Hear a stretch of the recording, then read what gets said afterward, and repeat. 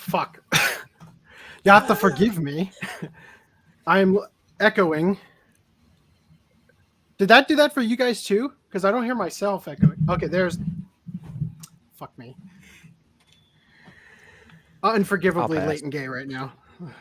That's a pretty aggressive request right off the bat. Hold on. Yeah. I mean, we're always late and gay, so these days. I got a G-string right here if you need it. Forgive me while I find out where that post is. Oh my God, kill me. Like right now? The things you don't say in prison. Oh, is it? Are It's you in Safari. threatening? Are you making a threat right now to yourself? I'm gonna quit Safari. Are you trying to get a date This with a is- threatening message? Oh my God. Okay, I think I got it. Yeah, I think it was in Safari. Wow, awful. Welcome back to the Open Chest Anime Podcast. Sorry for that. I am your host, the Anime Collector. Joining me tonight is Rhys2753 Hi, I'm Rhys 2753. and Random 11 Hello. and Foodnum Hey, and Greenline. Hello, everyone. Are you ready for this shot show? Shit show. Yeah. And Lance Hi guys. and Dan, who's muted. Hello. Oh, there he is. Okay. Full house. Oh God, I have boomered this worse than ever before. Okay, yeah, it's going to be an interesting show. So Full house, 5 cards plus 2 jokers. first things first. Last podcast, I had talked to you guys about Vic going to Moldova, and I told you guys I didn't have a source for it. Well, one of our fine viewers sent me the source from Squally. So I've got it right here. I'm going to play this instead, though. I have some news, actually. Last week, I donated some money to a charity for Ukraine, and I felt a prompting. A voice inside me said, "Hey, Vic, it's really nice that you're donating money, but you're healthy. You have the opportunity and the time to go. You should go. You should physically go to the border of Ukraine and help out." So I went through 5 or 6 different contacts a couple of days ago, and I made contact with a ministry in Moldova, which borders Ukraine on the south, and tons of refugees are flooding across the border into Moldova. I know you know they were flooding. You may or may not know, but in case you didn't, they were flooding into Poland. Poland borders Ukraine on the west, and so I was originally thinking I would go to Poland, but the border is now closed. So I found it very providential that I made contact with someone from the United States who is actually in Moldova. They're coming back today. We're going to talk tomorrow, and they're going back next week. And I am most likely going with them. So if I don't do a live stream next week, it'll be because I will be on the other side of the world, trying to provide some physical humanitarian aid, even if it's nothing more than handing out water or blankets or food or helping people coming across the border. I'm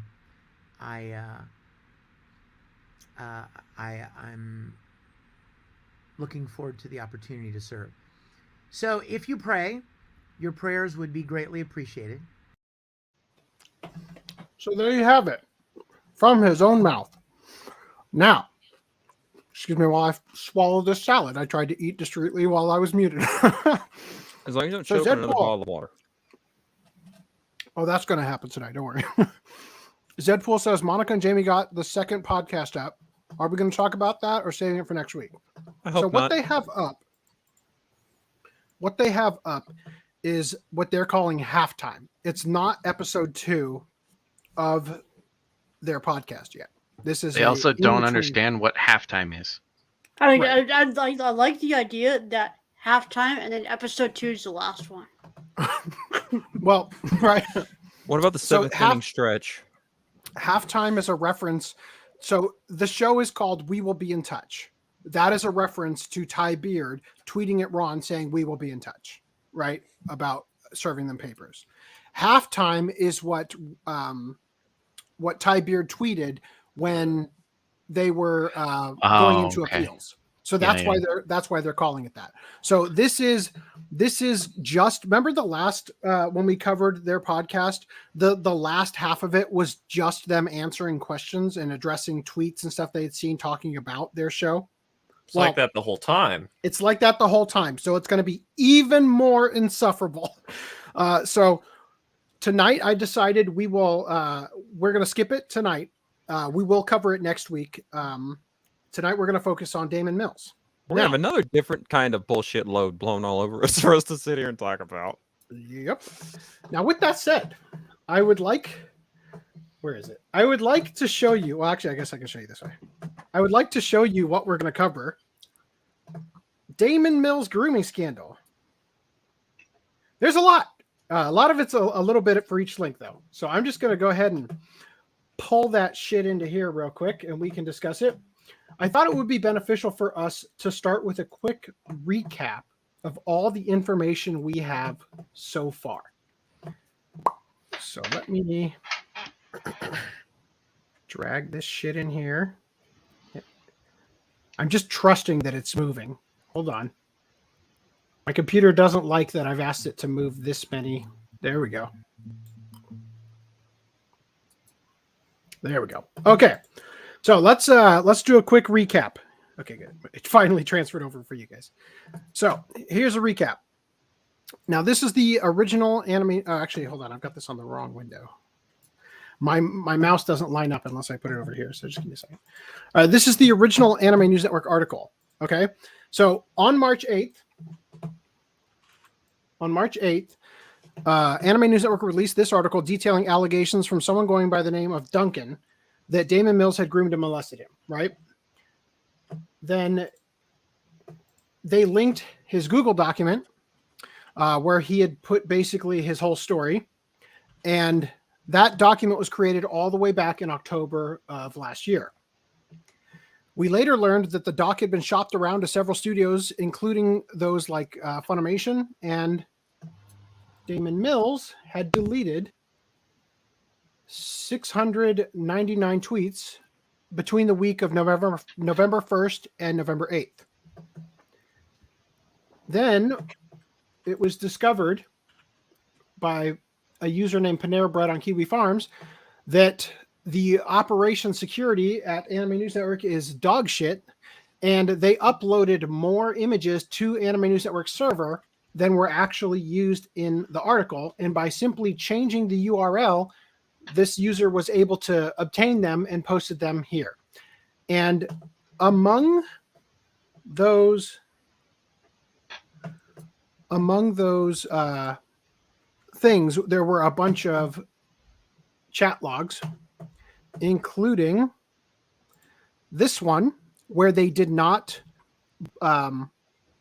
censor out Duncan's name. So we learned that his name is actually Tracy, right? Then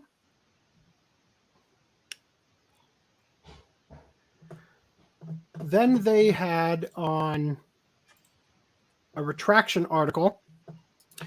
It was posted on March 14th. In the article, it says Tracy contacted Anime News Network on Sunday, the previous day, to issue the retraction. And last podcast, we talked about this, a doxing post from a user named Alito Burrito, who joined the same day that article went up. And they said, hey guys, long-time lurker, first-time poster. First off, fuck Daman Mills and kick Vic in general. I think the message this guy sent Duncan are gross. That being said, this whole story has really rubbed me wrong. Kind of like what Mills did, lol, from the beginning. Whenever someone makes major claims under the protection of anonymity, it makes me wonder what that person has to hide. So they go on to say, after looking at Panera Bread's post, they tried to find out who Duncan, aka Tracy, actually is by doing a Facebook search for Tracy and Daman Mills, right? And I had pointed out that this post is set to friends only. And when I did the same search, nothing came up. At least this post specifically didn't come up because it's set to friends only, right? So this is how we learned Tracy's full name, found his Facebook, right? Let's see. In this post, they downplay Tracy's claims, saying that, well, no, it's like he's calling him a pedophile, saying he was an adult and I was a child and all that stuff, but that's not actually the case because of Ohio's age of consent and all that. And they go on to call Tracy a liar, right? He's a manipulative fucking liar. Now, after that, on the same day, there was this posted by a user who also created their account day of to post in the forum comments of the article about the retraction. And they said, as someone who has seen the cease and desist sent by Damon's attorney, I am alarmed and dismayed to see misinformation willfully shared by your outlet not once, but twice in your articles. The cease and desist sent to the accuser never called for or required a retraction. It demands simply that the accuser cease and desist from making future defamatory statements. Perhaps your reporter Lindsay, who receives a copy of the letter, should review it and reacquaint herself with the importance of accurately depicting primary sources. Right? Now, this was interesting because the time zones. Kiwi Farms and Anime News Network are both using EDT, which is Eastern Daylight Savings Time, right? And that should mean that the doxing post was actually posted, not this one. The doxing post was actually posted 2 hours before the retraction article. Okay? And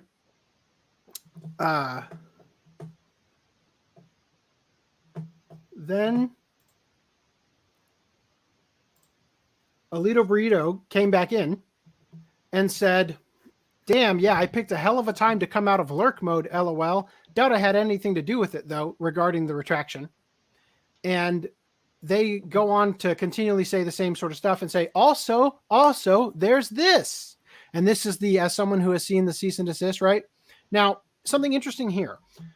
ANN's forums,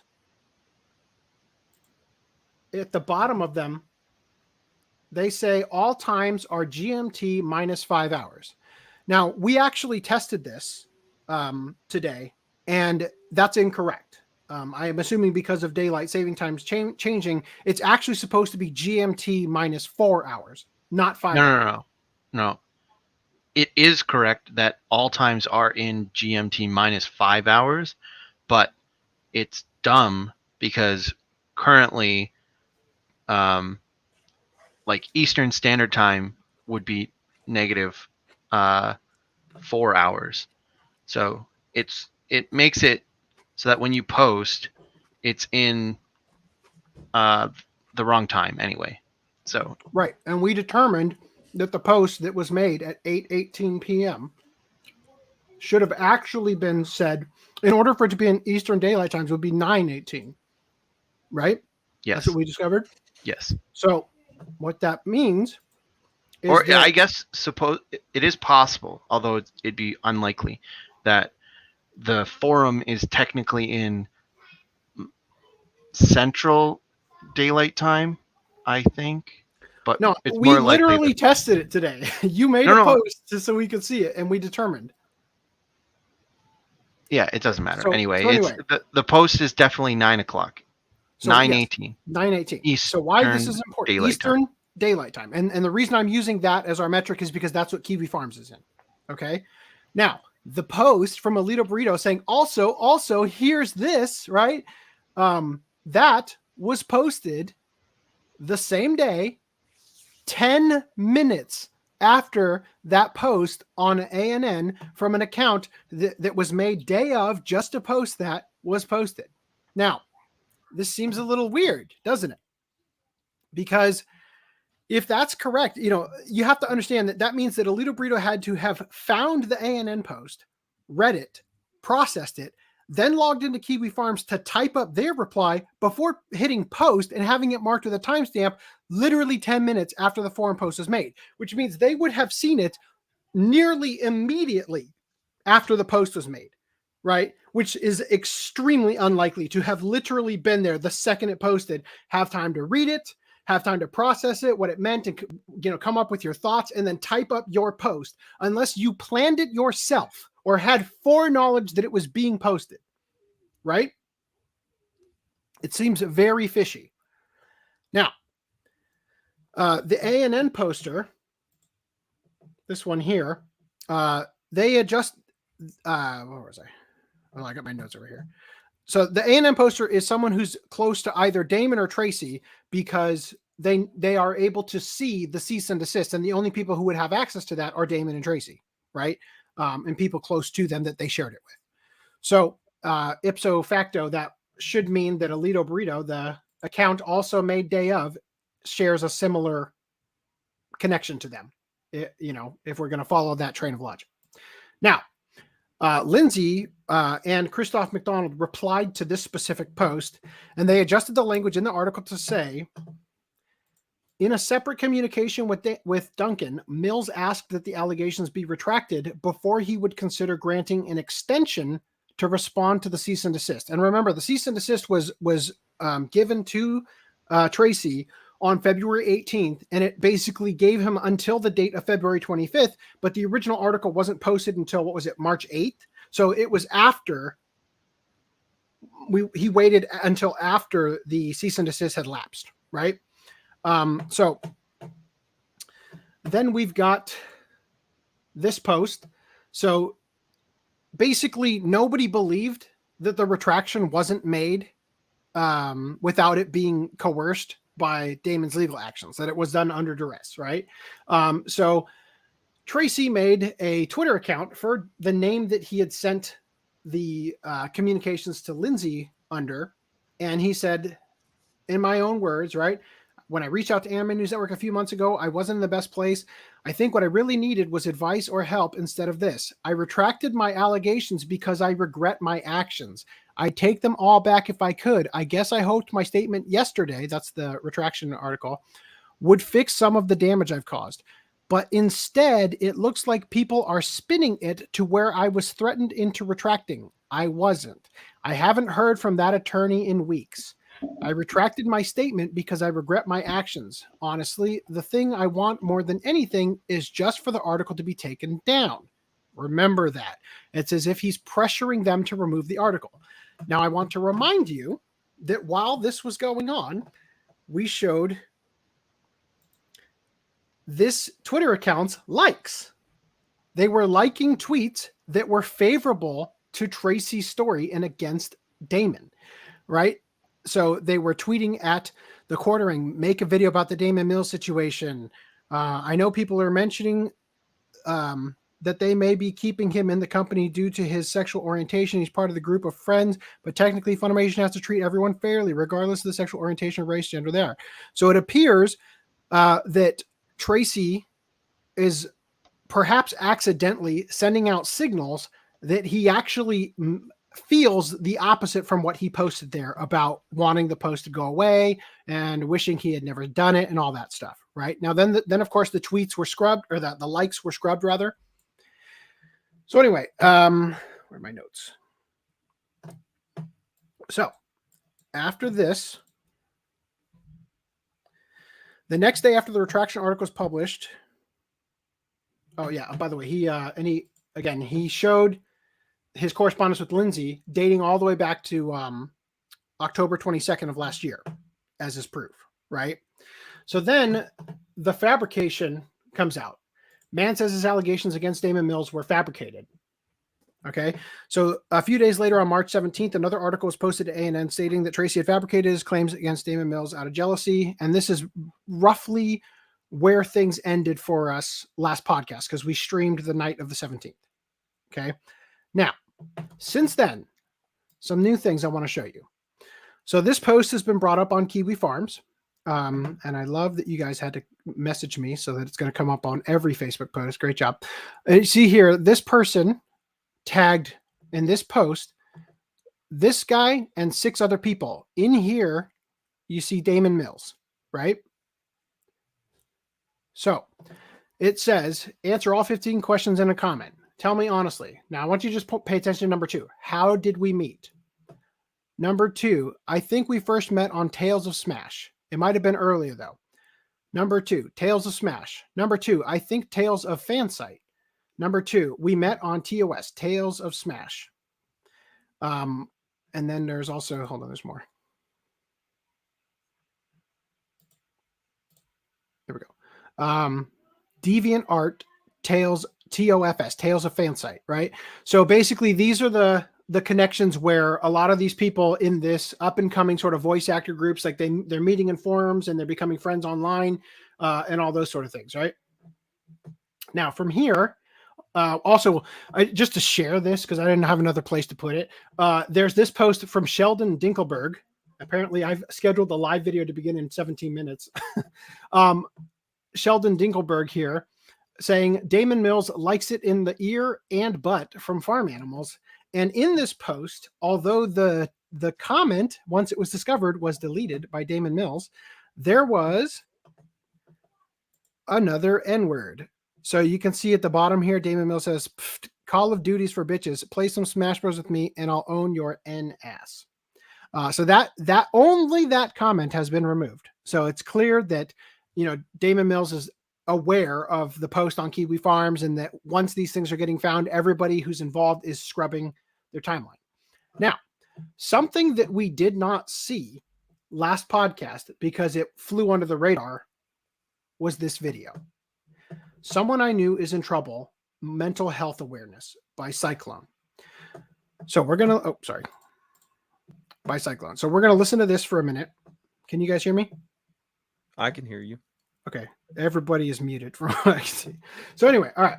So let me, I got to stop screen sharing for a second so I can do it with. We're all just trying to let you get through this crap. Thank you. Yeah. We're getting into the interesting stuff now. So let me share this with audio. You better so you over 9,000 this for it to be going from interesting to, oh, this is numbing. Well, I'm sorry to say that this video ain't that interesting, but what's interesting is that there's another video later that suspiciously got taken down. And we'll talk about that. So I want you guys to hear what he has to say about Daman Mills here. And note, he doesn't actually mention Daman Mills by name. Discovered something about someone I once knew that is concerning. This is posted the day after the retraction article. Who the individual is. And I don't even know if this individual is on YouTube anymore, or even we haven't spoken in several years.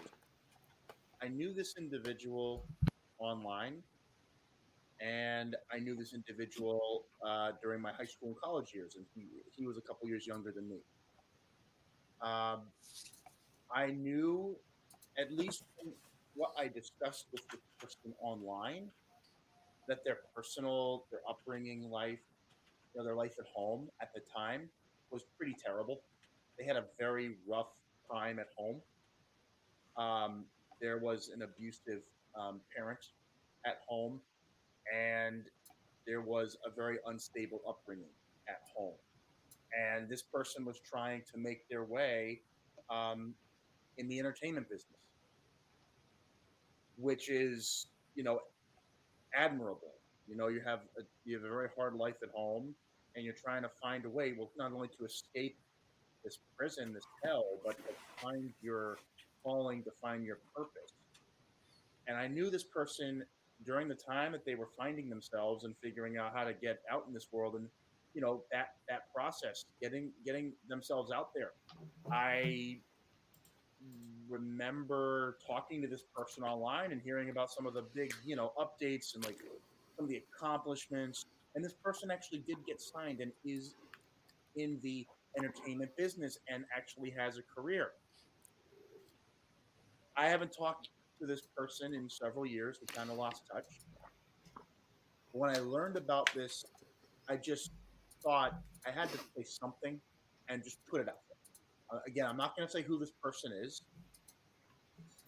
They are related to the nerd culture, I guess you could say, and we were pretty, buddy online. I mean, we got along very well, and you know, again, I knew him from an online social point, but we did have conversations about what was going on in our lives. Whether or not everything was true in those conversations, who knows? Who knows? But what I want to say is, when you know or have seen somebody and you think you know their character, and then some news comes out, some allegations, and then you're like, wait a minute, what the hell is this? That's not the same person. You don't know, and I also don't know the details of the story being true or not. I don't know what side it's what. It sounds like there was some sort of settlement between the two. And look, I'm just putting this out there. I hope that ultimately this leads to peace. Peace of mind, peace of spirit. I don't know the full details. I just learned of this a couple minutes ago. And then I was like, wait, I'm just going to put this out there. When you hope that people in this world find peace. Peace is so important, and mental health is so important. It's important to be able to talk to somebody about how you feel and about what's going on. Mental health is a huge concern out in the world today. I hope that anyone out there who's struggling at home or has a problem gets somebody to talk to. Get help. Don't hide from it. Don't hold it in.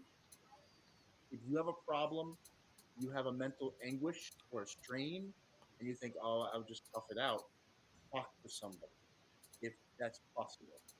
Talk to a friend, even. Talk to a family member. So most of the rest of this isn't specifically about Daman Mills, but let's hear him out. Here, it's going to eat you alive. I talk to somebody. I see somebody. I've seen someone for a while. It just helps me get through the week, and if there's any sort of developments or updates, or whatever life throws at you, whatever this individual, whatever happened with this person and the world, I just want to tell them, I hope that this leads to peace and a betterment of your mind and soul. Whatever happened, I don't know the full truth. But I hope that the outcome is a better way forward, whether that's repairing yourself or whether that's breaking bread with the accuser. I hope this leads to a better future. And that's it. I just wanted to say this because this could happen to anybody. You might know somebody or think you know somebody, and then you hear something terrible. And it's like, wow, I didn't realize that. And this person, if you're watching, they'll we as long as we were talking honestly, like, I knew you went through some shit growing up. I know it wasn't easy. I hope you find a way forward. I hope you find peace and heal. Whatever it takes, whether you have to make amends or commit to bettering yourself, find somebody to talk to. Don't linger on the negatives. The negatives will eat you away. The habits, the desires will eat you away. Alcoholism is a terrible thing. I'm not saying this is an alcohol-related issue.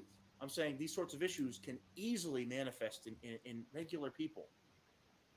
So just wishing for the best moving forward and that we can have peace. That was the longest 6 minutes of my life. Okay. So before we continue here, I want to address some of the chat real quick. So Zedpool said, "Holy crap!" God damn it! The next video started playing. Okay. Zedpool said, "Holy crap, Vic's really doing this. My respect for him has gone way up. Meanwhile, other VAs talk shit on Twitter and podcasts." Effing Animatic said, "Well, good thing, good for Vic going to help out in some aspect." Evil Angel said, "Remember, everyone, Vic is a horrible person." Also, hey, Neckovols, how you doing? Zombie Warrior 88 said, "Hey, everyone, I hope you're all doing well. Same to you, buddy." And skipping over to the next starred one. Neckovol says, "Oh dear, I'm going to need to do a drinking stream." Yeah, I wish I have some. I might grab some later. What should I drink on? Currently at my job, but as a customer. Okay, there you go. So say hi to your coworker. Hello, Neckovolts' coworkers. Oh, $5 super chat from a Green Line. Oh, Canada, our home and native land. Okay. Yeah. Wait, what's the context though? It's Canada's cancerous internet. Okay. Jason South says, "Oh, sweet dead is getting an anime." Okay. The thing on the side. Oh, that was a Anime News Network side thing. Yeah. Okay. And then Neckovolt said, "Well, Funimation does have to treat anyone fairly, or does not have to treat anyone fairly. Funny just has to cover up misconduct towards an employee or person well enough to hide the truth." Legendary Anime JP fan, how you doing? Says, "Long time no see." And oh yeah, definitely like the stream. Damon still has a YouTube channel. He does, yes. I think so. One of the things that we found on Kiwi Farms, let me rephrase that. One of the things that people on Kiwi Farms found, I didn't post anything on Kiwi Farms, but one of the things that they found was Daman Mills' old username. So it's possible that this person, who, as you'll see in the next video, which we'll get to a little bit later, he talks about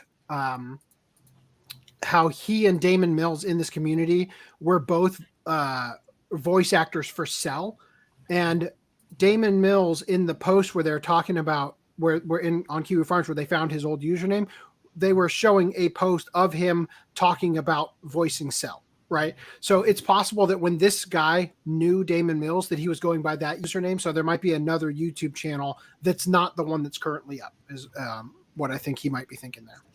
Also, archive that shit. What, the video? Because I've got them both downloaded. No. Archive Daman Mills' entire channel.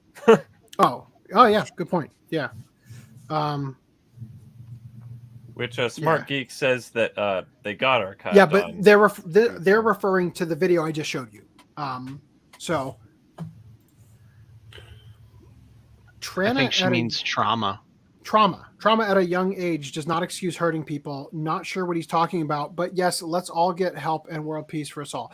So right, I think that is abusers were abused, right? So well, that's the thing is that it's extremely common in the gay community that people who were molested and abused as children grow up to have, similar predilections.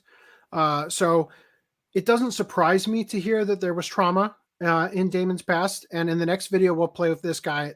He'll talk about that more, just a little bit more, not really a whole lot. But it doesn't surprise me. It certainly doesn't excuse anything. But it is worth noting that, yeah, I mean, it's not even surprising, right, that there was probably some abuse that occurred. Legendary Anime JP Fan 2 said, "I'm so happy that I will visit to Japan and Korea at last month." Well, sounds like fun. Eating Japan and Korea was such an enjoyment. Order to fix mental health is traveling Korea and Japan with friends. Simple. Have good conversation. All right, then. You heard it here first. Coworker said, "Hi, anime dudes." Okay, so, all right. Just want to get caught up before it got too much. Can you guys unstar those for me so that we, so that I don't get lost? That was you. That was your... I'm sorry. Right, anyway. System. All right. Keep the super chat started though. Why? It makes it not stick out as much. Oh, you mean starred for later? Okay. So from here, we've got this new post. This was posted on the 17th. So the same day we did the last podcast. So this is in reference to the post about it being fabricated. This person, who is not the same person from before, they did join day of, but it's not the same day of poster. They said, Anime News Network may not be able to say it officially, so I will. They're being manipulated. If you've been following this story in the forums, there was a user who was very emphatic that the site was sloppy in their reporting. They were incensed over some minor details that would have been known only to a select few. Shortly thereafter, the alleged victim shows up on Twitter to give a statement, in my own words, without any spin or anything. They go on to say, honestly, the thing I want more than anything is just for the article to be taken down. The intent is clear to me. When Anime News Network couldn't be bullied into deleting the article, they switched to a different tactic. Make Anime News Network publish another piece that completely undermines their journalistic credibility. Lindsay Loveridge replied to that and said, I can confirm there have been individuals in the forums who are industry members that have not identified themselves as such. I know who they are, and you're accurate in saying that the story changed not long after. I wouldn't assume all new accounts are maliciously made, though. Similar things, newly registered accounts, happened during the Vic Mignogna articles. I know what I believe was accurate when the story was published, and I also know what I currently believe now. I will continue to have lingering questions about this story, but primarily I am disappointed in a myriad of ways. I expect that this will likely be the end of it. Ha! You wish. We're still at the beginning.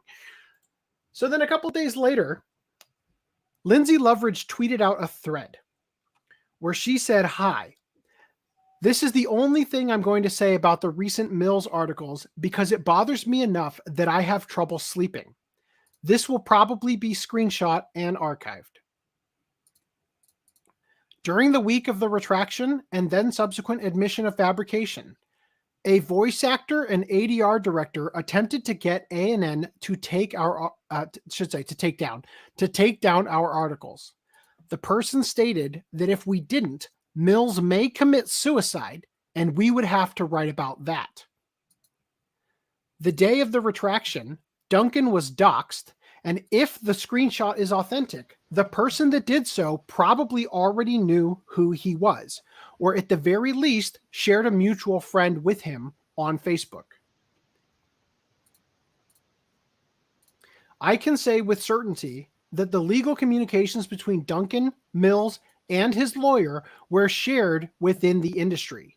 The ADR director / VA had information about those communications that would only be gained by reading them. This includes Duncan's email. I know his email was shared because Duncan asked me if I had shared it. Of course, I had not. It is possible, but not provable, outside of it being shared by Duncan, that he got the same communications ANN did about removing articles, that doing so could result in a suicide. The letter stating the allegations were fabricated came a few days after the retraction and was again worded in a way in hopes we would take the articles down. For the industry members and others who were pursing. I think she means pursuing. Pursuing, right? Yeah, I was going to say. For the industry members and others who were pursuing that end, that's not how journalism works.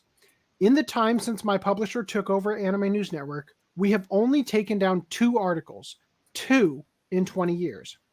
When George Takei was accused and then his accuser recanted, those articles were not taken down. They were updated. Same with Kevin Spacey. History doesn't cease to exist when the story changes. Listen, I hate that a very toxic contingent of the internet jumped on this. I knew that would happen the moment the document came into my inbox in November. At that time, I think you mean October. Was it November? Maybe it was November. The post from I think it was October 21st. I've got it right here. October, yeah. 10/22/2021. Okay, Why would you say that? Why would you say that, Lindsay? And then this is the February 14th one. That's a little weird. I'll let her have it. She's probably just it was the end of October. Yeah. At that time, it was also sent to Sony and others. So you guys remember last podcast when I mentioned how Funimation spent like almost a whole month before they publicly fired Vic? And I said, we have to give companies time. Well, apparently they've known about this for 5 months, and all they did was get folded into Crunchyroll. So I attempted to prep Duncan for this the best that I could, and moving forward, I don't know that I'll head articles like this in the future because I do not think I can adequately protect sources, specifically because of third-party interference on two ends. The direct interference by industry members is especially unfortunate because it feeds into a larger toxic narrative. So does the admission of fabrication. Frankly, I don't trust a large number of people anymore, but I do trust my gut. I was often able to helm these articles because I don't have allegiance to anyone outside my own integrity, and regardless of what others may think, I still fucking doubt that, but all right, let's see. have a good weekend. Addendum. It's entirely possible that this situation would have ended the same way, but we'll never truly know due to active attempts at interference, and that's what pisses me off. And oh my God, it is not Chris Sabat, you absolute weirdos. So, any thoughts on this before we continue? One thing, she says that she can't rely on her. I forget how she worded it. Like she can't rely on the security factor, Which is her fault. Because of things happening on two ends. You're the problem. Like you were the legit problem. You like without her screwing up, we don't get his name.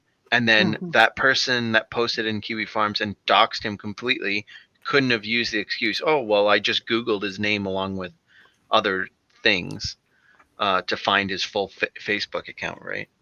Right. Jason South says it's barely third-party interference. It's really shitty picture URLs in sequential order. Yeah.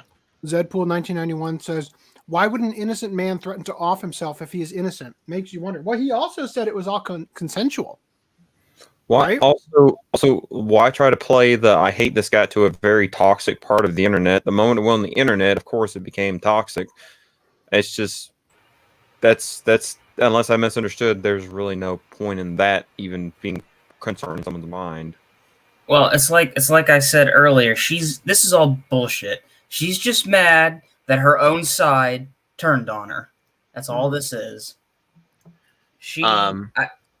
As I've said before, these people do not deserve the benefit of the doubt. Why do you guys keep giving it to them? I think that's a good point because if now we're in a situation where they've lost their VIP status, I suppose, with the industry, right? So it's going to be really interesting where they go from here because they burned a bridge by reporting on somebody in the in crowd, in a negative way. And as we're going to see, it seems like the industry was not keen on that and tried very hard to protect Daman Mills. So it's almost like that shit we were talking about. I don't. Once you go ahead, say that again, Random. I didn't catch that. I don't know if I said it last week, but I think it was to the surprise of Anime News Network that this backfired in their face in terms of going after someone and then the industry circling around them instead of throwing them under the bus like they did with Vic. Exactly. Yeah. So I also just want to say one thing about Zedpool's comment here, or Zedpool's comment. We don't know that he actually threatened to kill himself. That's just what the ADR director at least said that he was doing. Yeah, allegations. The ADR director assumed, or like, it's been portrayed to us that there was an assumption there, I think. But speaking of that, if you go back to that tweet from her that mentions the ADR, so that second tweet there, she says a voice actor and ADR director attempted to get ANN to take down our articles. Yeah, whatever. Take down our articles. It's ambiguous. I mean, if we take it at the word or at like literal definition, It seems like she's talking about one person who is a voice actor Right. and an and ADR an director. which very few ADR directors aren't also voice actors. But I think this is a clue that you would know them by the fact that they are a voice actor, that you would know. You know what I mean? That's just how I'm reading that. It feels like, how do you even become an ADR director to begin with? It feels like you have to be a voice actor. Yeah, you have to. You pretty much have to be a voice actor. actor first in order to get an idea of how it's done, Cause, and then you get to step into that field. I looked into it one time. I'm like, how the hell do you just become an ADR director? It's like you kind of can't. So Necavolt said, "Oh shit! I just realized it says 7 watching and 10 likes for this video. I've seen like That 17 ratio watching this whole time." Right now, I see 16 watching, 14 likes. Huh. So 2 of you out there, hit the like button. Yeah. Also, Smart Geek 97 said, "New stuff came out, not much, but it does raise questions at worst and lend some credibility to Crumbrion's inside man in Funimation at best." Okay, so I wasn't going to cover this till later, but I'll pull it up now. I reached out to Cress and had them send me the full res because I didn't want to screen cap it from the video like a dumbass. Quality. So yeah, so they had been communicating with a Funimation employee after they had started talking with Eric Roland. Actually, no, that's not true. What Cress reported to me is that Cress had been talking to Eric Roland, who you guys might know. It's a Funimation voice actor who basically got ousted for sharing Rekida's stream about Kyle Rittenhouse's trial because it was Rekida's stream, right? According to him. And also because of its Kyle Rittenhouse, right? He was also like a no-name actor. He's done like 2 background roles. Like he had a couple of bit parts mostly. Yeah. Yeah. Well, he was the main character in that one show called like A3 or something, right? A show nobody watched.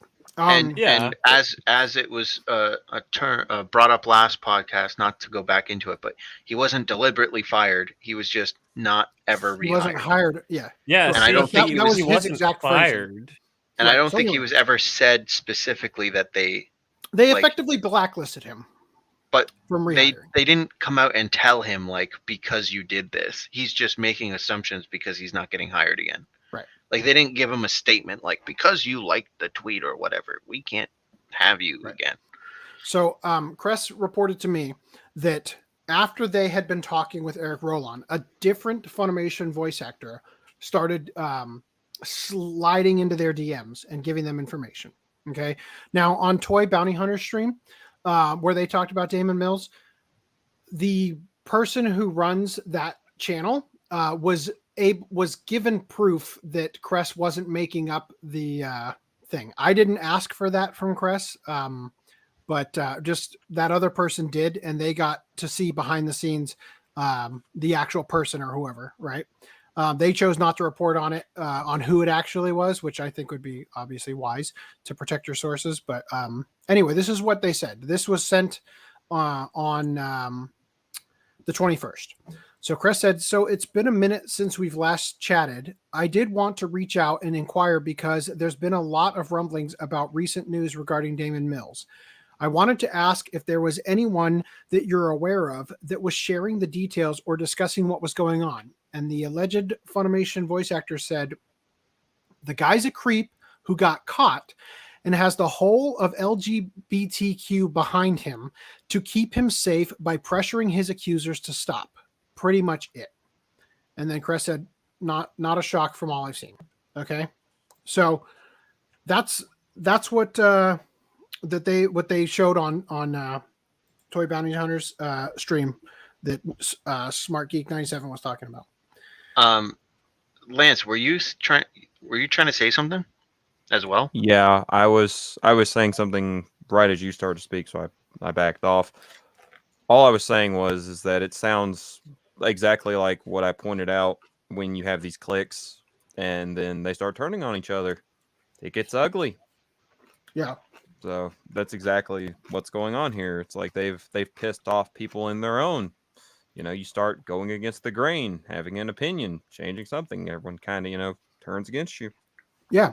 And I'll tell you, I mean, how I watched during Trump's presidency or his campaign, I watched a bunch of people who previously conservatives hated start to become like their best friends, like Pierce Morgan and Ted Cruz, who at one time was Lion Ted, became Lion Ted, right?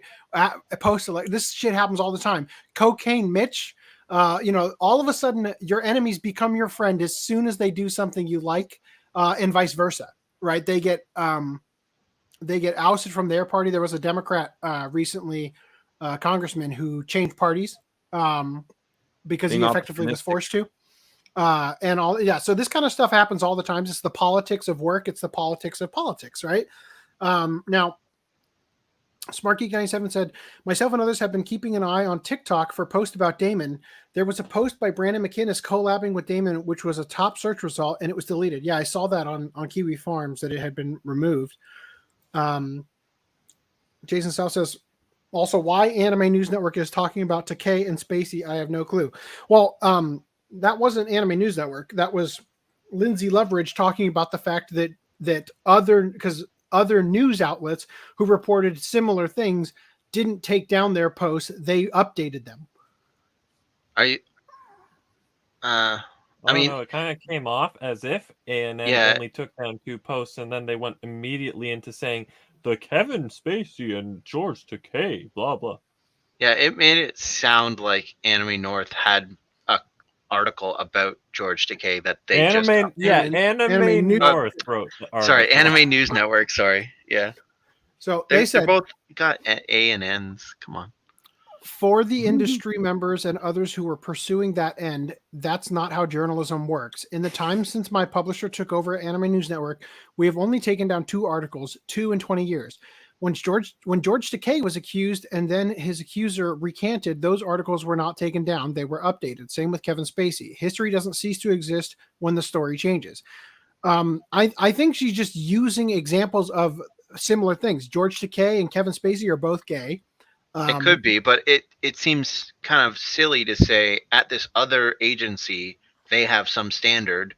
Yeah, but these other agencies are like the ones that her ilk see as like the paragons of news, right? Like these are major stories, breaking news, and Anime News Network sees themselves as the New York Times of anime. Sure, right? But if you were going to come out and say, here's our standards. Our standards are we don't update or we don't delete articles. Here at Anime News Network, we have a standard of update the old article, don't delete. Here's an example of us doing that on an article that we previously got heat on because the story changed vastly after it came out. Give example A and B. And the example A and B that she gives is George Takei and the other It'd one. be really funny if those 2 articles were on ANN and those are the 2 in the 20 years that they deleted. Well, she also, says they weren't deleted, right? Yeah, I know. Oh, but like, yeah. Yeah. Also, I would like to say, I wish they had deleted the article because nothing would make them look more guilty than if all of a sudden the article got deleted. Can you imagine the Streisand Well, if they deleted it now, that? like, Jesus. Also, Smart Geek 97 says that same night. Did I go backwards? No, that same night, Crumbyon and others covered the leak of the LGBTQ employees covering for Damien. We're gonna look at a couple of those tonight for sure. Zedpool 1991 says, "Why wouldn't?" Did I go back? How am I all over the place now? I think that's things were Someone's not doing their job. I'm not in the starred column. I'm scrolling through the regular one and just stopping at the starred ones. And then apparently one of you guys posing as me said, "Wouldn't changing an article discreetly be worse? People are less likely to notice an edit than a retraction or follow-up. And to people who don't know about the archive, they'll think they didn't screw up." So the way that they update, it's abundantly clear because they put it at the very top, right? So they make a new article. They make a new article. Yeah, but no one's gonna read the initial article no, and then return. What I'm saying is they make a new article, retractions, right? Okay, so it's been retracted. He withdraws the allegations. And then in the original article that says he was accused of this, it says, by the way, it was retracted, right? And then when the next one came out, in order to get people to see the new thing, it's the they are fabricated. And then they update the original so that they've got on this date it was retracted, on this date it was admitted to be fabricated. Anyway, let me see what else we got here. Smart Geek 97 says, to be honest, I think Lindsay went rogue because she'll probably get fired if Funimation has strings in A&N. She has nothing to lose. Here's the thing. If that happens, I can say with full certainty that the people she referred to in this post, industry members, and this post, ADR director and voice actor attempted to get in and take those names will come out. She writes for Anime Feminist too, right? Oh, Can't God. wait to, if they fire her from A&N, like what's going to stop her from showcasing the clique in the industry that tried to protect the child predator, allegedly, right? She's got them right where she wants them, whether she intended to or not. So, Sweet Hone Girl 95 says David Wald or Amberly Connors. Yes, that is my theory as well. We'll look at that in a moment. Both are VAs and ADRs and are close to Damon. Luigi the Metal 64 says David Wald changed Mikon's quote in To Love Ru as Sentai ADR director. Mikon originally said what it is nowadays. He made her say that's misogynistic. No. It was like what she said. That's so old fashioned. Was depending on how you look at the original Japanese, that it could be it should have been translated as that's so old fashioned regarding he wanted a woman who could cook. Yeah, I agree. David Wald is Jamie Markey light. I am not a fan of his. In one of the follow up comments, I said, "Now I am satisfied," or whatever, knowing who changed it. It all makes sense now. yeah, and we'll look at Skate the Infinity as well in a minute. Wald won an award Best VA for his role as Adam in Skate, right? We'll get to that. No, how did that happen? No. Well, it's easy when the people who give you the awards are the same people who get the awards. You mean like how Susan Wojcicki gave herself the the free speech award? Yeah. Earlier today in Discord, kind of had a conversation with Double Grandpa, that's you, Random, about Damon feeling of ending it all. I have current views. Okay. I love how he calls Random 11 Double Grandpa, even though that's his name in Discord, but yeah, it just sounds funny. Random 11 is Double Grandpa because y'all are ruining his image. Random Grandpa. He's been double grandfathered into the Patreon he was channel. Double dildoing with Grandpa, and now he's out. So Luigi the Metal 64 says, wouldn't Scott Freeman be a homosexual? He might not be, but online users will help by calling him a homosexual. There is a claim that homosexuals do child pornography similar in South Park. Okay. I don't think Scott Freeman was... I didn't hear anything about him being homosexual, but I mean, some people might be trying to use that as a weird shield. No, this is. I think this is this is the thing when Kevin Spacey was accused and he came out. I've chosen today to come out as a gay man, right? That's what I mean. Like deflection. Maybe there are some people that are trying to defend him and use that as some weird shield. I don't know. I haven't seen. I think he's making a joke. That is the worst he went on to say, argument you could ever make. Oh, hey, I am a freaking predator, but now I'm gay, so that might make it okay. That's not an argument. Yeah, so we'll address the non-binary hose line. I thrown out my back. Oh, well, I'm sorry to hear that, but at least you can't go anywhere and you have to listen to the stream. At least you have to, yeah. Oh, Nuka Wolf is calling me out for chewing on this salad. No, she's not calling you out. She loves it. Do it more. Nani sore wa imadoki is what that's supposed to read. Does translate to what it is nowadays. Yeah, imadoki is nowadays. Yes, you're right. When we previously reported on this, they didn't provide us the Japanese. We were going off of the translation Sankaku Complex did, which was that's so old fashioned. So anyway, thank you for that. I appreciate that you actually got that source on us. Anyway, so coming on from here, we've got, who do we have here? Well, first of all, he's wearing that the tank top. Rakeda said, this is all the way back on March 13th. The Daman Mills situation shows that the Funimation employees and contractors literally do not care about sexual assault, and their assault on Vic was a literal political hit. These people have never once cared about victims. They hate Christians who supported Trump. Where's the lie? But then Ron Toye says he is also going to look really dumb once all of the info comes out about the Daman situation. The person retracted their statements. This is posted the day of that retraction article. And what I hear, there is a reason, and it will be interesting to see how he spins it. What I hear, there is a reason. His reason is he fabricated it because he wanted attention? Yeah, so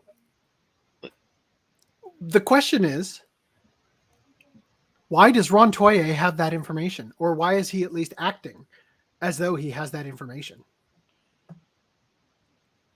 Ron Toye likes to act like he has a lot of information he doesn't have. It's almost like what is that information that he had from Funny that he probably wasn't supposed to, and then someone defended it like, well, it's not. They're well, they're not married, but it's like, oh, I guess I shouldn't tell my partner anything. My fucking fiance. But in this case, I actually kind of believe that he does know at least what Daman is telling him. Like, I think that they would talk. I could see Daman that the Tyrone in his life, or at least he's hearing third hand through Monica what Damon's saying, right? Right. Whether it's true or not is another factor, but. All right, so hold on. I'm just getting on to my.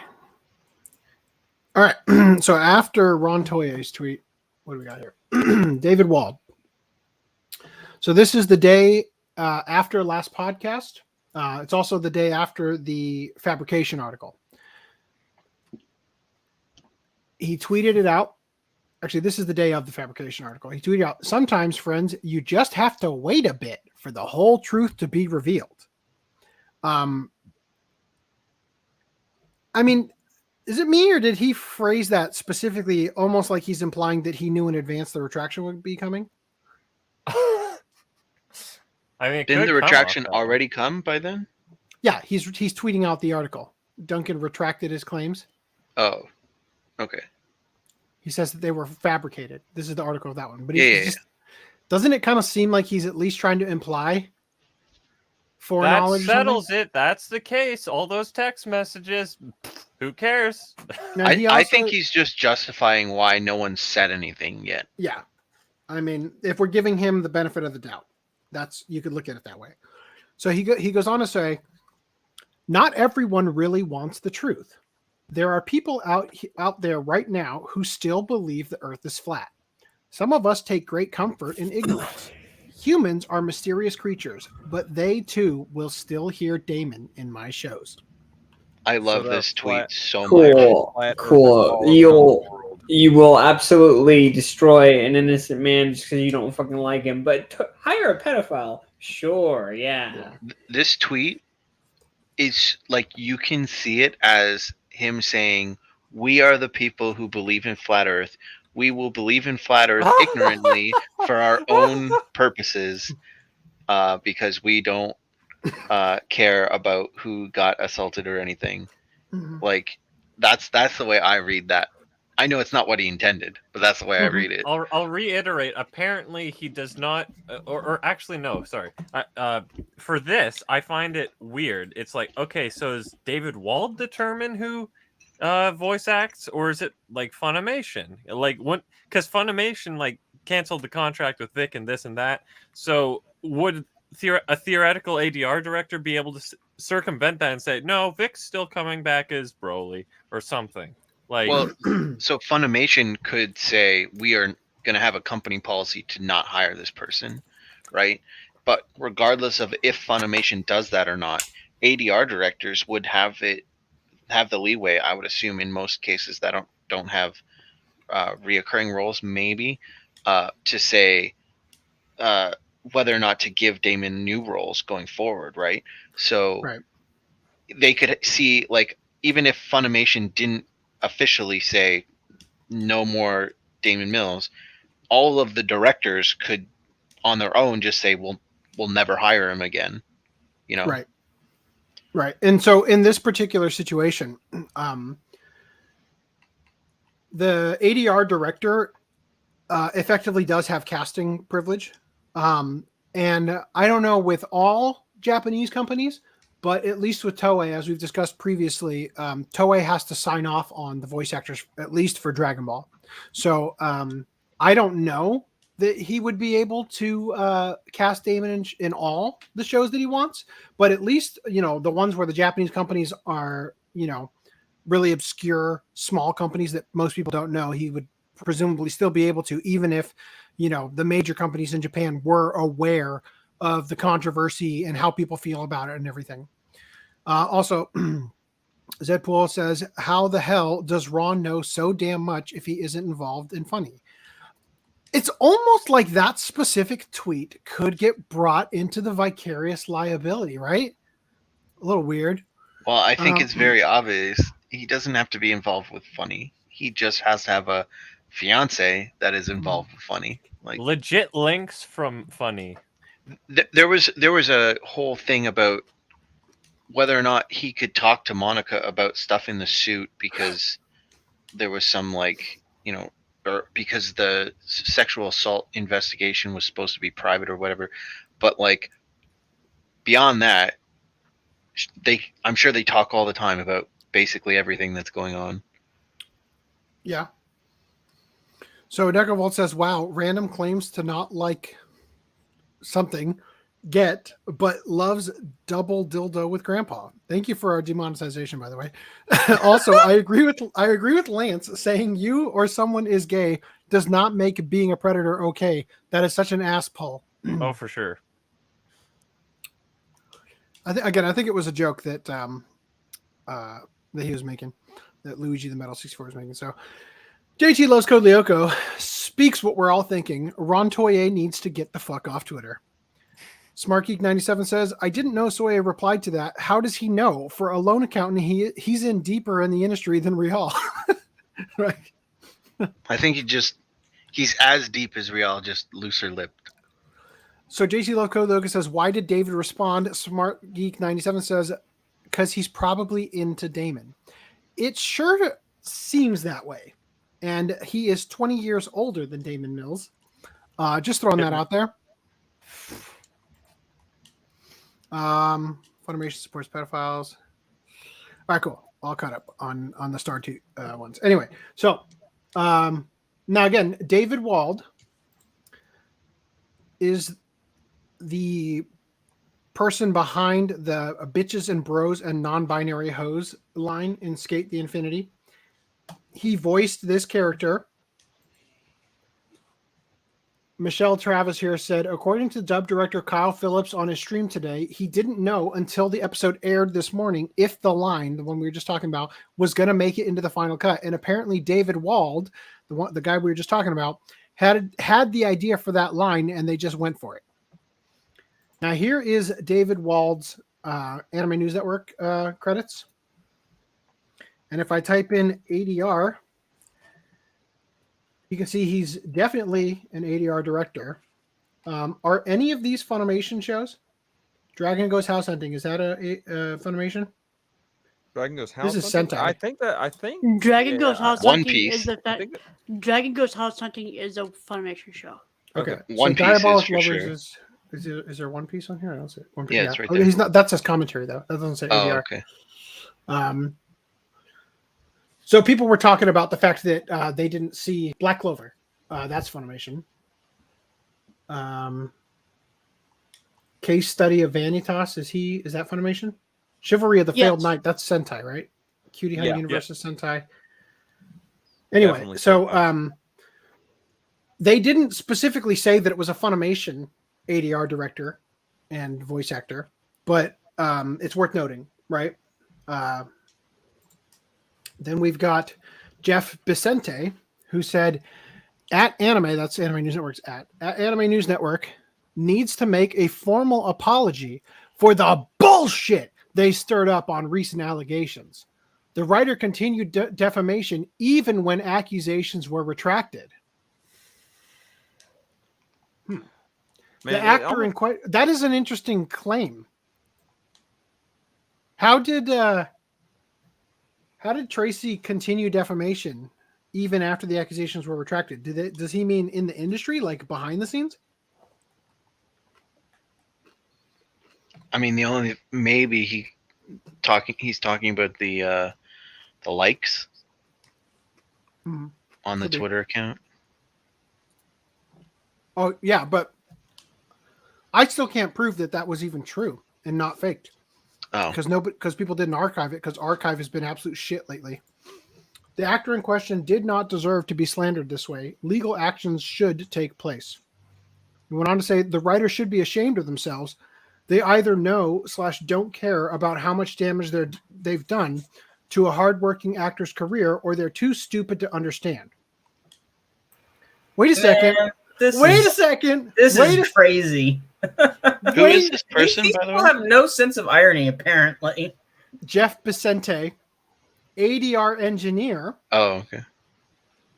and cast in a couple of minor And play things. it, and then But- voiced bonus character in extra episode of insert show here.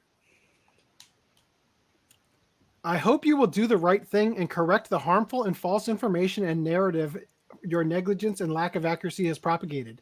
You should be ashamed. The writers should be ashamed of themselves. I was going to stay out of this, but this breaks my heart. Haters will take any reason to slander us. Where was that? Well, you know, they do make it so easy. Yeah. Not a lot of full caps here that I see. So maybe not. But they do have the italicized bold. Anyway, that's interesting. I don't know. That popped out to me. It's not like you couldn't say that a lot of people would feel that way. You should be ashamed of yourself kind of thing. But I don't know. That kind of struck a chord for a second. Anyway, so I want to address. I see that Crombrion is in the chat here. Good to see you. Yeah, good to see you. The stream has been. Let's see. It started off with me not being able to find, of the 100 windows I have open, where the echo was coming from. So that was great. Other than that, it's been. None of us heard that echo, by the way. It was I just know it was in my ear. It was in my headphones.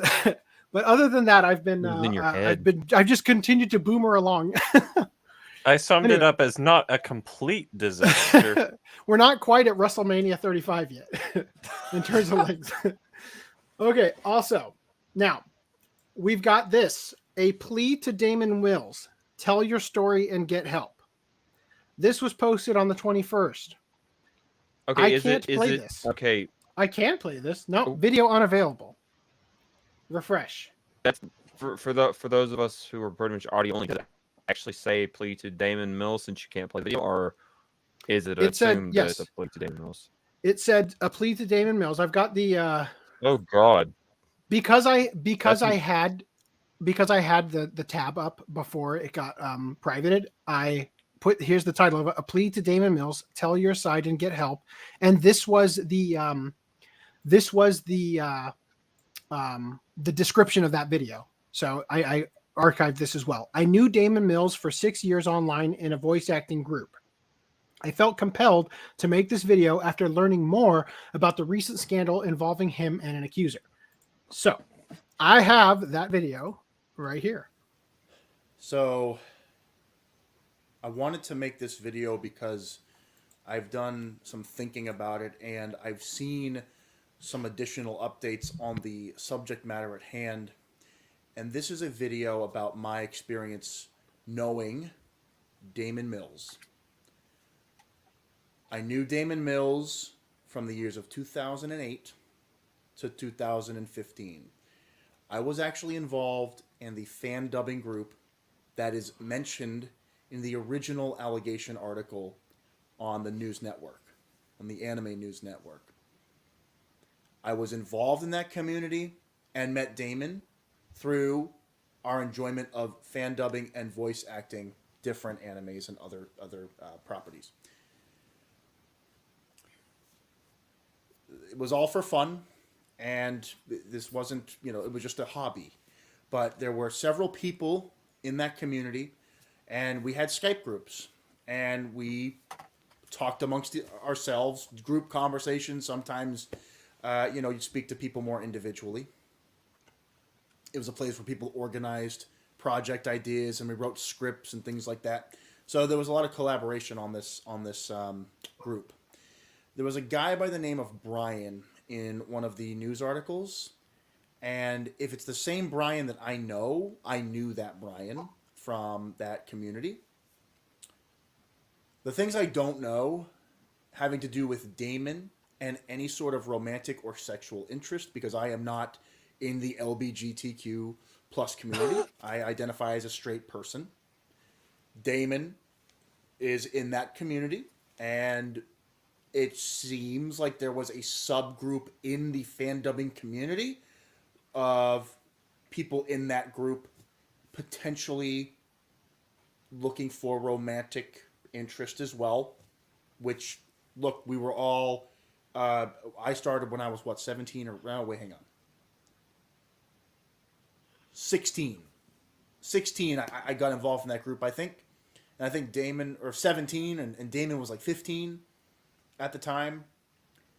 And we met and actually became quite acquainted in terms of talking over Skype and interacting over Skype. I want to preface this video by saying this.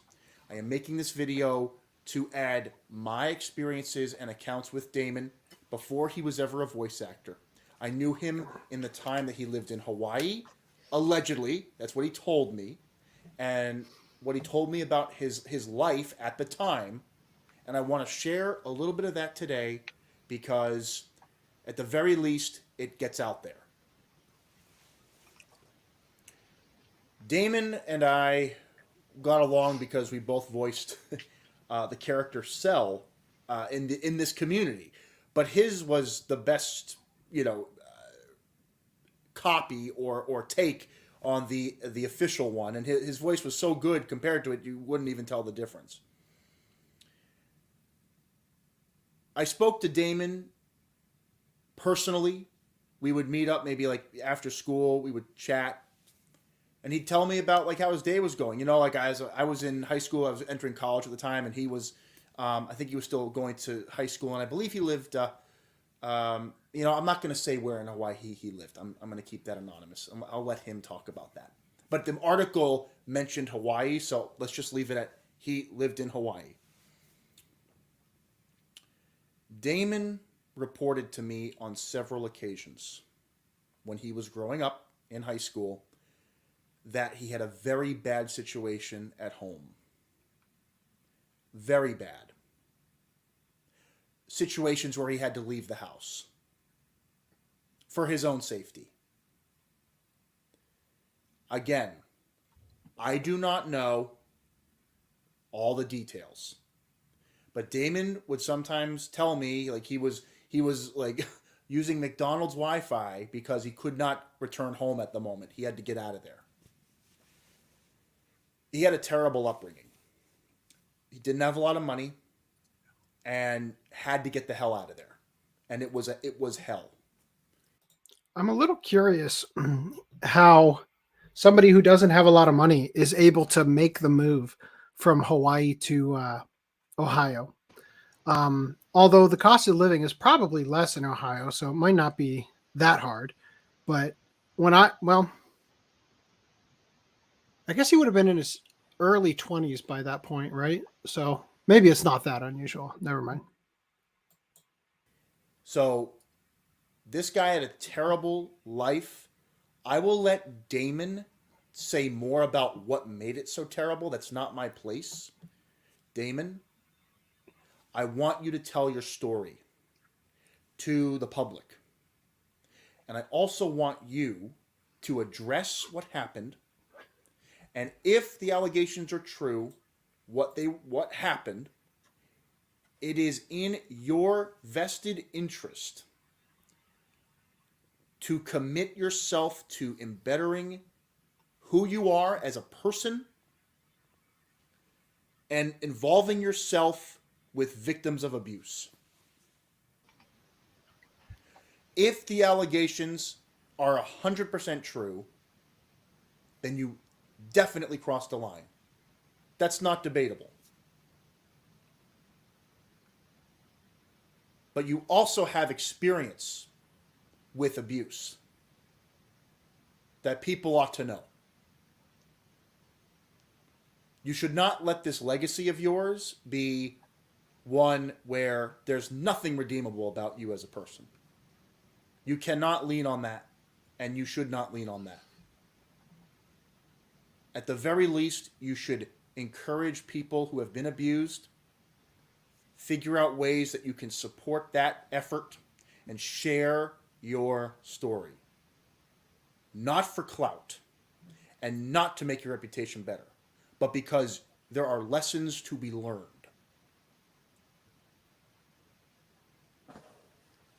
I wanted to make this video, and it might not be seen by you or anybody, but I'm going to make it anyway. Because I talked to you one-on-one for several years, and I learned, allegedly, about some pretty bad things going on at home. And I'm not going to say the details, because that is your story to tell. But I plead with you, tell your story. And involve yourself with, if you need counseling or therapy, do it. If you need to embed yourself through some community engagement or activity, do it. If you hide behind lawyers and act higher than everybody else because you made it, which was your dream all those years ago when you were trying to get out of that situation and you made it, and now you're just going to forget all the problems and just try to ignore it, you're only going to damage yourself even further. I hope that you, Damon, look at this situation and do what you can to help somebody out there who's going through abuse instead of shielding away with lawyers, if that's all you end up doing. And if these allegations, by the way, are legitimately overblown, and that there was legal consent in terms of, I guess, in Ohio, the accuser might have been of consenting age at the time, it doesn't make advancing without permission any better. Legally, it's not as bad. So at the end of the day, if you did cross a line that should not have been crossed, you should embetter yourself, and you should try to teach others about the consequences of your actions and how you can better yourself as a person. And that starts with you bettering yourself as a person. And we all make mistakes in this world. We all have problems. It's what we leave behind that counts. And I have the unique experience to have known you for several years. Wrap it up. And what I understood was a very unfortunate situation for you.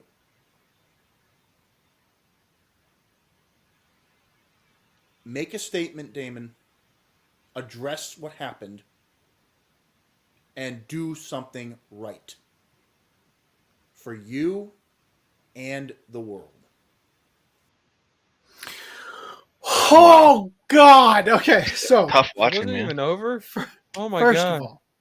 of all, Daman Mills did do something. He must have reached out to this guy because that video is private on his channel now. I'm assuming he got a cease and desist. The only reason I shared this at all is because they tried to take it down.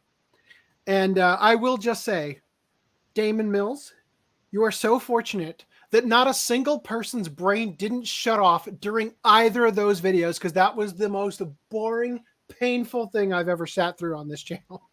I like how he's like, you need to go to therapy and better yourself, and that starts with bettering yourself. Okay. So Crumb said, cycle of abuse. Zedpool said, okay, then how does Monica know so damn much about this? She shouldn't be involved in Mills' case. Yes, so I have some theories. I'll get to those eventually. Necrovolt says, oh, I need 2 extra shots. That message made me lose brain cells. Yes, I wish I had grabbed the alcohol during that thing instead of listening to it again.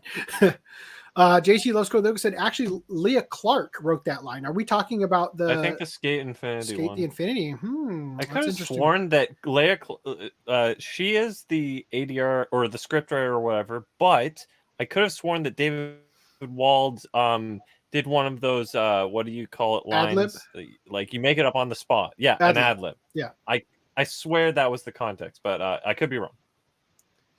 I don't know what this is in reference to. I think he meant Lindsay's tweets. Was that? That's in reference to the tweet from the other ADR director guy, and saying that he further defamed Mills. Oh, maybe. I think. Yeah, like they're continuing to defame him. Maybe. Actually, no. Wait. Let's. First of all, I want to show. I just noticed something. What? Because I was so unbelievably bored during that guy's videos, I noticed that Tracy's TikTok. Oh my god! What the fuck is Tracy's TikTok isn't privated anymore. Just throwing that out there. Random 11 can't help but like that Spider-Man. That was not a Spider-Man. We found his new profile pic. Yeah, you should go watch that video. So real quick, where were we? It was this one, right? No, that one. So this was David Wald was March 17th. Yeah, so these are both March 17th. Lindsay's post is March 19th. So they couldn't have been referring to Lindsay's tweets. At least was not that this the person that said you continued to defame him? Jeff Becenti. The writer continued defamation even when accusations were retracted. Oh, okay. Yeah, I don't know. So I don't know. Maybe I missed something. Maybe they're talking about in the forums. I'm not sure. But that is an interesting thought. Yeah, I totally missed this comment. I thought they were talking about Damon continuing to defame him, but the writer, I missed that. You mean Duncan Tracy? Yeah. I love this one. Power Keg Greg says all these people are bozos. And then apparently one of you guys asked what does LBGT stand for? And he said LBGT. So large boys get titty. But then that's one large boys get touched apparently. Oh shit. I had a rough childhood, so I decided to touch little boys. I get tired of this excuse. Had a bad childhood, and that's why I did what I did. When it comes specifically to molestation, sexuality is a weird thing. It certainly doesn't excuse harming another person. I think I'm gonna interrupt you kind of rudely. Because I kind of know where you're going with this. I don't feel like in any wise your sexuality has any play on whether or not you have any right or excuse to fucking assault a child. Fuck that. I will not stand by that. But you do. So back to what I was going to say. When you the thing about sexuality is that human being sexual urges are what got us from where we were, 100 million years ago to this point. It is the driving factor that kept the continuation of the species going. Some people have weird impulses, things that drive them a different direction, right? Like than the norm. Yes, like Spider-Man, web nutting. And so I think that abuse of a sexual nature that imprints in you that thing, I'm not saying it's certainly not an excuse for harming somebody else, but it's not the same thing of saying like Ron Toye, I had, what did he say? Blenders thrown at me and electrical cord marks and stuff. And then that turned him into who he is today. Oh Right. no! It Don't gives you- misunderstand what I'm saying. Let me fix this. I'm saying that being gay or what you're attracted to, like it's at the end of the day, coming out as gay or whatever. That's what I'm referring to. I'm not talking about like all their. I know their you didn't mental let me and finish. That's psychological- why. Okay.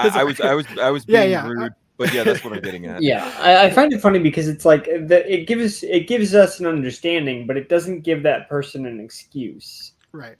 You have our understanding, but you don't have an excuse to do the things that you did. Absolutely. And Power Kid Greg said, do we really want Damon to further involve himself with victims of abuse? No, definitely not. Zedpool 1991 said, "Does this dude really think Mills will throw himself under the bus? He's gonna lie his ass off and get away with all this." Yeah, I don't think he's ever going to address it if he can help it. Phone is ringing again. Power Kid Greg says, "These people think that the problem can be fixed after the damage. How about you fix the problem before the damage is done?" Yeah. If Damon was molested, this lends more credibility to him actually assaulting the kid. I agree. I think it's significantly more likely that the behavior that Tracy described sounds to me like somebody else who had behavior similar done to him, right? And that you continue the cycle of abuse, right? Well, this bored the shit out of me, so I highly doubt Damon Mills will ever watch those vids, right? Yeah. Spider Z. You should watch that video. It's pretty funny, actually. It's on his TikTok and his it's on his everything, his Instagram. It's on all of them. It's his magnum opus. Okay, so she made 2 sets of tweets. I must have missed that other set. She made one where Duncan recanted another comment in the forums, and then she made that set of tweets. Okay, maybe I missed that other one. eCashler says, "Just got here. Should I rewatch the last podcast to catch up with the stuff?" Well, if you go back to the beginning of this podcast and watch it at 1.5 or 2 times speed, I actually recapped everything from last podcast regarding Damon Mills. So you could do that. And yes, that was a drag to get through. I am sorry I put you all through it. Jason South says, "Well, my brain just screwed this conversation horribly into the origin of a supervillain abuser." Okay. All right. Write your original story. All right. So let's continue on from here. So that was the video we just watched. May it forever be gone from the internet. So I noticed this. This is the day after we did last podcast. Bickety Buck Bumble said, "I didn't notice this until watching a stream on Damon," probably our stream, "but one of the posts shown by the person who doxed Tracy is a post that can only be viewed by people who are friends with Emery Lyon. We already know that Emery is in some of the photos with Damon, Tracy, and Michelle Knotts, but she was also someone who was very involved with Knott's fan club. She also went by Courtney." So I pointed this out last podcast about, I got it here still, hold on. Facebook's share settings, right? That's set to friends. Now, I'll just say,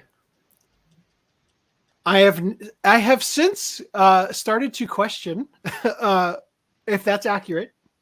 Yes, it is accurate in the sense that when you search what they claimed they searched to find this post, it doesn't come up if you're not friends with anybody. But I recently, we're going to talk about that symbol was different. Just what's up? Getting ahead of you here.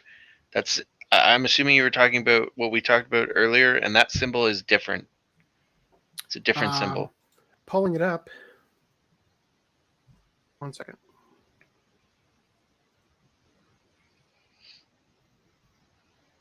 Oh, Facebook, you gotta take forever to load. All right. Facebook shows posts if you are tagged with a friend of someone, or if your friend is tagged. There used to be another type of share setting called friends and friends of friends. Yep. Right. However, now there is, if your friend is tagged in a post, you can see it. Yes. So assuming they're their own. So this is Damon Mills' Facebook. People later on Kiwi Farms point out that these are the only 2 posts on here, or 3 posts, right? And we talked about this last podcast, how they are public because Facebook forces the profile picture and the header image to be public, because they are going to be seen when somebody comes to your profile to even add you as a friend, right? Now you'll notice I have mutual friends with Damon Mills, and I'm friends with a lot of people from anime collecting groups, and I have noticed routinely people literally commenting on posts from Bo Billingsley, the voice of Jet, right? And basically what I've learned is that people interested in Western voice actors have found that they will all friend you if you ask them to. Apparently, it's extremely common that you could friend basically any number of them, and they are going to accept your friend request, as happened with me with Richard Epcar.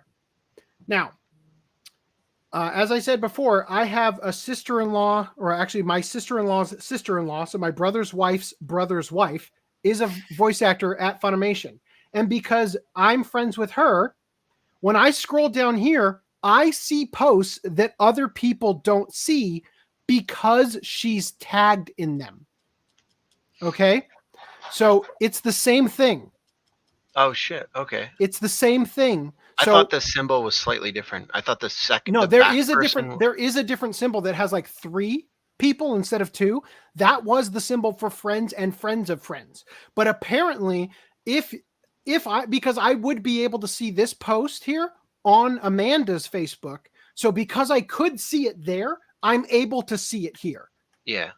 Right. No, So I thought the other symbol was just the 2 people, but the back person was like grayed out more, as opposed to them being the same color. But yeah. okay. And my wife, I don't use Instagram all that much, except for tonight when my daughter took a bunch of photos with my phone and posted them right before the stream. My wife deleted them for me, but my wife uses Instagram. Like I use it to post our TikToks and stuff, just to repurpose them there.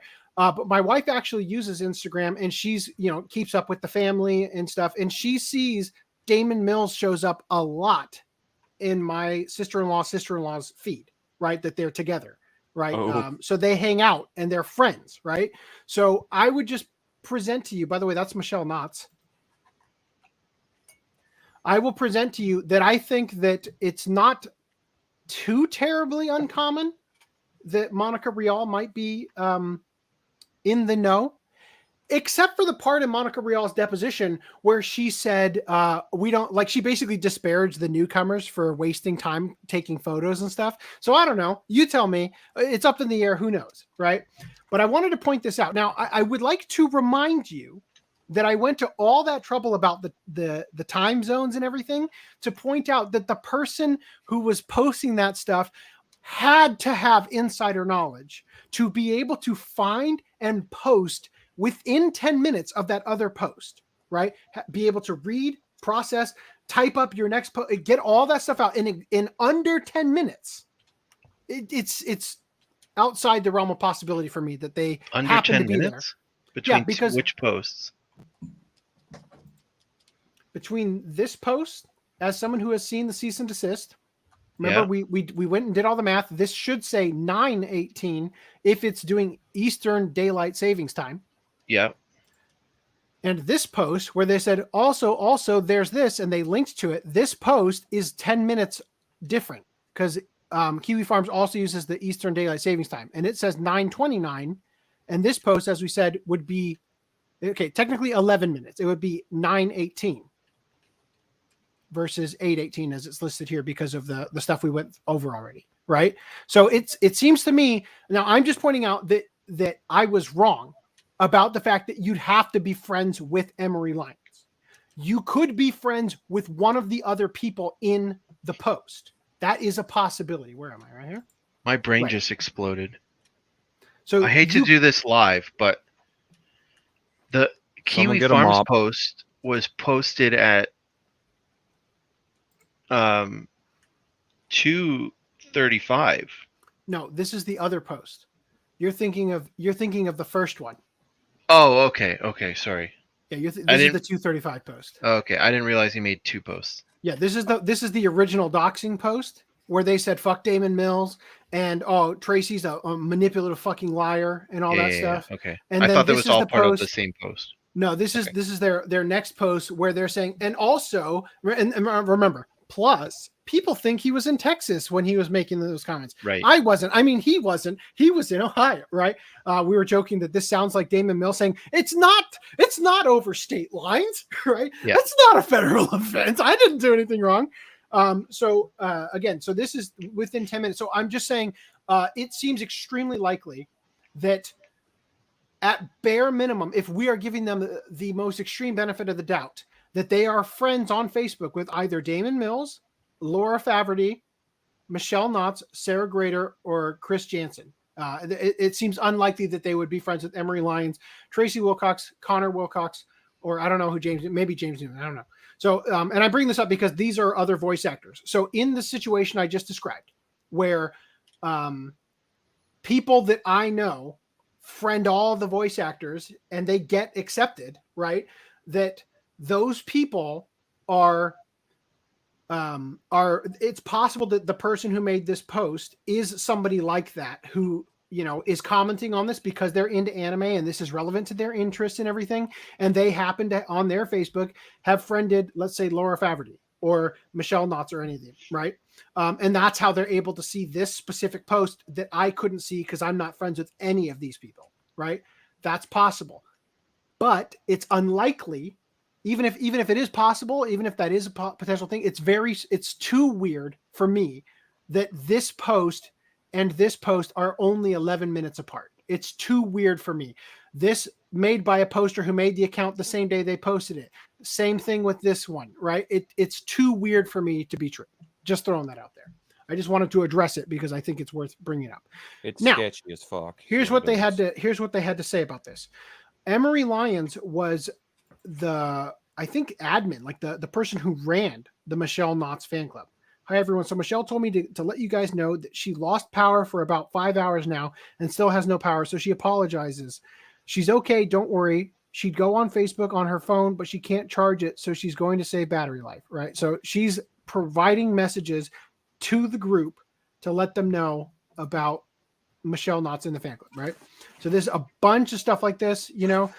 Today I came home to a wonderful birthday present on my doorstep from Courtney Lyons. That's Emery Lyons, right? Earl Grey cream tea, which smells amazing, blah, blah. So it's gifts, you know, sending like, you know, they're friendly. They're very friendly. They're in a bunch of posts together. I showed you the post where her and Daman Mills were in the profile picture together, right? This person, James Newman, says, well, I had a good time in Ohio and meeting Daman Mills, Tracy Wilcox, that's Tracy, Michelle Knotts, Courtney Lyons, and everyone else I don't have added, right? Again, that's Courtney Lyons. Hover over that. It says Emery Lyons, right? So anyway, so basically, that's that post. Now, I want to step away from, thanks guys. I want to step away from Daman Mills tangentially for a minute and talk about something else. Okay? Really? About how you can support us. No. It's related to Daman Mills still, but it's about the click. So first I want to address chat. Are there any new chats I should go over? Crumb Brown said, Betic accused me of doxing Duncan because someone shared that first screen cap in a tweet in a reply to me. Yeah, I saw that. Idiots. All right. Damn, why Sony and Crunchyroll hasn't done anything yet? Any leads from USA? Well, I'll tell you this. It's even more damning that they haven't done anything yet, considering that they've known about this for 5 months. JT Loves Code Lyoko says, yep, I have a lot of VAs as Facebook friends. JT Loves Code Lyoko is the doxer confirmed. Just kidding. See, I also found it really sus that Duncan's Twitter would literally dox his real last name. That's not his last name. Duncan's Twitter is Duncan Wentz. Tracy's real last name is Tracy Wilcox. But just throwing this out. AC Wildox. Hold on. Just throwing this out here. 1 second. Because I am an autistic freak who did this shit before that one podcast, I'll just throw it out there. The people he follows, following, somebody he follows is named Wentz. I couldn't ignore it when I saw it. There's like 300 of them. Oh, dear God. Where was it?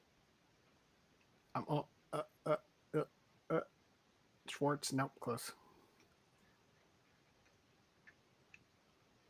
Do you lie in bed and just your brain is like turning and you're like, oh my God, his name is Wentz. It's in here. There's his brother Cone. Are these organized by when you started following them? I think so. It's interesting that he didn't start following his brother till the middle. Well, his brother might not have created an account until then. Possibly. Possibly. I considered that. I guess we would go to his brother's account and see if he followed his own brother right away. That could I am answer. not following my brother on my account, so just and he's had an Top account 10 for a anime lot longer. betrayals. How can you call yourself his brother? Yeah, like you have to follow them on Instagram if You you're have to know family. everything he's doing of every waking moment. You I must do be not a follow tsundere. any family member on Instagram. Does he regularly show pictures of his feet? Definitely not. He'd be blocked. I'm gonna be instantly. so Even- mad when it's under he'd be- followers instead of following. He'd be double blocked, even though I don't even have him as a friend. He followed You still block him. H3H3 before his own brother.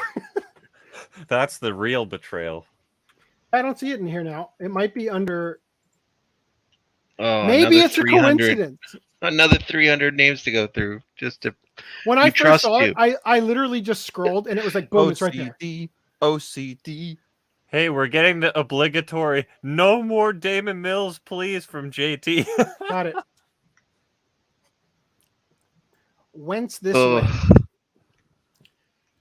way? There you go. Whence? All right, I'm All having right. fun. I don't know. It turns out I was wrong. This person is following them, not the other way around. What up? My name's Reza. I'm dumb and queer, and I never learned how to process my emotions. That explains Clearly. using the name. Right? Like, that also explains the makeup look. Yeah. Everything Anyway. becomes more clear now. anyway, it's a good thing. It's a good thing I didn't showcase that last podcast and look like a complete idiot, right? Oh wait. Okay. So anyway, all right. So let's go into this. So let me. I got notes on this so that I can not sound like a complete idiot. All right. So I want to step tangentially away from Daman Mills for a moment so we can look at the bigger picture. Stop So- cock teasing me. Amelie Belcher says, "Attention, Ami Army people who like a good online fight. My sweet friend Michelle Knotts is being stalked online by a crazy person. Why, you ask? Because this crazy person does not like her as the new voice of Jessie on Pokemon. That's right, a crazy person is attacking a voice actor because she's not part of the original cast. You can read his insane manifesto against her here. Anime-202.deviantart.com, an open letter to Michelle Knotts." Why is this here? Oh, because that's where I opened the Daman Mills. Okay. An open letter to Michelle Knotts, Anime. This is Jordan Eshelman. That's his Twitter handle, right? So also let me pull off the oh, I know that. Are you talking about Jordan Eshelman? So unfortunately for us, at this point in Jordan Eshelman's life, he was apparently allergic to punctuation and proper grammar. So the whole thing reads as a string of consciousness run on sentence. So I am going to not read it verbatim. I'm just going to give you the cliff notes. I think you'll all appreciate that. But basically what you need to know is that back in 2006, Pokemon shifted away from the 4Kids Entertainment company and proceeded with a new group called TPCI, the Pokemon Company International. They axed everyone and replaced them with a new group of voice actors. Actually, okay, I should say it's not actually everyone. I think the narrator remained and maybe one other voice actor stayed on, but basically everybody else from 4Kids Entertainment was axed and replaced. Now, the new group had huge shoes to fill as 4Kids had handled the franchise since 1996. So there was a whole decade of people growing to love the franchise and it becoming as big as it was with the voice cast that it had under 4Kids. So naturally, as is always the case, the new voice actors weren't met with open arms. But rather than be professional about it, the TPCI group proved themselves to be unbelievably petty. So, for example, James Carter Cathcart, who I think might have been the original voice of James, maybe the new voice of James, but more I importantly, thought Eric Stewart didn't he also play James or something? okay, well, the most important thing, James Carter Cathcart eventually became the new voice of Meowth. Okay. He actually made a sock puppet account on the Pokemon forum, Cerebi, and shit talked to the old voice of Meowth, Matty Blaustein, saying that Carter, he was a better Meowth. And Maddie actually had a public account on the site, so she replied to his post exposing him on the forum, right? Now, it would seem that much like the cliques at Funimation surrounding Dragon Ball, the TPCI group were extremely tight-knit and defensive of each other. So in Jordan's open letter here, he talks about how he didn't care for the new voice actors in Pokemon, but eventually came to terms with the fact that 4Kids wasn't going to return. So he decided to make peace with it and friended Michelle Knotts on Facebook.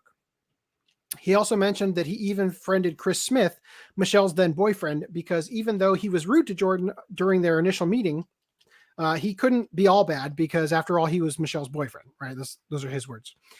So he mentions they had been Facebook friends for several years. And during that time, Jordan says that he started to see people coming out on 4chan and several Pokemon forums with accusations about how poorly Michelle handles criticism. So these are some of the things they said. Michelle Knotts is mean to fans who disagree with her. Michelle blocks and mocks people who dare to criticize her acting. Michelle sicks her fans and her bestie Daman Mills on videos and people who make her angry. She trolls videos about her, right? So he mentions a specific post from somebody called Old School Pokemon Fan, which I've got right here, where Michelle sent people after a person who goes by that name, Old School Pokemon Fan, for posting an Imgur album that apparently had receipts exposing a lot of the voice actors and specifically exposing Michelle's direct interactions with this person, right? So this is Michelle Knotts' post on June 29, 2015. Looks like this jerk isn't done with me yet. Looks like this is on Google+. If anyone gets strange emails from me or sees a fake me on Facebook or Twitter, etc., please ignore them and please tell me. Corrupt for what? My friends defending me? Strange people. And so all the people in, goddamn you guys, all the people in here, defending her, and they all went after this person. I've typed in these links. The for some reason this one an image pops up, but it's clearly not related to Pokemon. And this one didn't load for me. I'm pretty sure it's gone. Yeah, this old thing. And apparently the Imgur album showed a bunch of the voice actors for TPCI in less than ideal light. So it was titled The Corruption of the Pokemon Community or whatever, or the Pokemon voice actors. And apparently, among other things, the album showed Sarah Natashini, the new voice of Ash, promoting smoking, Bill Rogers, the new voice of Brock, lying to fans. And apparently Tom Whalen was accused of raping a girl, which Jordan then went on to say that the allegations might be true because Tom Whalen had disappeared for a while on social media and his own wife unfriended him after the incident came to light. Whoa. And then apparently the James Carter Cathcart stuff I was just telling you about, that was also featured in this thing. And Jordan goes on to say that there was also a bunch of screen caps of Michelle's petty and unprofessional behavior as well. Now, let's see. So he goes on to talk about a YouTube video by Old School Pokemon Fan titled The Decline of May's Voice, where he didn't even mention Michelle Knotts at all. But even still, she sent her fans to attack this video, and they commented vulgar death threats against Old School Pokemon Fan, both on the video and on Michelle's post about it on her fan page. And the kicker is, she liked the comments on her page threatening him with death. Like, holy shit, these people are insane. Now, Jordan goes on to talk about more instances like this, including one where after a girl said she didn't like Michelle's voice acting, Michelle publicly shamed her, blocked her, and then had Daman Mills, which Jordan calls Michelle's bestie, send her rude messages. Jordan goes on to talk about how Michelle also had all of her voice compares and pictures taken down by request from behindthevoiceactors.com, and how, according to two admins that Jordan messaged, it was because Michelle couldn't stand the fact that people liked Veronica Taylor and Rachel Lillis more. That's some heavy, like, that's some, I can't believe, I hope they didn't take it down. I'm going to check right now. Like, that's stupid. It is stupid. Now, in 2015, there was an incident, not that one. There was an incident revolving around the Pokemon World Championship where two contestants who were invited to compete posted a photo on Facebook of guns on the trunk of their car, where they said, "Kevin Norton and I are ready for Worlds Boston. Here we come." Good luck with killing the competition. Ha ha. Yes. So naturally, the police got involved and they were arrested. And after the dust had settled, Eric Stewart, who's the original, the original voice of Brock and James, he made a joke where he said it turned out that they were on a mission to get the old voice cast back, right? And naturally, the new voice cast took this as an opportunity to feign outrage and pearl clutch. So Michelle's boyfriend, Chris, took to social media to label Eric Stewart as a person who thinks it's funny for children to get shot. Jordan goes on to name drop additional people who piled on in this incident, including members of Team 4-Star and Chris Niosi, who apparently is good friends with a lot of the individuals from the TPCI group, as he's had a number of them, including Michelle Knott's voice characters in his YouTube animated series Tome, which again is the Terrain of Magical Expertise. He also has a blog series, and I saw James Carter Cathcart was featured in one of them as like the thing. He also did You Know voice acting. I like Chris Niosi, just saying. I think he's a great voice actor and a very creative individual. But what I'm trying to get at here is that we've got the Texas hub of voice actor clique, especially the Dragon Ball clique. And then it seems that there's an entirely separate clique of East Coast actors, right? And people who came up as abridgers. And people like, let's say, I'm not calling out Ego Raptor, but what Ego Raptor used to do, where he was a Flash animator, similar here to Chris Niosi, who would voice act their own stuff because it needed a voice track kind of thing. That sort of group, those people, they came up together and are a pretty tight-knit group of people from that, rising up in the industry from nothing, right? Fans of anime as it started to become popular in the West, like Pokemon really making it big, go out and decide they want to become voice actors, and now they're in the industry 20 years later, kind of thing, right? So I would just like to point out that Behind the Voice Actors does still have the voice compare for Jesse. So on Kiwi Farms, there are posts about these like outside of the Daman Mills and Weebor's Vic Mignogna stuff. All of the TPCI group voice actors, I believe, are lol cows already on Kiwi Farms, and I do believe they have proof that at one time it was taken down. So I don't know. I'm just throwing that out there. I don't have any reason to believe Jordan's lying about this. Anyway, so. Well, she could have threatened to take it down and they didn't. But I mean, if Kiwi Farm said they did, I'm not going to go through the. Well, from what I saw, and again, this was the tangent, or anything. Yeah, that I spent way too much time on and kept pushing the show for days, and then here we are. So Jordan goes on to say that Michelle, her boyfriend Chris, and their loyal army of abridgers constantly trolled Eric, blocked people who defended him, and then insulted them publicly on Facebook. Jordan then recalls his own experience with Chris Smith, where Chris blocked him for saying Eric was clearly joking and that people were taking it way too seriously. This again is about the guns comment, where they were, turns out they were trying to get the old voice cast back, kind of thing. Jordan then messaged Michelle, asking her to tell Chris how upset he was, and that he even apologized for the exchange they had. And in response, Michelle just blocked Jordan. This is after years of them being friends on Facebook, liking each other's posts, and having personal conversations through Messenger. Now, you guys will remember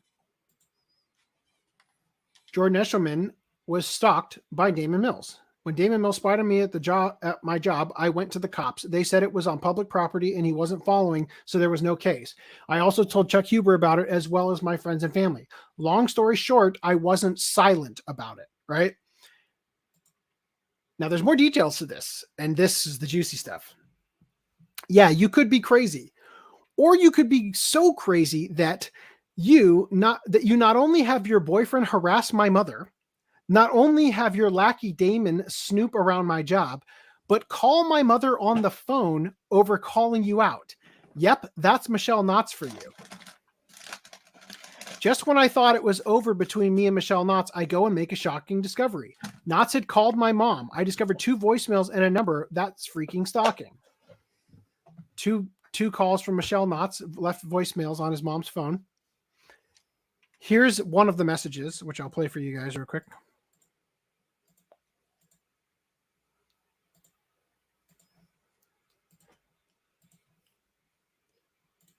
That could be anyone that is just put in your phone as Michelle Knotts, though. But there's a voicemail. Hi, Leanne. Michelle Knotts again. Sorry, we're playing phone tag.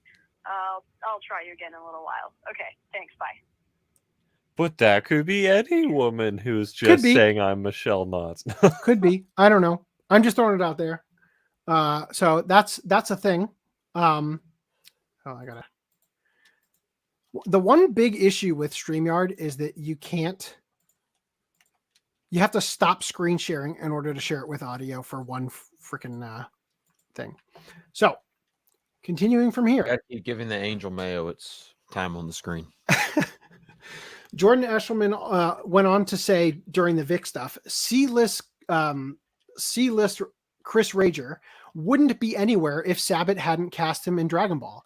And he has to have Michelle Knott's boyfriend be his convention agent because nobody knows who he is. Literally, who else does he voice besides the dad in Shimonetta? What? Right? So he also said, well, what do you know? Chris Smith, the very young back and forth boyfriend of Michelle Knotts, is a convention agent for a lot of Kick Vics, including Cassandra Lee Morris, aka Gretchen from the IO9 article. That's the woman who accused Vic of coming up behind her and tickling her without her consent. In what Vic described as a non-sexual Morgana man. Persona 5 did that? Best to avoid him and brilliant arrow booking. Now, I thought this was interesting. Chris Smith, the very young back and forth boyfriend of Michelle Knotts. So I tried to find out Chris Smith's age. Once again, thank you for messaging me in the middle of the show.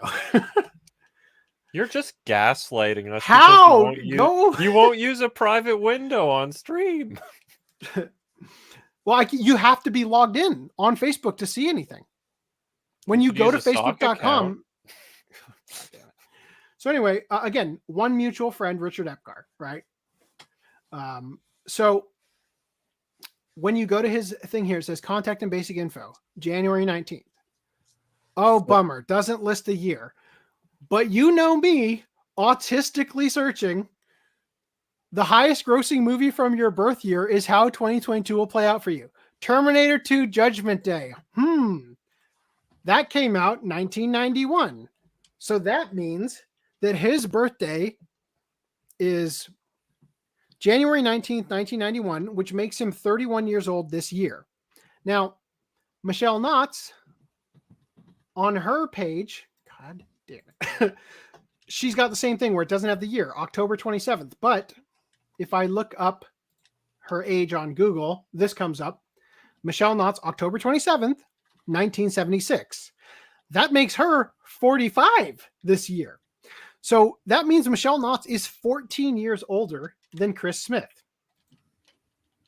So when this picture was taken, she was 38 and he was 24. And I believe they're dating at this point. Just throwing that out there. Now, it's not at all the same thing as Daman Mills and Tracy, right? Yeah. But it does show this weird, skewing towards younger people in this group, I guess. I don't know. It's a little weird. 15 years is a little up there, but like when you're talking between a 30-year-old and a 45-year-old, it's like, doesn't. Well, they're I don't all know. over What's 18. half of 38 plus 7?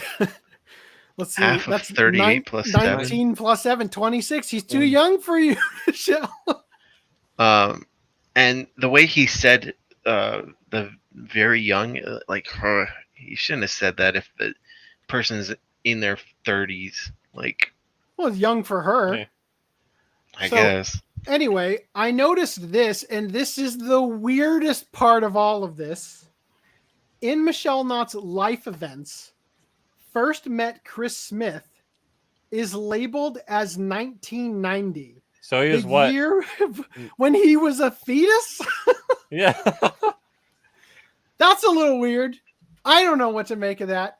I don't now think that's Is she his extreme mother? grooming right there. right. I mean, would that be the only way that would work? She was the mother. Remember when we joked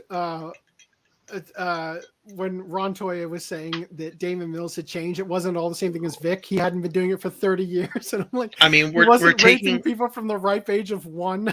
I mean, as much as it's Oh, funny my to think about the fact that they met while he was a fetus, which would Yeah. make So him. this post Hold added on, June Mike- 21st, 2014. God damn back it! Listen in- to my fucking joke. Okay. If they Sorry. met as a fetus, that would make her his mother. I just said that Oh. Did you? I did not hear Yeah. that at all. like 3 times. I'll have to watch the VOD. I didn't hear it at all You if did you say made that joke. Okay. all right. Sorry, but So You what I was gonna say- feeling motherfucker. Wait, what? No. what I was gonna say is we're taking his age off of the fact that he's posted this movie. Like, Right. give him a year. I don't Right. know. Okay, yes. I'm just saying. What I'm pointing out here, this is just weird. I'm just sharing it because it's weird. But the point is, You're saying I'm trying it's to. weird that she's dating someone who's about 15 or more years younger than her. More importantly than that, I'm pointing out that this clique has people in it that skew like they date younger, right? They're after people who are much younger than they are, just as Damon and Tracy were. But more importantly, it's the behavior of them sicking people on them, right? So, like for instance, we had this post from Amelie Belcher, who is like a comic artist, right? Who calls her fans the Ami Army. She went after Jordan Eshelman, and people. Now, I don't. This says that DeviantArt is actually someone else. I believe this one is the real deal. I thought they might be friends. This doesn't go anywhere. This is gone. I would but- I would like to make a comment. Something I've said before. Every damn bit of this makes me just go back to my old way of thinking of. I hate delving into these people's lives because when you stop and really think about it, I miss the days to where we were just watching anime and having a good time, and people loved Yes. everything they did. And now it's like, oh my god, we have all this bullshit. And just like sometimes when you're watching the anime, I don't give a damn how hard you try. You're gonna think about this bullshit, and putting it in your mind can be really hard. I just have to say, it makes me really sad. That's being One legit might here. say that is why people can't enjoy games or comics anymore. Crumb Brown said, I mean, I noticed the change of James' voice actor, but I wasn't going to write a monolith about it. Yeah, and I noticed it's changed too. well, just to be clear, when I condensed this so that we didn't have to read the whole thing, they accuse being stalked by a crazy person. Why, you ask? Because the crazy person does not like her as the new voice of Jessie. That's right. A crazy person is attacking a VA because she's not part of the original cast. If you read it, I mean, I don't see something that says it was edited, right? But if you read it, he's not attacking her.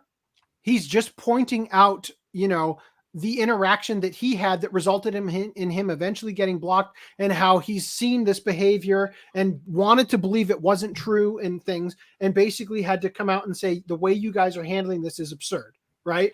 And you see people here, by the way, the TheSSUltimateGoku says the voice actor of Giovanni and Gary Oak were the only ones who stayed on, referring to who stayed on between the bridge from 4 Kids.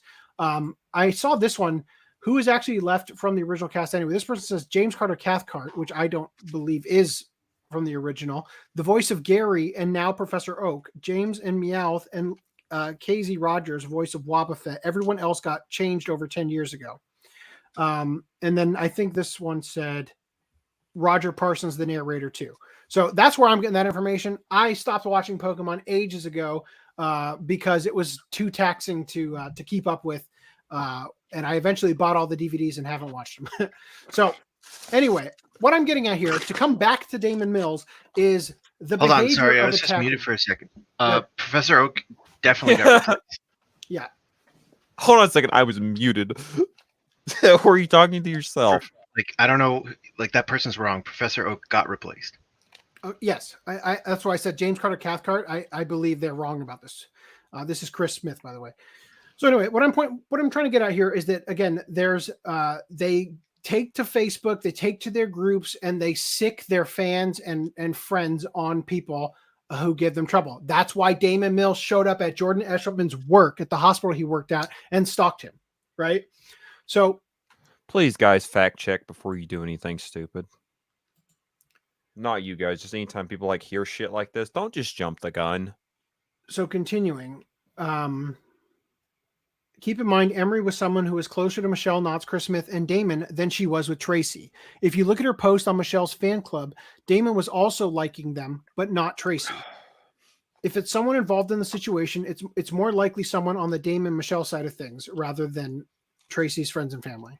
So this is the post I was just showing you, right?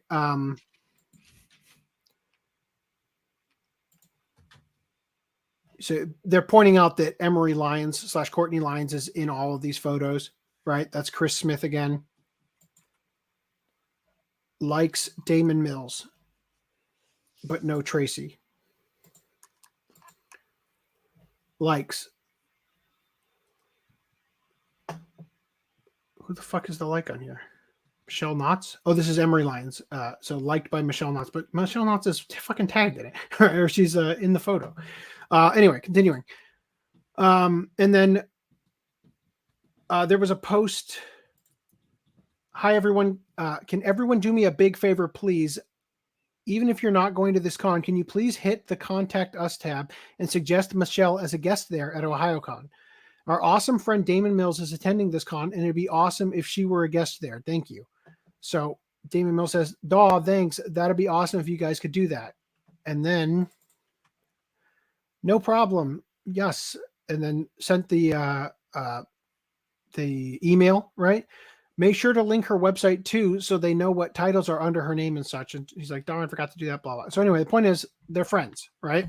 This is established, I think, by now.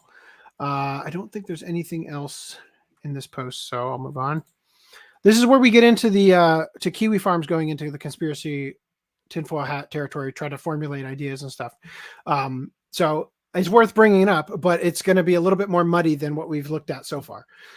So the person who doxed Daman Mills' accuser was friends with Courtney Lyons, who ran the Michelle Knotts fan club, who is besties with Daman Mills, right?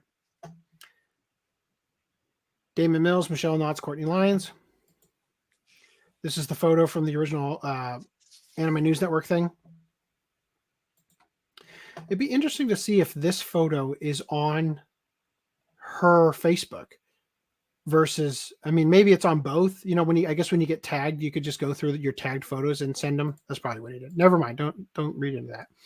Also, we've looked at this photo, wow. Same people again. I believe this is his brother, Connor. Did AC's volume for anyone just go through like the roof, or was it just me? That happened before. Is it loud for you guys?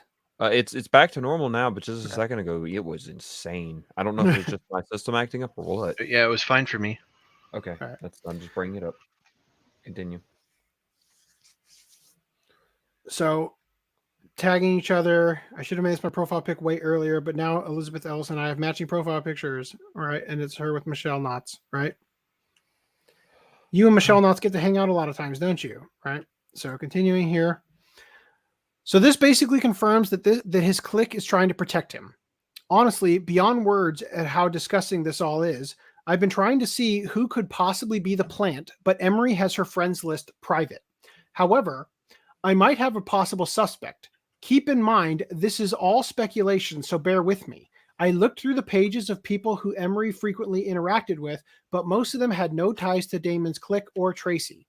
However, I found someone who was not only friends with Emery, not only aware of Duncan's identity, but who is also a member of Damon's clique, Laura Faverty. So this post, liked by Tracy, who goes by Tractor Willie on Facebook, liked by Emery Lyons.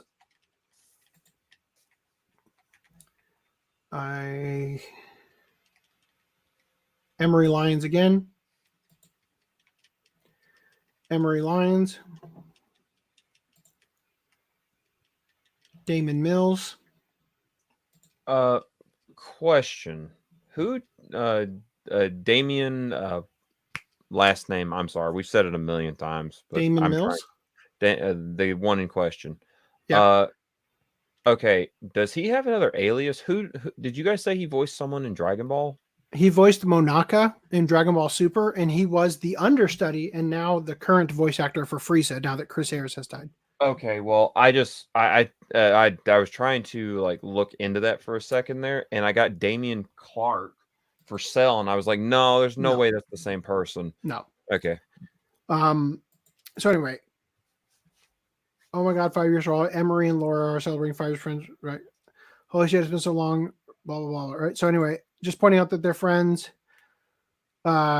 With Michelle Knotts with Daman Mills and 2 others, Chris Smith and Laura Faverty. Right. So they're pretty tight, and she is the one that was in the not that one. This post as Flame Faverty. When you go to Laura Faverty's Facebook, her like custom URL thing says Flame as part of her name, right? So she went by this for a while. That's who that is. So excited to pick up Daman Mills, Laura Faverty, and Courtney Lyons today. Anyway, I think you get the picture, right? I don't think there's anything more in here. Just the actual links. And then let's see, what was this last post? So the post saying it seems like it could be Laura Faverty. Saturday at 8 p.m. Saturday at 8:50, she deleted the posts. Holy shit. This content isn't available right now. When this happens, it's usually because the owner only shared it with a small group of people, changed who can see it, or it's been deleted. Now, I don't think that she deleted the post. I think she set there's a simple function on Facebook to set all previous posts to private or friends only or whatever. I think that's more likely. Just throwing that out there. So they said, we have our person of interest then. Keep an eye on her social media. See if she goes on full lockdown mode. Just a girl with a dream. So this is her Twitter. Here's her ADR prep in Girls Frontline. Right. And then they said, lol, she can't afford her own website, so she uses Wix, which is cancer. Looks like an old is this an embedding of her IMDb, it looks like, or something crazy like that. And then person of interest, Laura Faverty, who went into lockdown mode, left her other Facebook page open. She was talking about assisting with ADR prep on a show and was linking to Anime News Network not even 2 weeks ago. Makes one wonder who might have been on their forums screeching at Lindsay to take down the article or else. Right. So this is her super honored to be blessed with the opportunity to assist with ADR prep on the title Girls Frontline. Right. As I was just pointing out there. Laura Faverty's Facebook is back up, but I'm only seeing a total of 2 posts on her entire timeline. One of them a few hours ago and another from 2020. Now, again, this isn't unusual because, as I showed you before, the posts that remain public are the ones that anybody can see when they go to your thing. That's going to be your profile picture, updated her profile picture, and your cover photo, right? So I'm under the impression what she probably did is switch them all to either private or friends only. Then this person had brought up Amber Lee Connors. It might be Amber Lee Connors. She's an ADR director and a voice actor, and she was roommate with Mills. So you guys remember we talked about, where the fuck is that post? There. Howard Wang, Sarah Wiedenhef, Amber Lee Connors, there in the middle in the purple, and Daman Mills were roommates in Texas. Now, I don't know if Daman Mills still lives with them, because when he hired his attorney, he hired an attorney in California, which seems weird to me. Unless Tracy actually lives in California, which based on his TikToks, which I've seen, I doubt it. I doubt he lives in California. I think he's still in Ohio. So that seems a little weird to me. I don't know if he still lives with them or not, but if he does, or even just the fact that he did at one point, it seems very plausible to me that he would be close enough to Amber Lee Connors that she might see the cease and desist and the emails and stuff. And he would be saying to effectively his family here that he lives with, this guy's trying to ruin me. He said these things about me. You know, I don't know if he would tell them the truth or, spin like it was consensual or just like he's lying or, whatever, and get they would be his confidants, effectively, is what I'm getting at. Right? Now, before we continue, I want to address the chat because we're getting really behind. So, do you guys have anything you want to say? No. Nope. Unfavorite these real quick. So if it took Pokemon away from 4Kids, then does that mean it wasn't as heavily censored as it was with what? Yeah, so I don't know. I didn't watch it past the 4Kids part, but I assume maybe they started calling them rice balls. I don't know. Well, yeah, but it kind of like almost evolved into its own thing after that point. Wasn't it actually the Pokemon Company in Japan who requested like jelly donuts and all that crap? I don't know. It's who knows. Somebody else will have to have actually watched it and be like a historian on it could do that. Chromion says, "Good for you for actually reading all of this and absorbing it. I tried, but my eyes started to bleed." You have no idea. I'm still in that phase. My ears are bleeding. You have no idea how much time I have invested in trying to wrap my head around this. Just disappear for a while and come back when you've made changes. Right? That's effectively Ron Toy saying, "I believe he already has changed in the past 7 years." AC, it takes 7 years for you to come back to delete all your tweets. Right? I never knew the TPCI VAs were so petty. Yeah, well, apparently a lot of the VAs in the industry are pieces of shit. The fucking den of snakes, right? I was so disappointed when I found out they weren't jelly donuts. Oh, is Stan in the? That's what I was gonna say. Is he Toy? Was it Toy something 99? Oh, is he on Kiwi Farms? Is that? No. In chat. In chat. Hold up, I gotta scroll. I'm scrolling all the way down. Toyman 99X. Is that? Oh, that looks like that's Stan's. Like he uses the Pat Labor profile or whatever. Well, if that's you, Stan, how you doing? How you doing? Yeah. Okay. Also, Zedpool says, "Does becoming a voice actor give you a special card that allows you to be an ass?" Seriously, what the fuck is wrong with these people? Gotta love drama birthed from social idiocracy, right? Carmen said, "I heard the voicemail too. I am Michelle Knotts." Jordan is a walking closed circuit security camera. He's been. It seems like he's learned from how these people act to actually, he's been pretty good about documenting it. Zedpool 991 says, "Oh shit, I too was born in 91. Fuck." Oh, so you're fucked by Judgment Day. Sorry about that. 2022 is not going to be good for you. I'll jump the gun. I like to live dangerously. Why does that name sound familiar to me? What name are we talking about now? Amberly Connors? I think it was the Amelie thing, and I follow it up by saying, for the love of Satan, why are there so many Amelie-like names to get confused with Crazy Lady? But real quick, I'll just I'll showcase this.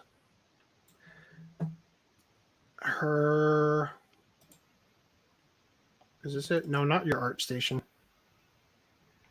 AmiArmy.com. Apparently, she works for Robert's Anime Corner Store, right? Doesn't that look exact? No, it doesn't look like it though. Oh yeah, actually, yeah. So the Comic Sans is a real nice touch. Yeah, these are the comics she's done. Bounty Hunters, and she's got another one too. Oh dear, let's not go that far. Anyway, so yeah, that's who that is. Unless you're thinking of Tina Belcher from from Bob's Burgers, if that's what we're talking about, even Gary Oak, not Professor Oak, right? People get a taste of fame and power, and suddenly decide that the best course of action is to try and be the big dick in the locker room and abuse said power. It's unfortunate. Yeah, I agree. Yeah, definitely like the stream and share it with people. Share it with your friends. They weren't so kind to share our hard work on Kiwi Farms when they acknowledged that I had pointed out the posts were friends only.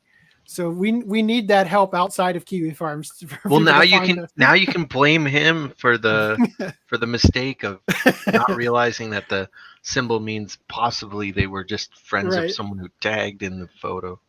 And Jason- also make sure to join our Discord so you can leak screenshots to I Stand With Vic Fails. Yes. Jason Hall said, "I'm sad for the real victims. My believe you meter is slowly being graded away to nothing." Stan is Toyman. Cool. Doxed. Doxed. All right, cool. So let's Hold on, one more. One more. I know her now. She was a guest at AWA a couple years ago. Oh yeah, I saw that in. She's on Anime News Network, but not in a capacity where you can click on it. Like she doesn't have an actual profile. She's just featured in an article about another voice actor who's going to a con as one of the other guests. So that might have been the one I was thinking of. Where was I? So Amberly Connors, right? Talked about that. Cool. I put that exactly where it belonged. So this person said the CEO of Sound Cadence was Damon's roommate, as I mentioned in this post. So I just learned, not just but like when I saw this, Amberly Connors is apparently the CEO and founder and director and casting director for Sound Cadence Studios. So that could give her a little bit of leeway or like weight to throw around, I suppose, in some circles.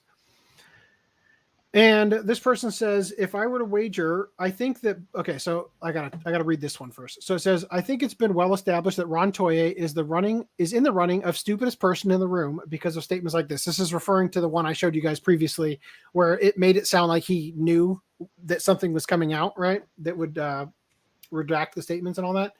As for the identity of the person talking to ANN being either Laura Faverty or David Wald, I'm leaning towards Laura Faverty. She meets the criteria of voice actor and ADR director that Loveridge put out, and she is part of Damon's group. So I'm thinking now that it probably isn't her in terms of the specific thing on Twitter that they said about her, because she wasn't like really an ADR director. She just was an assistant on Girls Frontline. That was like her only thing. So I think it's very possible that it's David Wald. David Wald has been seemingly flirting with Daman Mills for a while, kind of like that weird public social media flirting people do. And it seems like he would be one who might go that step. Could be Amberly Connors. I don't know. I don't know her well enough to know if that's something she would do, but I'm saying I don't think it's Laura Faverty. I think it's more likely that Laura Faverty didn't want people snooping all over her Facebook, so she just made everything friends only or whatever. That's my running theory. You could try and say David Wald also meets the criteria, but I don't recall Wald being a part of Funimation title as an ADR director. I think they're misremembering. I don't think this factors into Lindsay's post at all. Yeah, Gromiron said Wald is super duper possessive of Damon, it appears. Yeah, they'll give you free advert. Yes, we are very fortunate for I Stand With Vic Fails. that was actually I think a follow-up to another comment that's not showing up in StreamYard. Oh, really? Crumbion said, if you want to be famous, just get into a slap fight with a clown or Bedek on Twitter. Yeah, I don't see that on StreamYard. They'll give you free advertising for years. But the first comment's not showing up in StreamYard for some reason. I'm pulling up that's weird. If you want to be famous, just get into a slap fight. That's interesting. Well, you've dropped the ball, StreamYard. Yeah, your comment was too spicy for StreamYard. Yeah, apparently. I'm not sure why. The word clown got censored, maybe? But for StreamYard? Yeah, that's too graphic. I don't know. Anyway, that's weird. So it might pop up later. Like it might just take some time to process. But anyway, yeah. So, yeah. They will give. Well, we've already experienced that with I Stand With Vic Fails. At least I can say that. So anyway, again, I don't think that Lindsay said specifically it was a Funimation person, right? Other than maybe they're jumping on that because they say, on a side note, Lindsay has some nerve to accuse people of only thinking Chris Sabat is the only voice actor who has also been an ADR director. Honestly, Sabat didn't even cross my mind when Loveridge made the statement. I figured it would be someone close to Daman Mills. So then, in response to this, Biggity Buck Bumble said, if I were to wager, I think that both might be involved, with Chris doing the suicide threat and Laura doing the doxing. I disagree with both of those. I mean, I disagree with the suicide. I don't think Chris Sabat's involved personally. I don't think so. But Laura, I think it's possible that she did the doxing, possible. But I don't know. I will say this, Laura Faverty was involved weirdly in another lolcows project of, I guess, a guy, Chris Stair or something. They talk about in Q Farms. I don't have it in there, I think, because it was irrelevant. But basically, there was a guy who made an animated project about a school shooting and then went on to shoot up the workplace where he was producing it or whatever. And turns out Laura Faverty voiced in that project a character who said a bunch of gamer words or something like that. So that was interesting. So I don't know if she's willing to voice words like that, would she be the type to be able to type out the fuck Daman Mills, manipulative liar, like kind of, I don't know. I don't know her enough. I probably never even thought of her before today or before, I was reading it on Kiwi Farms, but I think it's possible she's the doxer. Anyway, I couldn't find anything showing Chris interacting with Emery, and his friends list is set to public. So Chris Sabat has a public friends list on Facebook. He doesn't seem to be interacting with Emery Lyon, so it's very unlikely that he is the doxer. I don't think he's involved with this at all. Personally, I don't think there's any evidence to show that so far. So we know that Emery isn't on his friends list, but Laura did interact with Emery, even talking to her longer than Damon and even Michelle, and was in communication with her during the same time that Tracy was still friends with Damon and Michelle. So the doxer is probably one of the 4 people in the clique who was aware of Duncan's identity: Laura, Michelle Knotts, Chris Smith, or Damon himself. And getting through the rest of these. So again, they're just mentioning here, David Wald likes hitting on young gays, 20 years younger than him, but it's gross for Vic to go after young women, right? And also, Damon also likes them young, right? As they were saying. And then they go, I'm going to actually sound like a psycho at this point, but how many people could possibly be in on this? Crystal Laporte, the significant other of Chris Ayers before he died, said, thank you so very much at Dub Talk Podcast. Thank you, Daman Mills, for the opportunity to try and your genius direction. And thank you, David Wald, J. Michael Tatum, and the amazing staff and crew at Sound Cadence for the blood, sweat, and tears thrust into a show I hold so dearly. I don't think I have no idea. I mean, I could go to her post and see if it's a reply to something. As the show went on, my goal every week was to hear that laughter again. Every word was said with the hope I could give him a chuckle in the hospital, referring to Chris Ayers, which is why seeing one of my final love letters to Chris being recognized for comedy is my biggest honor. So I guess maybe she's referring to the show of the, what is this? The Dub Awards or whatever this thing is. Chris was hospitalized a few days after I finished recording the first episode of what? Of Right on Brand. As the most supportive person I've ever known, Chris watched the first episode in the hospital minutes after it was uploaded to Funimation. He laughed himself nearly to tears. So, okay, it's got to be this show. Time for my Golden Ham Award winners. First, the ever awesome Wow Such Crystal Laporte as Marie in Dungeon Boonies. So that's the show she's talking about. I don't think she's in on this. Just throwing that out there. She doesn't pass my gut test, but I don't know. I've been wrong before. So then they continue with, she should be referring to the reply here. I'm not even gonna read it. This is some genuine corruption going on here. Damon's buddies are trying to protect his ass by threatening his victim into silence. We may not know the scope of it, but until we do, I'm going to assume that everyone still associated with or defending Damon is a suspect. I think it's entirely possible that we were right on the money and that the person who doxed Tracy is Damon. In fact, now that I think about it, I think it's extremely likely that it was Damon, because Damon was no longer friends with Tracy, and the person who doxed Tracy wasn't friends with him. Now, you could argue, the person unfriended him or whatever, but it actually makes perfect sense for it to be Damon, because Damon is friends with Emery Lyons and all of those people. he would be able to see that post, but he's no longer friends with Tracy because he blocked him after Tracy got a girlfriend. It seems to me extremely plausible that Damon is the doxer. As we joked last podcast. What do you guys think?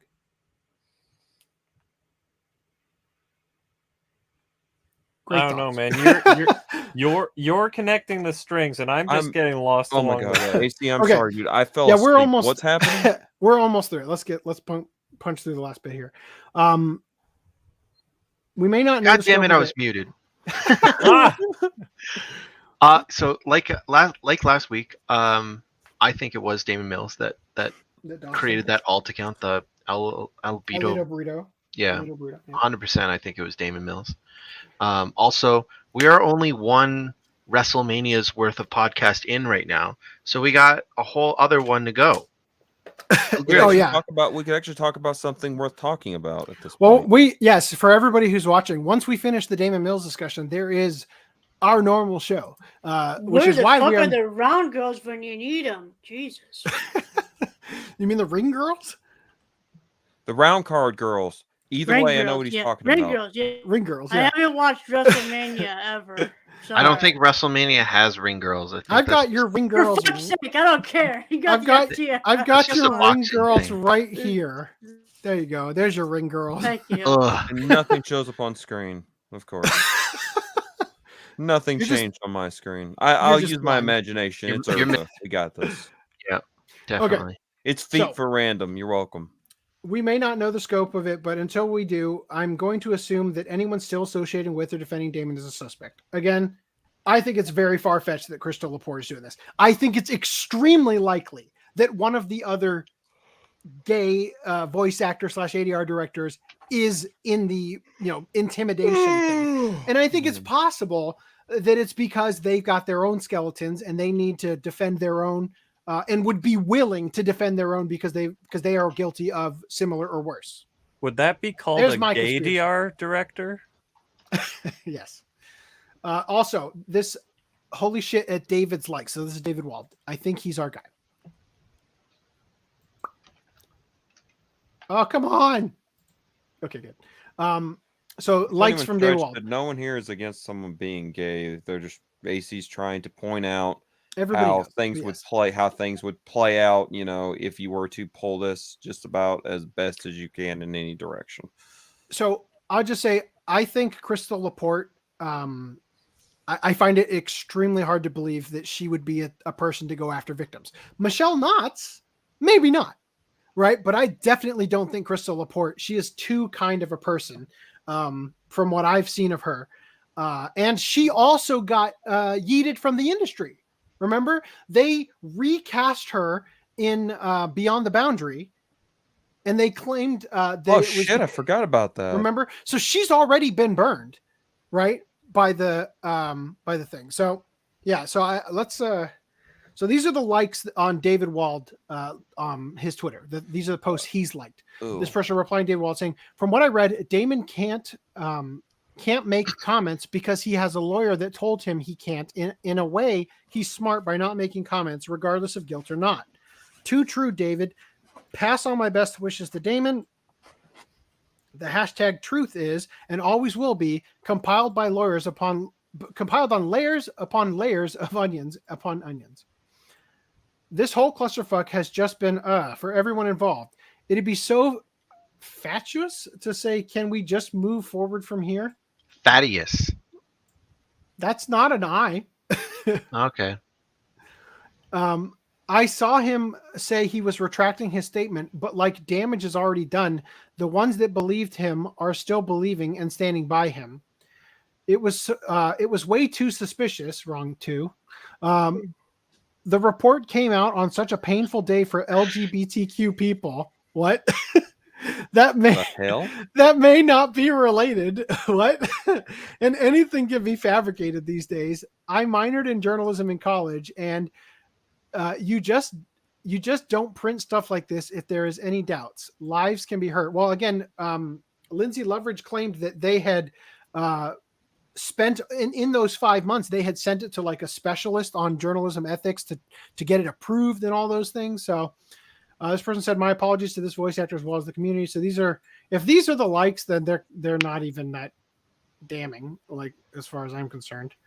I mean, don't take me wrong. You also have you have people who will be victims in the regard of they won't, they won't be informed to anything going on, so they'll take the side that they feel looks the prettiest. Or you'll have people who are just so deceived and have only been shown, this side of the shithole, and then they'll be like, oh, hey, I'm going to stand with this person, rather than having it in them or the wherewithal to say, okay, let's look at this from both sides and find out what the hell is actually going on. Right. And as Dan talked about last podcast, the progressive stack dictates that certain protected classes can do no wrong. And therefore, a lot of people are going to jump on their side just simply because hashtag oppressed. Right. Yep. And he also pointed out that these people would literally throw anyone under the bus if it fit their own agenda. And he's very correct in that regards. I don't even know if Dan's even here anymore. What did I miss while I was asleep? You'll have to watch the VOD. You know what? There you go. So Stan said, I called him/her butt kink instead of Beddick. Butt kink. No, I don't think Crystal is a part of this trash. I don't think so either. I agree with you. Plausible that it is Damon. We were joking about it last podcast. Like I was not joking about it. I was agreeing with it in a joking manner, but now I'm 99% convinced, right? Ding, ding, ding, ding. Demonetized. Definitely. From the start of the stream. I glance over at my phone and all I see are anime tits and fantastic animation. Well then, yes. Why did I not get to see that? Fatuous, silly, and watch the VOD. There you go. Yeah. All right. Okay, so a couple more here. I also looked at who Jeff Vicente is, and he's an ADR engineer who's worked on a lot of productions that Amber and David have. With someone in his camp sharing the legal communications between Damon and Tracy within the industry, we can only imagine how many people are aiding Damon. Okay, so I was looking through the people who liked Jeff Vicente's post, and I noticed a trend amongst many of them. All of them have worked on projects that David, Amber, and Damon are involved with, or have done work for Sound Cadence Studios. Some of them are even following Sound Cadence's page. I don't think any of this is weird, right? Like, your friends, people that you know, are the ones who are going to have your Twitter notifications turned on. They're going to be the ones to react to all your posts. They're going to be the ones to support you in your time of need, right? I don't think it's that weird that similar people are showing up in the likes for all of his posts. That whether or not it makes some sort of quote unquote poetic or whatever the fuck sense doesn't hold enough water, because you can't help what shows up on a timeline, especially when like you've pointed a million damn times. It's hey, your friends like this, so then your friends of friends shit shows up on your timeline. It's like what you can't control it. Right. So real quick, Stan, have a good one. Thank you for stopping by and watching. Later. Make sure you like before. Thank you for putting up with this. It has been quite painful. You've been here longer than I have, because I was unconscious for whatever. I almost wish that I instead had covered the In Touch podcast. Okay. Oh, so yeah, because that would have been so much better. At least it would be over. I love this. I love this picture. This is fine with the fire and the dogs switched. And then they also go on to say here that River Vate even has the same voiceover coordinator as Damon, Dean Panaro talent. Not a gotcha, right? Not at all. So anyway, this is pretty much where all these posts are going. They're grasping at straws now because there's not much more. There aren't any more linchpins in the whole case getting found. So more likes by a lot of the same people on David Wald's posts. So they're, at this point, we're sort of grasping at straws. And then this person, Anonymous Eric, post joined March 21st, day of post. Older women, odd, right? Cynthia Krantz with Wendy Powell. Cynthia Krantz being the voice of Chi-Chi in Dragon Ball Z. Right? Wait, and they're saying it's weird that they're older women, or weird that they're with them? Older women, odd, right? And then Bickety Buck Bumble says, how are you VAs this dumb? You made a burner account and used friends only posts again. How did you not learn from Laura? Also, Cynthia Krantz works at Okratron while Wendy Powell does work for Crunchyroll and Funimation. All right. So this is where things get spicy from. I think that this is going to be the most massive derailment in Kiwi Farms. They're now just, this is the thing I was going to cover that way over here. Good thing you guys brought up earlier from Cress. So this is where things are going to go from now on, I think, and we'll probably stop covering this. Whoever is in on the cover-up gay op should probably be shitting themselves right about now. Not only are they abusing individuals who have been legitimately creeped on and are pressuring them to shut up and suck the girl dick, but they tried to use Kiwi Farms in their gay op. I don't know about anyone else, but I find it excessively annoying that they tried to use Kiwi Farms in their bullshit to try and abuse legitimate victims. I hope the people responsible for this situation are braced for impact, as there is no force on the internet more severe than a group of autists that feel like they have been used in a gay op. It is not a matter of if you will be found, it is a matter of when. So far, many of you have made small, stupid mistakes in your gay op, but that is all the autistic horde needs to find you. I guarantee you've already left more than enough material. Hence why I said when, not if. See you soon. Yeah, the phrasing there is beautiful. So I would like to point out real quick. You're a member of that autistic community. We all know. It is not that unreasonable to think that the person who posted this is friends with voice actors and that they are only posting, right? They only created an account to post this because they're already interested in anime. They're already following several voice actors on Facebook. And so they post here because they want to be a part of something and probably didn't even know about the other thing, right? And being found out with what we covered about the public posts or the friends only posts, right? That's possible. That said, whoever posted this, the other post had like 10 people in it. This one, they have to be friends with either Cynthia or Wendy. Precisely, right? So that doesn't exactly narrow it down because I'm sure there's a lot of people who are friends with Cynthia Krantz and Wendy Powell. More specific, I don't know who's Wendy Powell. I know the name, but I can't think of a. Excuse me. Gross. Can't think of a role off the top of my head. But Anyway, the point I think they both work at Funimation. I don't know. Well, the thing is that Cynthia, I imagine that people who grew up liking Dragon Ball find out the voice actors, friend them on Facebook, and forget that they're even friends with them. It's plausible. However, so I'm just saying, Kiwi Farms, take it with a grain of salt. It would be it would be humorous either way to burn down somebody's life, got caught in the crossfire. I don't know, but just throwing that out there. Anyway, this person said, in reply to, might be coincidence or just Brandon wanting to distance himself from Damon. Brandon McInnes. This is referring to the TikTok of Brandon McInnes that got pulled off TikTok, but it does add some credibility to Crump Brown's inside guy.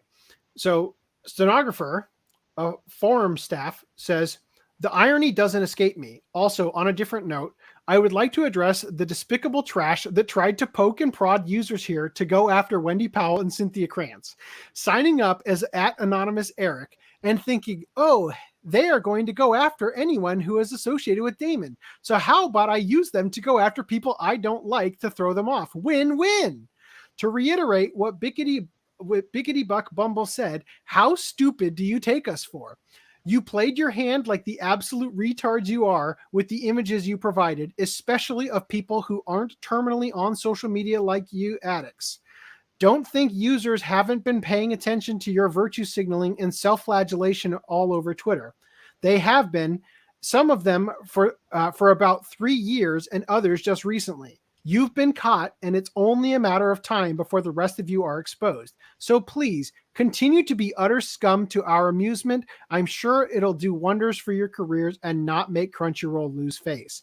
Oh, and Alito Burrito, nice try with the fake Daman Mills flack. There's a how do you do fellowship poster vibe to them. It looks really bad now with the recent revelations. And then the last things I got here, somebody had posted this post from Justin Savakis. Now this post has been deleted. I have reason to believe there is a tool out there that a lot of my lefty friends use, including Justin Savakis, to automatically sunset your tweets after a certain amount of time.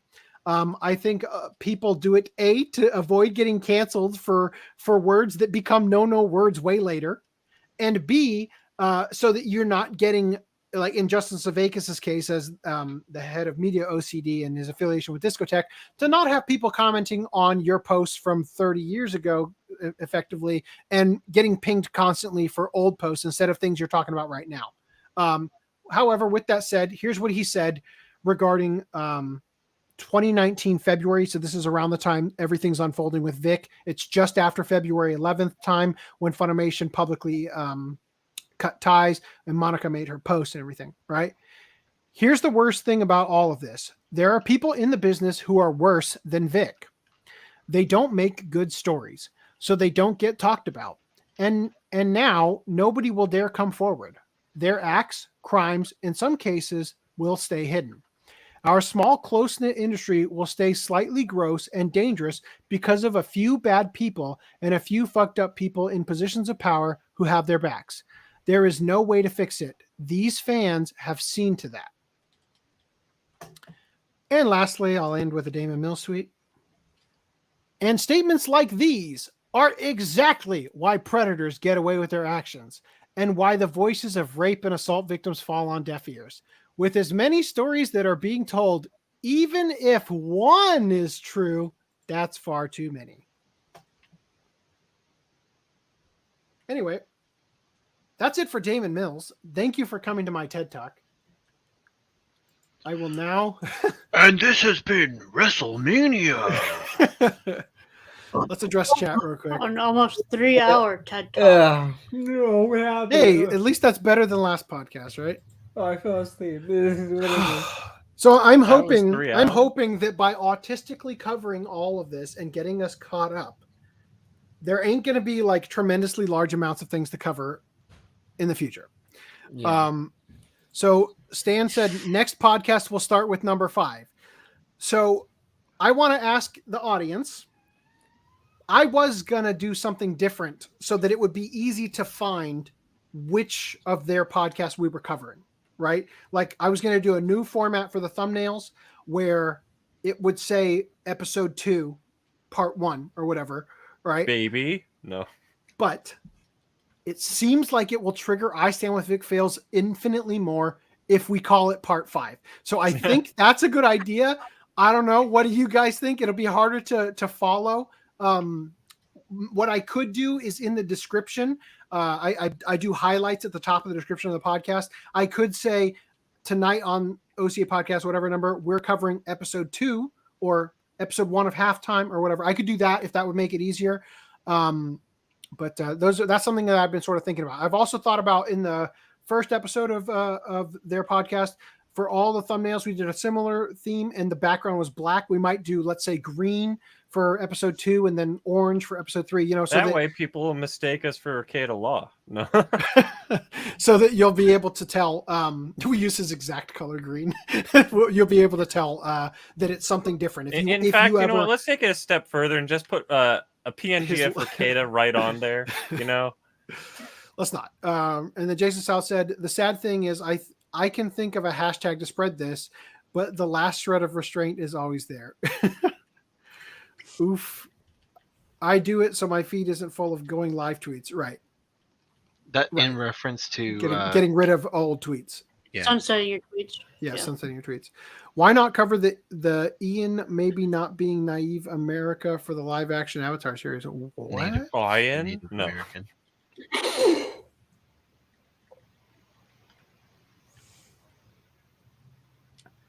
What's the Ian? What? Is I'm Ian not the following. name of the voice actor for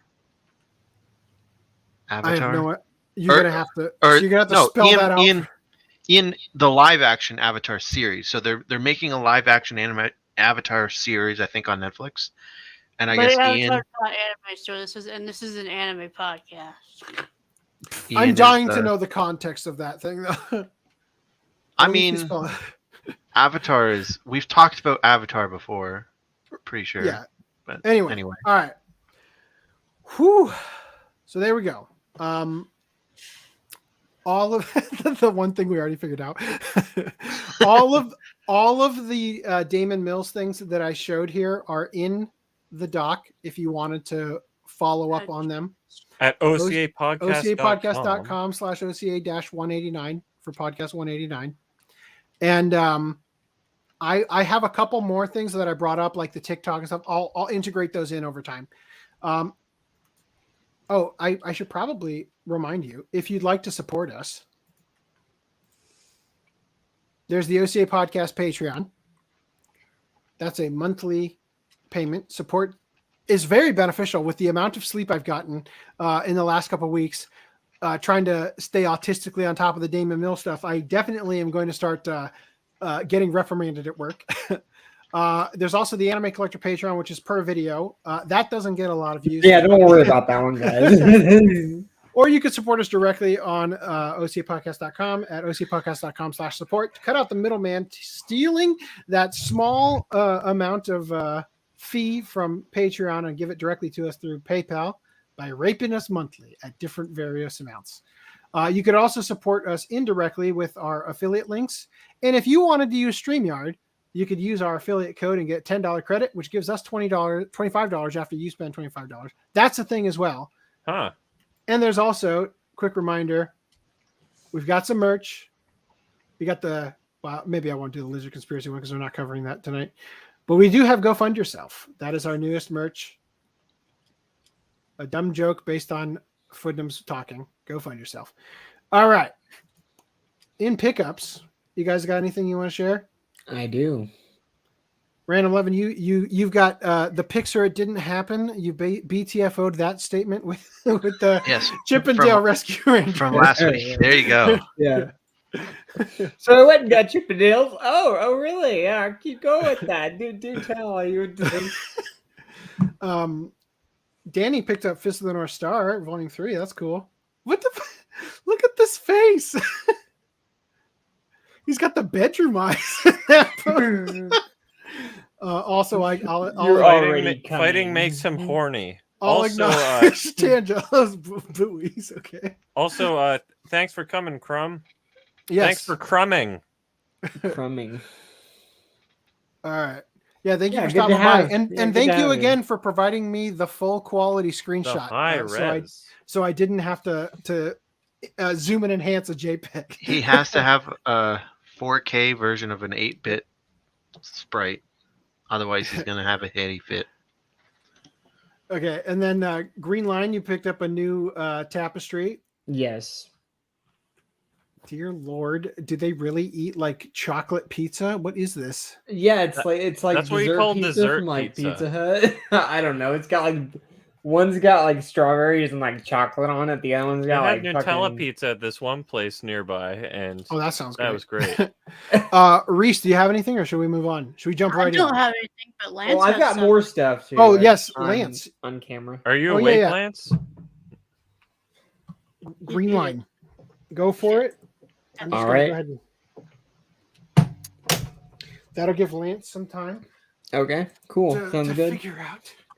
So I got in the figure lineup, Rika. I can't pronounce her last name. Otanashi. Tara, yeah, no, not Takahashi, not from Chinibyo, but from Gridman. Her swimsuit. Is it 1/7? 1/7 from Alpha Max. This is her swimsuit version with the orange The hairpin. tatas. Rika Yeah, there you Takarada. go. Yeah. You'll have to forgive us for thinking you were talking about Chinibyo, since the main characters in both absolutely. shows are Yeah. Rika and what's the guy's name? Yuta. Yuta and Rika. Yeah, they're both Yeah. protagonists are named Yuta and Rika. Wow. And then I finally, I'm trying to finish this, but Sailor Moon Volume 10. I think I'm missing 4 at this point, maybe 6, but I think it's 4 volumes now. I could be wrong. And then I don't know why, but I decided to invest in Rurouni Kenshin. So I have. Oh, you're I buying bought- like all 21 individual DVDs? No, I'm just getting. I think 14 in total. So I'm getting. You're getting the ordered good these. stuff. Quote. Yeah, quote. I ordered these, and this was a set. The person was selling them for $50 essentially on eBay, and it was like sets. It was 12 sets, but it was sets like 1 through 5, and then it was missing 6. So I ordered 6, and I'm missing 8. But after that, I'll have like 14 volumes of it, and I'll have everything that I pretty much want. Because I've heard that like Kyoto arc isn't that good, but you guys will have to tell me otherwise. New I don't like the spines. The spines look ugly as fuck. I don't know why Media Blasters decided to have like. I just bought Never looked in a mirror because it's behind you, and you'll see your own spine. Yeah, I know. It's like the feet for you. I just bought the Paul Champagne art boxes with the whole series in there. No, unfortunately, I couldn't find those. But no, you said you're the one podcast. It was literally the most expensive set you ever bought. Right? Yeah. You took a picture of your new poster, Oh, but you have your old poster still. No, the new poster's on the door. Yeah, it's on the door. Oh, It's not in okay. the same. I didn't look at the picture that close. Yeah, can you at least pay attention? Jeez. I'm sorry. You can't pay attention. We're shot. Notice the small changes. He'll get antsy. I mean, I suppose, but your turn, Lance. Go ahead. Mine? Yeah, oh yeah, yours. yeah, yeah. Hurry up yeah. and open it. Just tell me Oh what- just God! tell me what Here you we got. go. All right. For the those out there who are wondering what the hell is going on, so am I. Yeah, all of us are. I got a package in the mail after getting a message saying, "Watch your mail. There's something coming. Whatever you do, don't open it before the podcast." Effectively, those what's going on. You've doomed I have us, no idea Rhys, what 'cause this he's not is. going to be able to tell what that is. And I'm currently cutting it open right now. I'm not, sure Rhys has pictures that he will be showcasing when. If I need Right. to, I can post. I'll Discord. send you the Amazon. All right. Don't click right. that until he says. Are you ready? All right, I'm pulling it out. Okay, apparently it's a book. Pulling out. I'm pulling out. Oh early. no! Oh no! Okay. All right, let's see. Hold on. New shirt idea. It's a duck saying, "I'm pulling it out." Pulling it out. Quack. Okay, now I've got a reader here. Let me turn I'm this quacking. thing on. Hold on. Magnifier. All right. It's the Big Adventures of Tiny Dick. What the fuck? What? Hold on. What is this? I don't think we can. It's show a it on the unicorn. podcast. It's a unicorn with a penis riding it. What the fuck? Yeah, I don't think I should show that. Oh my god. This is Scrodum. It's a coloring book. And why did this have to wait to be shown on the podcast? Says the person that's complaining that was this a gift from Rhys? This Apparently, I stumbled across it the other night looking for other. Even more so, Rhys is out here complaining that we bring up a comment about Avatar. Meanwhile, he's like, "Oh, we have to talk about this Dick Rainbow book on the podcast." Okay, This was Lance's belated birthday present. Don't Happy have birthday. listen. You don't have to be big to do great things. A very adult coloring book, The Big Adventures of Tiny Dick, and it's a. Let's see, how many pages is it? This is a full art book. This is a full coloring book. There's even note pages in the back where you can make your own sketches, and there are little penis cutouts. All right. I sent the link in chat so you guys can definitely. I would love. Isn't that the equivalent of getting banned for linking a Pornhub link in your description? To be honest with you, it No. looks more like a misshapen mushroom. Speaking of penises, who's riding a very happy unicorn. So Fruitanari Punch has 17 days left to go. Wait, Funari Punch, as in you're getting punched by a girl with a dick, or are they making the punch out of? It's yeah, from the creators of Tentacle. For those of you who like to get graped, you can now get punched by a Futanari. All right, moving on from here. Oh, hey, look, Things the head have of gotten it's smiling. so awkward. So Godzilla versus King Kong has a He sequel went that's to going space on the 5th page. He's on the moon. So anyway, Godzilla versus King Kong sequel is going to begin filming later this year. Climbs Mount Rushmore on the next page. Dear God. Do you That think is Hollow's under going to the be on sea. that shoot? All right, And more on also- these adventures later, apparently. Shinji Higuchi directed Shin Ultraman feature film unveils stunning new visuals. They are quite stunning and brave. Now, I would like to point out, do you guys see anything missing? I see. There's a lot missing from me. What am I supposed to be? Yeah, looking he at? has no ass. Like he clearly. Kaboom! Fix that for you. Oh my gosh, he is thick now. If you are hearing this Ultraman, if you're hearing this Ultraman committee, Brad's the man for your job. Hit him up. Well, we also have your version, which looks like he just shoved a giant peach down his trousers. And then we have Random 11's one that His actually modest version. looks completely reasonable. We just had to have a chuckle yesterday when I was just realizing, like, what other friends do you have that you would do this with?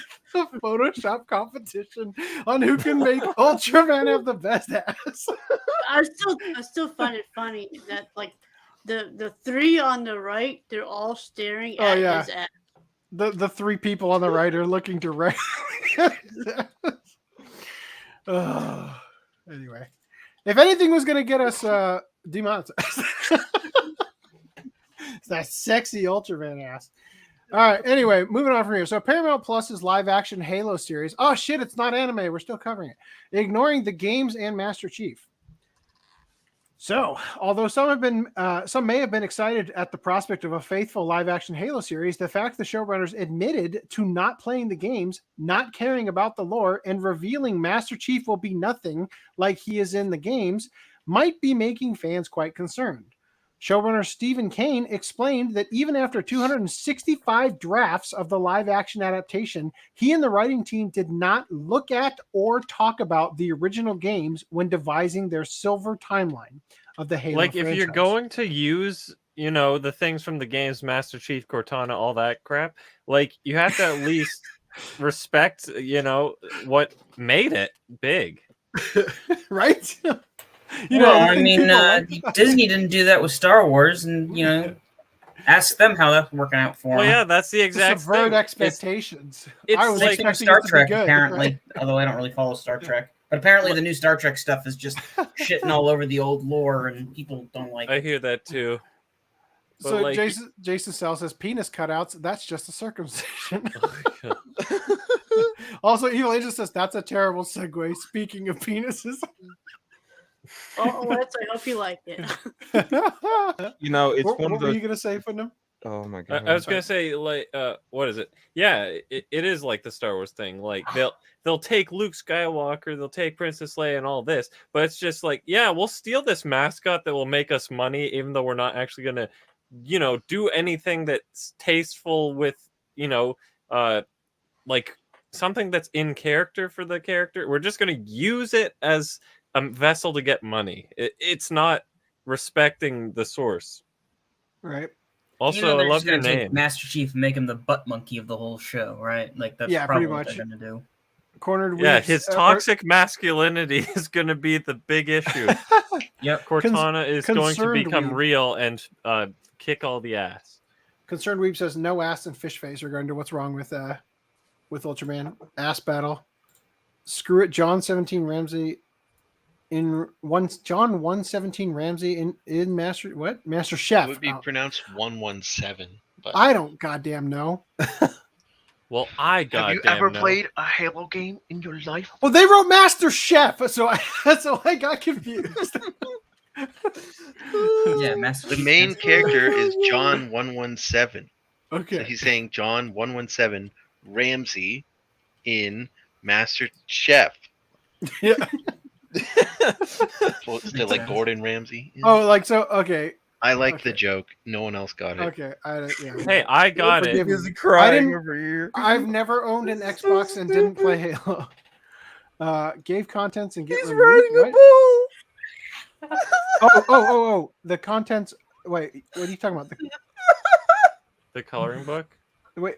What was the con? I think he's talking about. We talking about the context for the. Here we go. The contents basically is Ian was cast as Sokka. However, Netflix has right because they're doing a live action. Netflix has the rights to it. That's right. Yeah. So you're talking about Ian Sinclair was cast as Sokka. However, Netflix was specifically looking for. If it Who's was the Ian? original. Fucking God! What the hell is wrong with this? I'm trying to see if he's like he's still crying over here. Okay. we can mute him in between gasps. Okay, so Netflix was specifically looking for a Native American to cast. However, it's come out that the tribe he listed he's from isn't a part of the definition. What? That's Oh no. Okay. I got it. Okay. That's The tribe he listed he isn't a part of. Got it. Sorry. Yes. Okay. The definition of the Japanese of what an anime is based on an art style, not nationality. Okay. That's actually. Oh, right. saying okay. Got it. Okay. So I was looking at the starred comments, so I missed all the context. If here. you ask what Brand you're saying 11, is though, they just need to find Asians. This was in reference to Rhys saying no, we're not talking about Last Airbender. Gotcha. So anime is what you Japanese decided is. people, I don't care. If you ask Japanese people, it's any cartoon. So that's, and I said that in the comments too. It depends on who you ask. It depends on who you ask. What is anime? So I am so sorry for Rhys's rudeness to you, the TheSSUltimateGoku.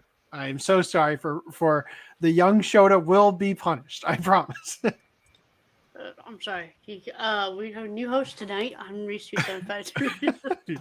You bastard. Yeah, and we're sending the young Shota to Daman Mills, so you know he's definitely gonna get punished. Oh dear. All right.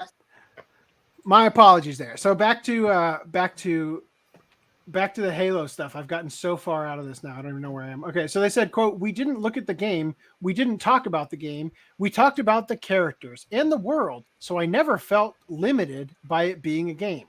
I don't know why you would. They were like, hey, let's make up our own story and we'll just slap Halo on it so it sells. I don't know why you would feel limited given how expansive the lore apparently is. Like, they allegedly read the books or something, but I mean, the game, I don't know how different the game is from the books. Like, and the game is what made it popular, is the thing that people love typically. This is so Halo that it makes old Halo irrelevant. Fuck you guys. So as depressing as that may be for fans of the long-running FPS, Master Chief will not escape unscathed in Paramount's endeavors to subvert expectations.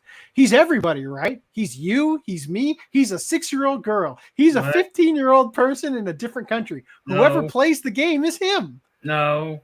He has a personality. He has an established personality. It's not one of them like silent protagonists. Come on now. Right. We're going to tell a story about a man discovering his own humanity. Wow.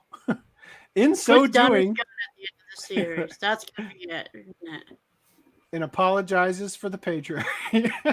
In so doing, he's invited the audience to discover that guy's humanity too. Let me ask you guys something. That's the true enemy in Halo, the patriarchy. Is Master Chief like?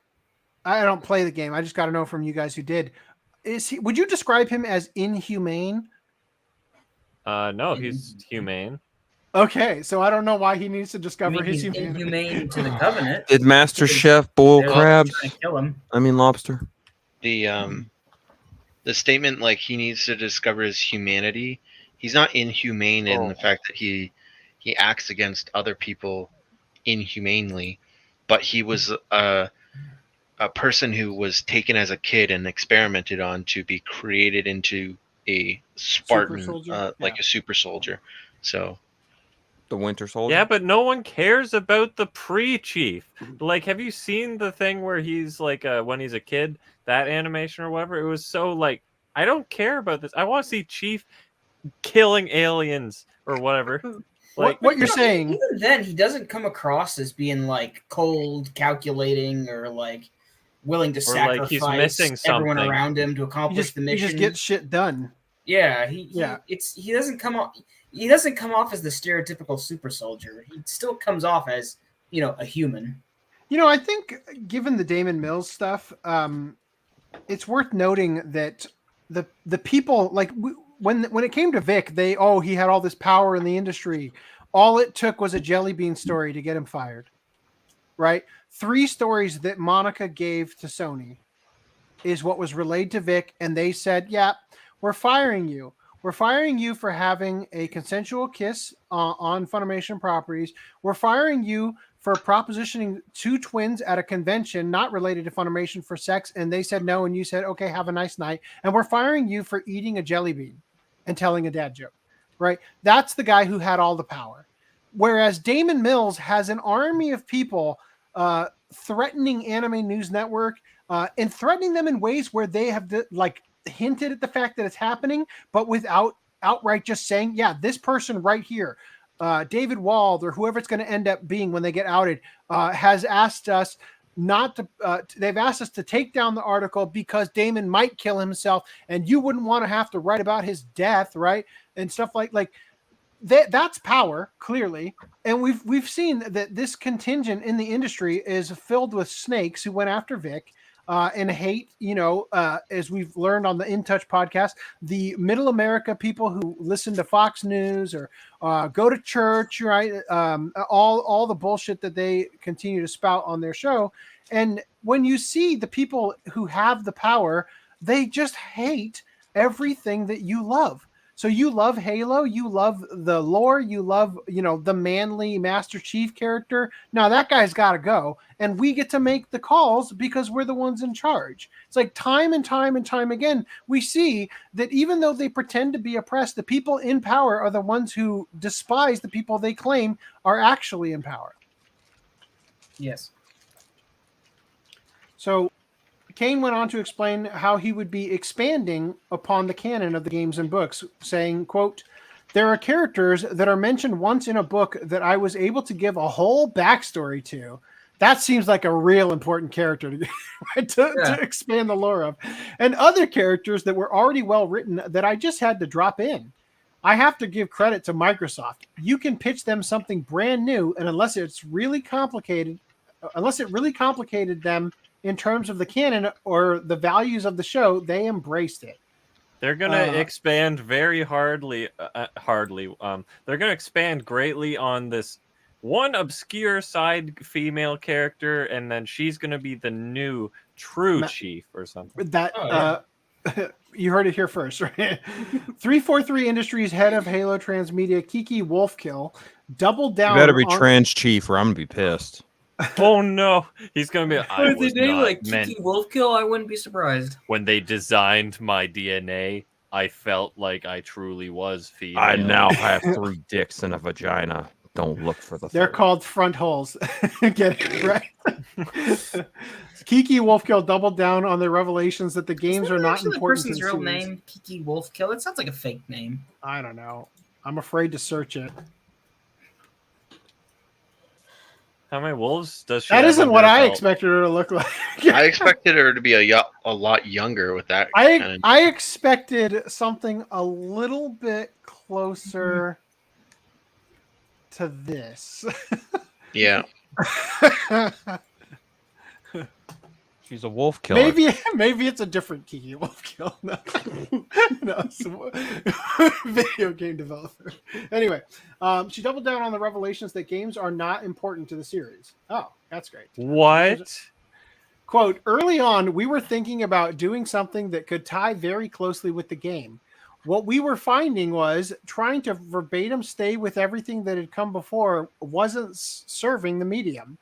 It also wasn't serving the creative team and their need to express a story and build the world through their eyes."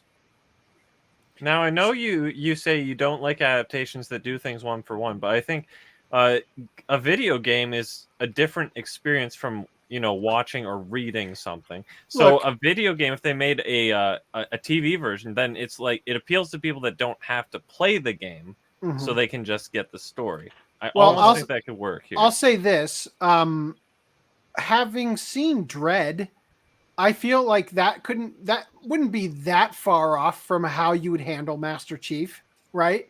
I think you could do it easily. You just got to get the right actor to make him likable. Yeah. Why don't they get the actual voice actor? They can. I mean, if they want to set it in an alternate universe, which is clearly what they're doing, because I think they've even said that's what it is. Dude, they're expanding the canon. Well, I heard that. I don't know. I've been paying attention to chat, so I don't know if you said it, but they're gonna make the girl character that he's like following around. The one with the half-shaved head. Yeah. Actually, this one. I don't know if it's the half-shaved head girl, but he's gonna have like a companion girl, and they're gonna make her magical, and like magic doesn't exist in the fucking universe. So see, they're expanding the canon. They're taking things that weren't canon. I don't know how true that is, but that's. I mean, one of Yellow Flash's video covered that.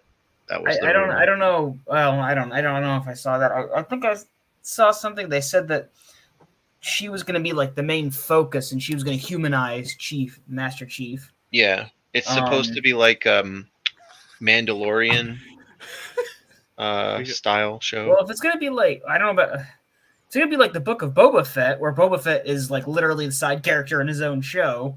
I mean, that seems to be where this is headed. Jason South has it wrong. The UNSC is the patriarchy, and the Covenant are the good guys. Well, actually, it's funny because in that trailer I saw, it was hinting that like the villain is going to be a woman, like a human woman who's like a religious zealot, and it's just interesting because she seems to be all about the Covenant. And there's a scene where it shows her, I'm assuming it was her, talking to the are they the leaders of the Covenant, the high priests or whatever they were called.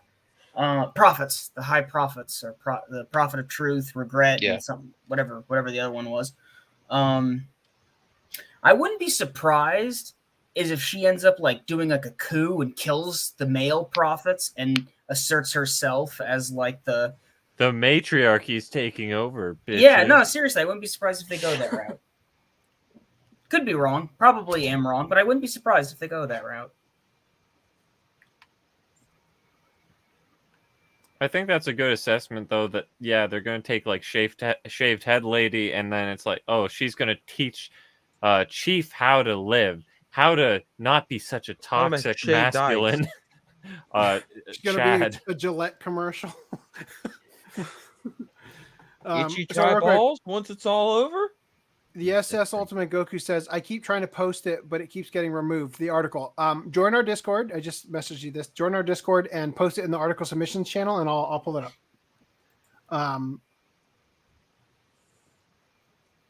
Or did you find? Is this the article he's posting? That's an article about the same thing. Okay. I don't know if it's the article he's talking about. Is it a sufficient article for us to look at? I mean, it's basically a big gossip. I'm not asking article. you. I was asking him. Go ahead and link it to us in the Discord, and I'll pull it up. But continuing here with the Halo stuff. Speaking. Hey, guess series... what? My antivirus says that this stream I'm a part of is not dangerous. For some reason, my computer decided to run a scan on this. Why does your computer lie to you? I mean, you know what? Don't hurt his feelings. Clearly, this is a virus.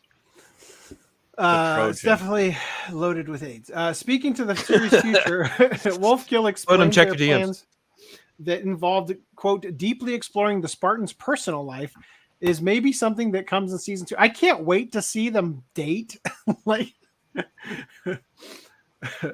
On their wanton changes to the series, Wolfkill explained that it was necessary for them to be creative. Quote, from the very beginning, it was clear that in order to let the story evolve and grow the way it needed to, in order to really go deeply into these character arcs, we would need to make some changes.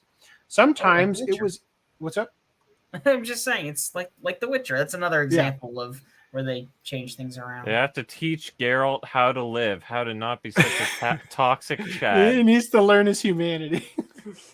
Sometimes it was even just a perspective change. Sometimes it was something you just didn't get to a view into from the game or even the books. We knew we needed to let the story breathe on its own. At the end of the day, it all comes down to being able to make moment-to-moment decisions. Every day, there are decisions to be made about, do we do something exactly as it was done in the game, or are there good reasons to do it differently? And if so, how do we keep it true to the spirit of Halo, but at the same time, keep the voice of all these incredible creators coming through? Kane agreed with this, reiterating that the original games have no place in their series. Quote, you don't want to just retell the game in television form. Well, if you want to do that, don't use Chief, don't use Cortana. Right? That's literally what people want, though. If you're gonna make it serious about it, it's like it's not like we wanted to make So money they're- or anything. Yeah. They're like, we're going to Tifu? reap the benefits of having these mascots, but we're not actually going to earn it. Mm-hmm. You know, I remember as like a kid and as a teenager, I always like dreamed like, oh man, wouldn't it be great if they made like this in live action, this is live action, and now I'm just like, dear God, stop, don't. no, please don't. That's like in the live action Street Fighter movie where you go to see it and like, all right, let's watch Ryu kick some ass. Wait a minute, Guile. Although that movie is fantastic. Just so you just don't Is want that to tell the Chun-Li shower scene? No, I'm talking about the live action one. Oh, right. The Van Damme one. Yeah. The one that probably wouldn't have that in with it. Raul No, that one Julia. doesn't have that. But it does have that, for me, it was Tuesday scene, which is Right. almost as good. My favorite scene in that is, quick, change the channel. You don't want to just tell the game in television form. You want to have a conversation with the material. The game has been around for so long. The canon is not only deep, but wide. Okay, that's interesting. There are opportunities to dig into the canon and find characters that were only hinted at and stories only half mentioned, and dig in and invent new stuff. One such invention is an original character, a girl named Kwan Ah, who will be the primary focus character, the grounded human perspective for the audience to follow. I'm sorry. I don't think I would call this human.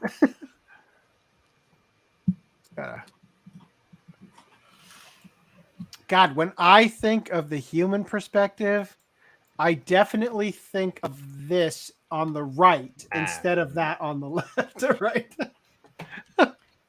Oh, no, that's what she looks like again. Oh, no. I mean, honestly, you can't really tell which one's human, which one's not. She's also got to teach Chief to stop being racist, but to humans, because aliens aren't a race. They're not. Could this look any worse? Oh my God. Well, they can't go with the traditional concepts of, Beauty? attractiveness, because, they've got to defeat the male gaze and all that. Well, you have succeeded. Did they get rid of her eyebrows? Or is that the later? The funny thing is, I'd be willing to bet the actress. Well, you know what? Oh, she's gorgeous. Like the actual actress is freaking gorgeous. When she's not dressed in this outfit and this. Hold on, this is Whatever her. they did. The hair does a lot. Oh yeah, That is not a good hairdo. here. This is the that's what I'm actress. saying. It's like, Thank you for being the smallest image in the history of the world. Come on. Oh, it's a Facebook post. That's why. That is so tiny. It says it's 1,200 pixels wide, and it's like 7. Anyway, Computers like lying to you all the time. They- You can never trust them. Google image search is nothing but lies. Anyway, I'll just showcase it this way, I guess. There it is. Okay. She's significantly better looking than that, right? yeah. Anyway, Yeah. just throwing that out there. Whoa, So- what about that hottie on the left? Of Oh that? yeah. Anyway, back to finishing this article. Rather than following Master Chief himself, quote, she has an animosity against the Spartans. Are we going to get to see her learn her humanity too? No. She begins as our eyes on the Spartans what we expect them to be. I'm gonna guess brutish male patriarchy. As she learns more about them, her ideas will change, but she stands on her own as a character on the outer planets who feels she's meant for something else. Yeah, not being in the series. It seems Master Chief will be nothing more than her guardian. Speaking Quote, of Guardian, Halo 5, Random 11, I think you played it. Isn't like Locke the opposition to Chief, where they're basically Batman v Supermaning, where it's like, oh, Chief has to be taken out, he's the baddie now. I mean, they're both on the same side, but yeah, it's definitely Batman v Superman. Like, because of some stupid contrived reason, Locke has to take in Master Chief, and so he goes after Master Chief. And Spartan Locke is the powerful black man, right? The Black Spartan. Well, Chief's still more powerful than him, yeah, I think. But No. all I'm the talking about, like the Spartans. strong, independent whammon type of aspect. Oh, well, I mean, I don't know. He is black, but all the Spartans are supposed to be like strong characters, so I didn't see an issue with the race choice on that one there, but that was just Well, me. it's not that it's an issue. It's just like, here we go. What is it? Chief bad, and then he's going to be overtaken by independent strong whammon, and then Spartan Locke. Yeah, he's a it does black fit. thief. It does fit the narrative, obviously. So Jason South says the Halo live action series is going on a great journey to the trash. We need to be That creative belongs. by destroying everything. An Evil Angel says, how would they know what they couldn't do for the games if they never gave the games any attention? Literally, that's what most of the Halo fans care about, though. Most people haven't read the books. I haven't read the books. I think Then Dan, you're you've not a probably read real them, right? fan. I'm not. You've read the books, right? Or at least No, the Wikipedia the Halo books? on the Sure books. hell haven't. I only know they have so much lore because I've talked to you Hell about no. it. I mean, hello. Just So watch. Jason They're South- like, I we know they based have this books, series off the a lot of books. Wikipedia. Right. Well, and that's the thing. Like, why don't they just adopt some of the books? Ow. Like, you know, Yeah, because just not straight everyone adapt reads the the books. books, so why don't they Yeah, take some of the something that stuff from the doesn't have books a and turn that visual into a TV representation series? other than reading. Jason South says, can't wait for the scene where Master Chief goes full gamer words on the battlefield and teabags an elite. Then he gets lectured by Oh Quan. my god. All right. So rather than viewing Master Chief's opaqueness as a hurdle, Halo makes the character ignorant of his past. Oh, God. His memory has been erased. No! To that. Wait. Right there, you've lost me. I will not watch this show. I will not give it a fucking- second thought.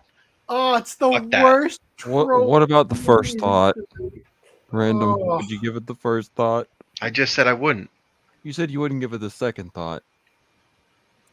The first thought is more important than the second one. Didn't I I say I would. wouldn't give it a? Did I say whatever? Rewatch I'm not. the VOD.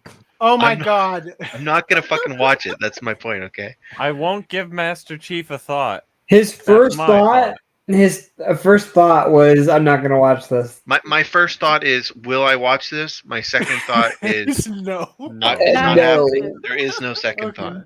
All right. Anyway, this memory has his memory has been erased and emotions chemically suppressed. Oh dear God. So the question: who is the They Master pumped him Chief? full of estrogen. All right, good to know. Becomes a His journey. memories For, are erased. He couldn't take it anymore. The bullshit. becomes a journey for Schreiber's character as well as the audience across the Goes debut his name seasons. after 9, not even 10 episodes. 9 episodes.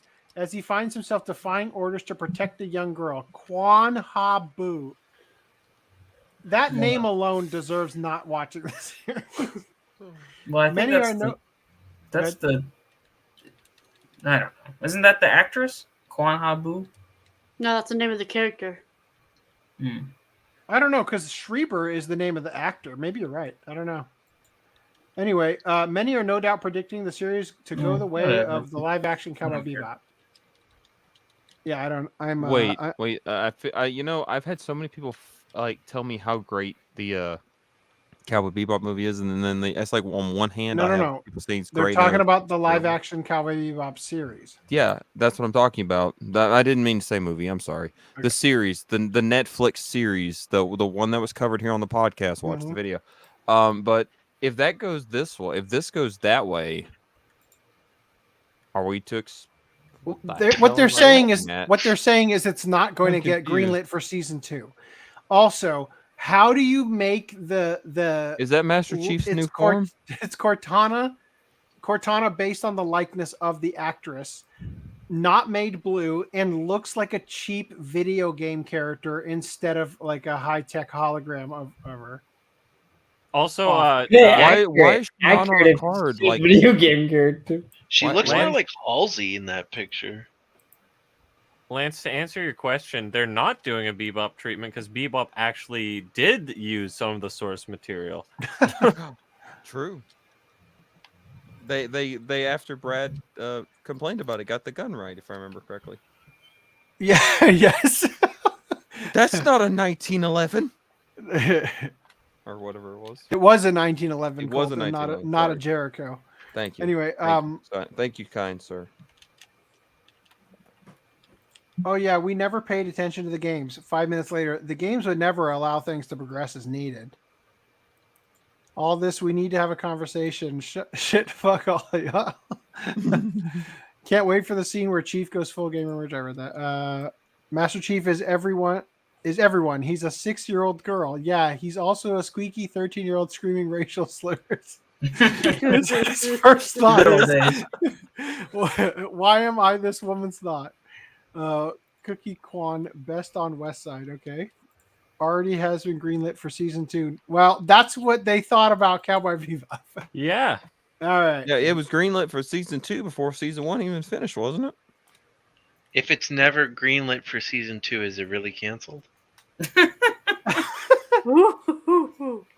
That's funny. All right, I'm out. I'm out. All right.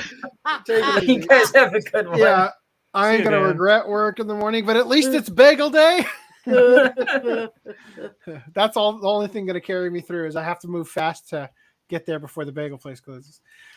Disney and Nippon TV form a content partnership for Disney Plus streaming. So live action, anime, and variety shows from Nippon TV are going to head to Disney Plus worldwide.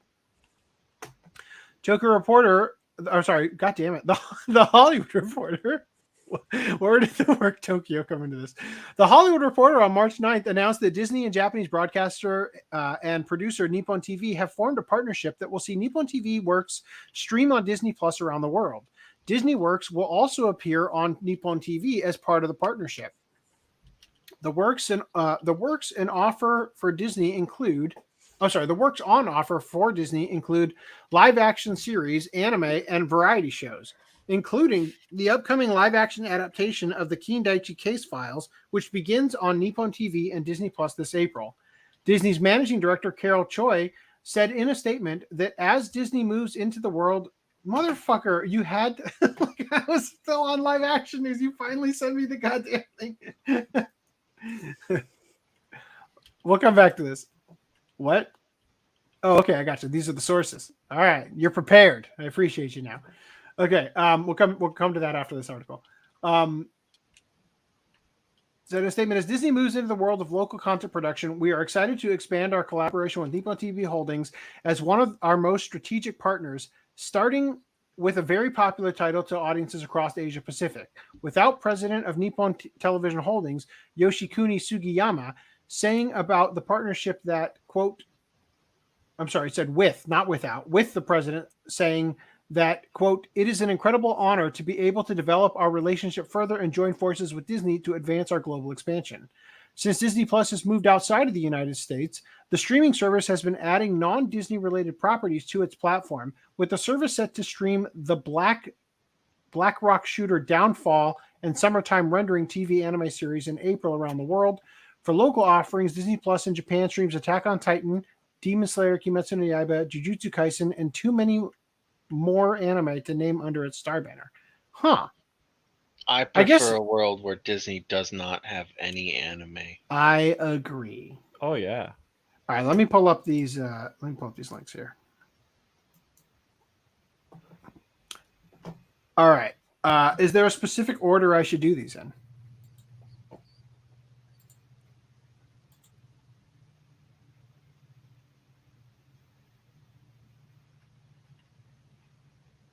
That looks like a lot of reading. All right, let's read this first. So I understand people's concern. So to clarify, the SS Ultimate Goku had mentioned that the tribe that the actor claimed they were from, they aren't actually from. And the tribe is only even recognized in Kentucky and not federally. So they said, I understand people's concern with legitimized versus non-legitimized tribes and bands. There are quite a few out there that some would consider legit, even though they're not federally recognized or recognized by another tribe. They're sovereign citizens. I also feel the need to outline how recognition does not always equal legitimization, especially within my own tribe. The Cherokee Nation done a great disservice to some of its members in the past, namely the Cherokee freedmen, which were infamously disallowed by Wilma Mankiller in the 90s. That's a name. Mankiller, wolf kill. I think they mean disavowed. Yeah, probably. Well, disallowed from, I don't know. Wilma Mankiller sounds like the keeper of tribes. So, like, you're no longer allowed to what? You're allowed to be a tribe. I understand the complexities of tribal identity and that there is a gray area about that some people just do not understand or acknowledge.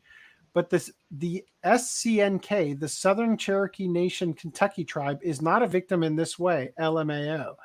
I was also on the fence about declaring that what is and isn't legitimate, so I started looking on their website for just any information. Excuse me. But even when you go to their website, which is unfinished,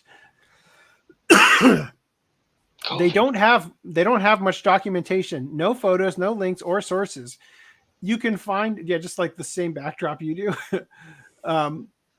You can find next to no information online of their officials, not even a fucking Twitter page. You get their emails, their names, and their Cherokee names, and that's it. Wow, that is Tim Healing Spirit Jordan. That is the most Indian name I've ever heard. Roger From Brock, India? Russell Robinson. It must be legitimate. Robinson, no N in Robinson and after the I. That's an Indian name, definitely. All right. So anyway, I'm not going to read all this, but your point is taken that they're a bunch of phonies, and apparently, I could kind of see this guy's Sokka actually. Maybe not that. The other thing is, like, the whole thing's stupid. One, so like if we want to get fucking like in our little woke cocoon, Sokka's technically Inuit, yeah. Yeah. So why is a Native American playing an Inuit person? That's not right. Right. Well, I even think assuming it's a Native American. If it's even up for question on like his ethnicity or whatever, like if you can't determine that by looking at him, he probably isn't, fitting that role that they're trying to cater to or whatever. I don't know. When I look at that guy on a gut level, I think he looks like he could be a great Sokka. Yeah, I mean, he looks enough like the person. Okay, in that case, then why don't they just use him? Like, what does it matter? That's what I'm saying. Like, we can. So I think what's getting called out here is it's not so much that we care that they're using him, right? From the SS Ultimate Goku. It's more that they're pretending that in order to fall in line with the woke ideology that he is Native American when he's not even, as they said, not even a member of that tribe. And that tribe isn't even legitimate anyway, or whatever. For however, it's like there's multiple levels. Like, Yeah. What's the fucking Pocahontas? Elizabeth Warren. Yeah, like he could be pulling Elizabeth Warren. That's Then, effectively, okay, I think, yeah. Shame on him, right? But like, then you have the whole thing of like, is the group really, excommunicado? Like, it just gets stupid. So I don't know why. Like I get the argument of like the first movie, right? Where they were like, oh, all the main actors are white. Wow, they couldn't get anyone that was actually, Inuit or even Asian. Oh, they're whitewashing people. It's like, Yeah, they should have okay. just hired Lou Diamond Phillips. He would have made a great Sokka. Like, I mean, I agree to a point, but like, you don't want like a blonde-haired person in the role. Like that'd be stupid. right. They say here whether it's Rock Hudson playing Young Bull in Winchester 73, Elvis Presley as a character named Joe Whitecloud, or stories of natives and other minorities being whitewashed to accommodate cast of European stock, Hollywood's awarding of roles has caused annoyance among many ethnic groups for decades. Well, aren't we seeing the opposite of that now? Look at The Witcher, right? So I don't know. This isn't something that personally I give a damn about. I mean, I think that being Native American, I don't know that the SS Ultimate Goku is, but I could see this being something near and dear to somebody's personal feelings if they happen to be from a tribe, because I know a couple Native Americans who are pretty proud of their heritage. So I have a solution. Fire them all, cancel the entire project. The show's not it's a show. The show's not going to be good anyway. Well, the show's definitely not going to be good anyway, because they, the creators of the Avatar: The Last Airbender left the show over the fact that they were not listened to at all, and they're basically trying to make the live-action Avatar: The Last Airbender the Game of Thrones treatment, right? They're trying to give everything's it that, so. Game of Thrones now. Okay, I remember the Avatar: The Last Airbender people getting all pissed off because their fans noticed that Korra might have been gay. And they got all upset that people pointed out that she walked off in the sunset holding another girl's hand. And I thought they were gonna say that was intentional. So and they're like, no, that was at the tail end of the show, the very tail end. Of the show, yes, and but it wasn't the guys implied. Didn't she have a huge crush on one of the guys in season 1? She did. They throughout literally, the entire they both literally series. well, Korra literally dated both the guys. Oh, season 1 of she broke Korra. up with both of them. Yes, like, season 1 of Korra. She had to get pretty rid of the sure toxic... she's a kid. In the first Hold up, episode. she had to get the strong, independent woman had to get rid of the toxic masculine boyfriend to find the love in females. But no, what I'm just saying is like they do this whole thing at the end of it, whether or not it was their intention, I don't really care. But when the fans like point out that they did this, they get all uppity about it. I'm just thinking to myself, one, who the fuck cares? Two, is that really something to walk out on, like to get pissed off on your own series of? Although we, I was about to say Gandalf. Dumbledore was gay apparently. Like, he was the entire time. What? Yeah, according to J.K. Rowling. J.K. Rowling's after the retcon. book series was over. Yeah. Also, I just addressed here. The SS Ultimate Goku says, to clear something up, I'm not Native American at all. I'm just bringing up the article because it's a controversial topic, and I'm an Avatar fan. That's cool. I enjoyed the series. Personally, unless you're talking about the live action Avatar where they're all. I will just say, I gave no shits about Avatar before you sent me this article. And But now you give having just seen this one picture of this guy, I will just say, I feel like he can make a pretty good Sokka. Oh and my I don't god, care- you're gonna be One Piece. I'm hyped for this, even though I didn't care. I don't care that he's not Native American. Although I do find it funny that it is a controversy in the same. Wait, what the vein hell of- about Aang being a fucking monk has anything to do with him needing Now- to be Native American? We He's aren't not talking Aang, about he's Sokka. Aang. Oh, I while we're on the subject, just I'm gonna put it out there. I do wonder what's gonna happen when they finish the casting, because there's no black people in that series at all. You think they're gonna make him the Fire Nation? I don't know. And it's supposed to be set in a And he's modern gonna phase. be he's gonna be the Fire deep Lord. and complex. I don't. Random I think- 11, didn't you see the leaks? It's all supposed to be set in modern day. Oh no, it's What gonna the be in hell? I shit you LA. not. I Oh, shit you even not. even Are we more gonna- so. Are we This gonna have show a is bright- cursed. A bright, another bright with Will Smith and the orcs and fairies and modern. I guess that's how they'll LA. get around it. There won't be ethnos dates, but Yeah. So okay, the SS that's Ultimate stupid. Goku says they already cast them and they started filming back in November. All right. Well, all I want is Dwayne Johnson as the Boulder. Send us a link. Send us links to who the cast is, please. So look, I'll just say this isn't on the docket for tonight. I haven't followed this at all. If you want to send us stuff to cover for next podcast, I'll take a look at it. But for now, I want to get through this because I do have work in the morning, and No, it's you going to be some don't. shit. I sure do. No work. Only sleep. Also, Sentai Filmworks acquires independent anime series Ken to Master Ken. So this is one episode. Is that what we determined, Rhys? Like one episode. Yeah. It's like a 40-minute episode or something like that. Something like. Anyway, so that's on High Dive. Sentai also announced the Demon Girl Next Door Season 2 simulcast. So now that Crunchyroll has Funimation folding into it and they're getting all their library, Sentai is saying like, well, fuck, I guess we got to start doing simulcast to compete, right? They already did simulcast though. They got to step up Doing their high simulcasting. dive exclusive simulcast. Right. They're going to start taking their stuff off of Crunchyroll. Sentai Filmworks announces acquisition of the Executioner and Her Way of Life. That sounds wholesome. It is. Yep. She looks pretty wholesome to me. Also, Sentai Filmworks announces Onipon acquisition and That simulcast. thing we covered, the Yeah. Shrek anime. Ogres are like onions. Yeah. Also, Dragon Ball, Dragon Ball Z, and Dragon Ball GT are now on Crunchyroll. But And I checked for you. And if you want to watch DBZ, it's only in 16:9. Boo. Get fucked, right? And the others are in 480p, right? Yes, probably. Also, Bastard Heavy Metal Dark Fantasy hits Netflix on June 30th. So we've got a date for it. I can't fucking wait. 13 episodes. Hell yes. Hell yes. Hell yes. Are you seeing this? Dude, he's What? black metal. Right.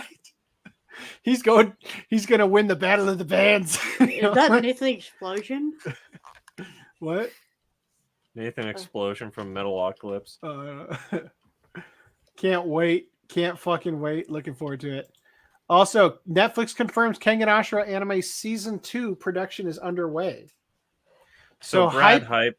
Brad PP hard. Double, triple hype for me, even though I still haven't finished the first season, because who has the time? Although I've enjoyed it. Also, to be fair, during a certain article in this, you probably could have watched over half a 12-episode series. But hey, you know what? Whatever. Continue. Maybe you should do that and stop interrupting me then. Never. So Tekken Bloodline anime is desperate for vengeance. So this is another Netflix original. Have you seen the trailer for this, Random 11? I have not. I think you should watch the trailer. Audio. Because I did watch a section. There's and very it's- few feet in it. It's CG. It's 3D CG, and it looks pretty decent when you pause it. But as soon as you start playing it, it looks terrible. This It doesn't look terrible. This thing It you looks watch for the pretty motion damn good. looks great when you pause it, and it doesn't play No, anymore. It looks pretty. I didn't say it fucking looks good. great when you pause it. I said it looks decent, normal for most of the pauses. So you're telling me that when you unpause it, does it get better? Do they show? No, feet? as soon as you unpause it, it looks like shit because you notice the CG animation. What he's saying is that when it's paused, it looks like a drawing. He's When saying it's when you put the paper unpaused- bag over her head, she's pretty hot. When you unpause it, the parallaxing gives away that it's 3D. But if this is the direction 3D's going in, there You're will up come for a it. day when you will watch a full CG anime and not throw up. There will. 'Cause it Maybe looks they need to pretty get fucking way better good. on the animation though. I don't because- want it. Dude, don't it looks want it either. really good. I don't. I don't want my full CG virginity taken away by anything. I'll keep it, thanks. I want it. to I'm stay glad 2D there was forever. such a silence after that stupidity. Anyway, I'm going to move these over here so we can put them in the dock later. Buy And I will these. close all of these. I'm excessively tired. Let's Yeah. do this. Let's not make it take longer than it needs to. What is this, Jason South? Regarding to? Hold on, I got the thing up here. Oh, okay.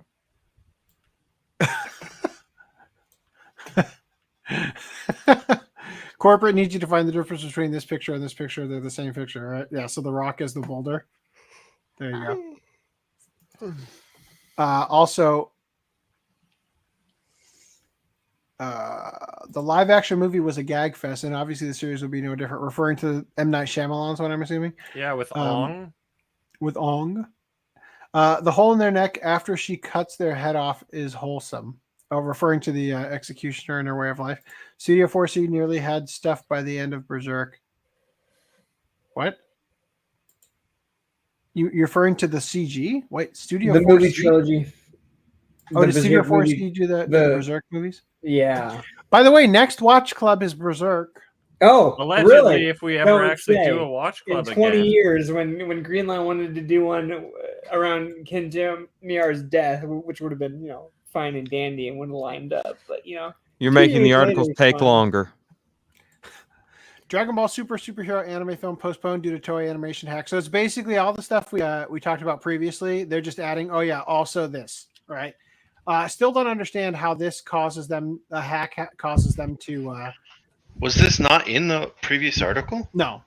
Dragon Ball Super superhero was not featured, I don't believe, in the previous article. It wasn't listed as the thing. So it was slated to open on April 22nd and then early summer in North America, but now has no current release date due to the March 6th hack on the anime studio, which has forced it to shut down many internal systems. So it's getting pushed. If you bought the pre-tickets, including the supersized one, they're still going to be valid when they come out. Anyway, Butt Detective faces a new adversary in the first film, which I think is fucking hilarious. That it's like some lingerie thong for a mask. What? That's goddamn hilarious to me.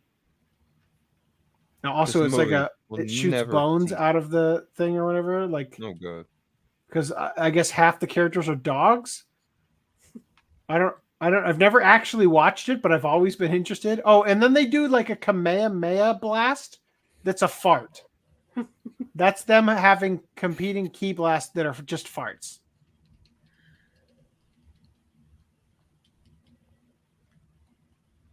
Anyway, there you go. Also, Teasing Master Takagi-san anime film Pokes at a June 10th release. So there you go. Yay. I never watched it. Also, Anime Expo Cinema Nights is going to screen Ryoma the Prince of Tennis anime film nationwide in May. So for some reason, Anime Expo is stepping out of just being a convention and deciding to also somehow be some way related to being with 11 Arts releasing Ryoma the Prince of Tennis. That is the thing. A thing I would have covered in more detail had I not been so fucking exhausted already. So let's talk about anime series news. First of all, Rising of the Shield Hero Season 2 total episodes revealed. 13 episodes. Boo! What is even the point Not of long enough. greenlighting seasons 2 and 3 at 2 the same and time 3. if you're just going to make them 13 episodes each when If you're season gonna 1 ma- was 26? What? Yeah. Technically 26. It's a conspiracy. They want to fuck up the Blu-ray order.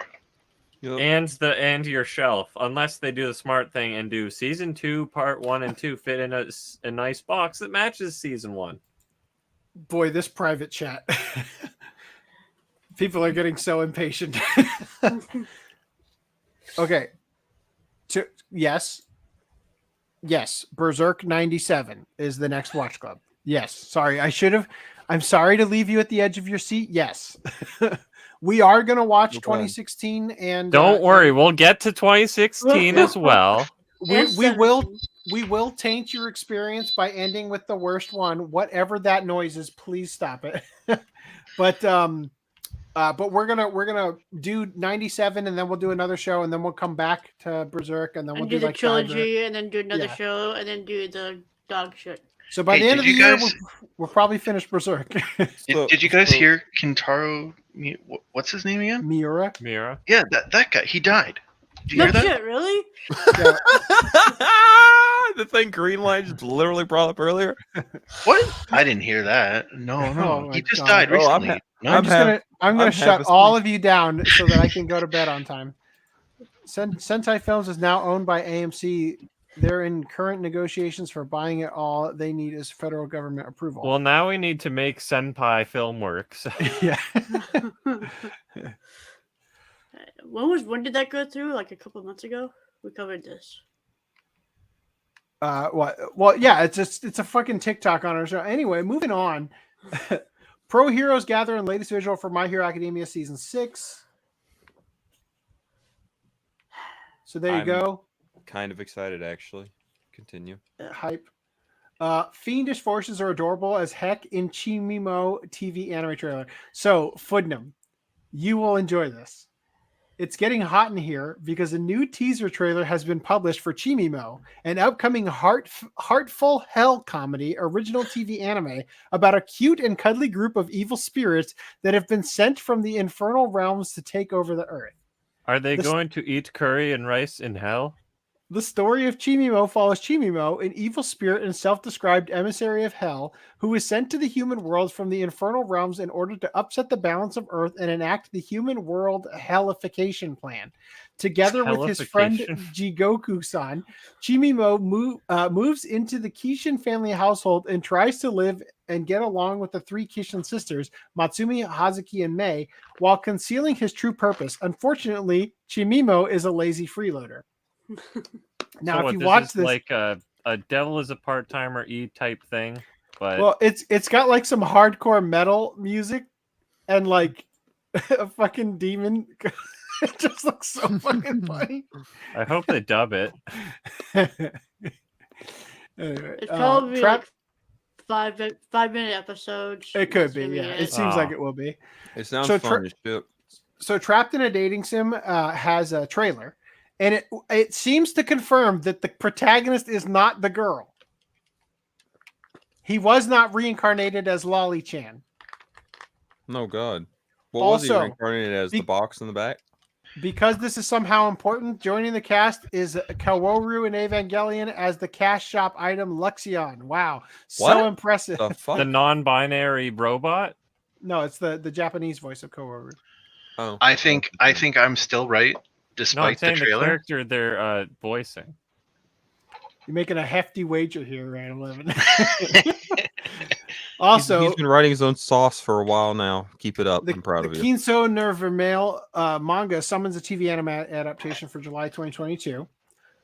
This is like, what was Shikamori's not just a cutie or whatever? Again? Like, doesn't it kind of feel like that's what we're looking at again? Like the Why do I beta keep boy thinking with Tatsumaki from One Punch Man? I don't know. Even if I freeze on this, it's like she reminds me Oh, of her. Tamaki. Tatsumaki. Tatamaki? Yeah, Whatever her name is. the green-haired tornado. Yeah, I know who you're talking about. Tornado. She looks just like her. Her hair might be a cover color. I'm not sure.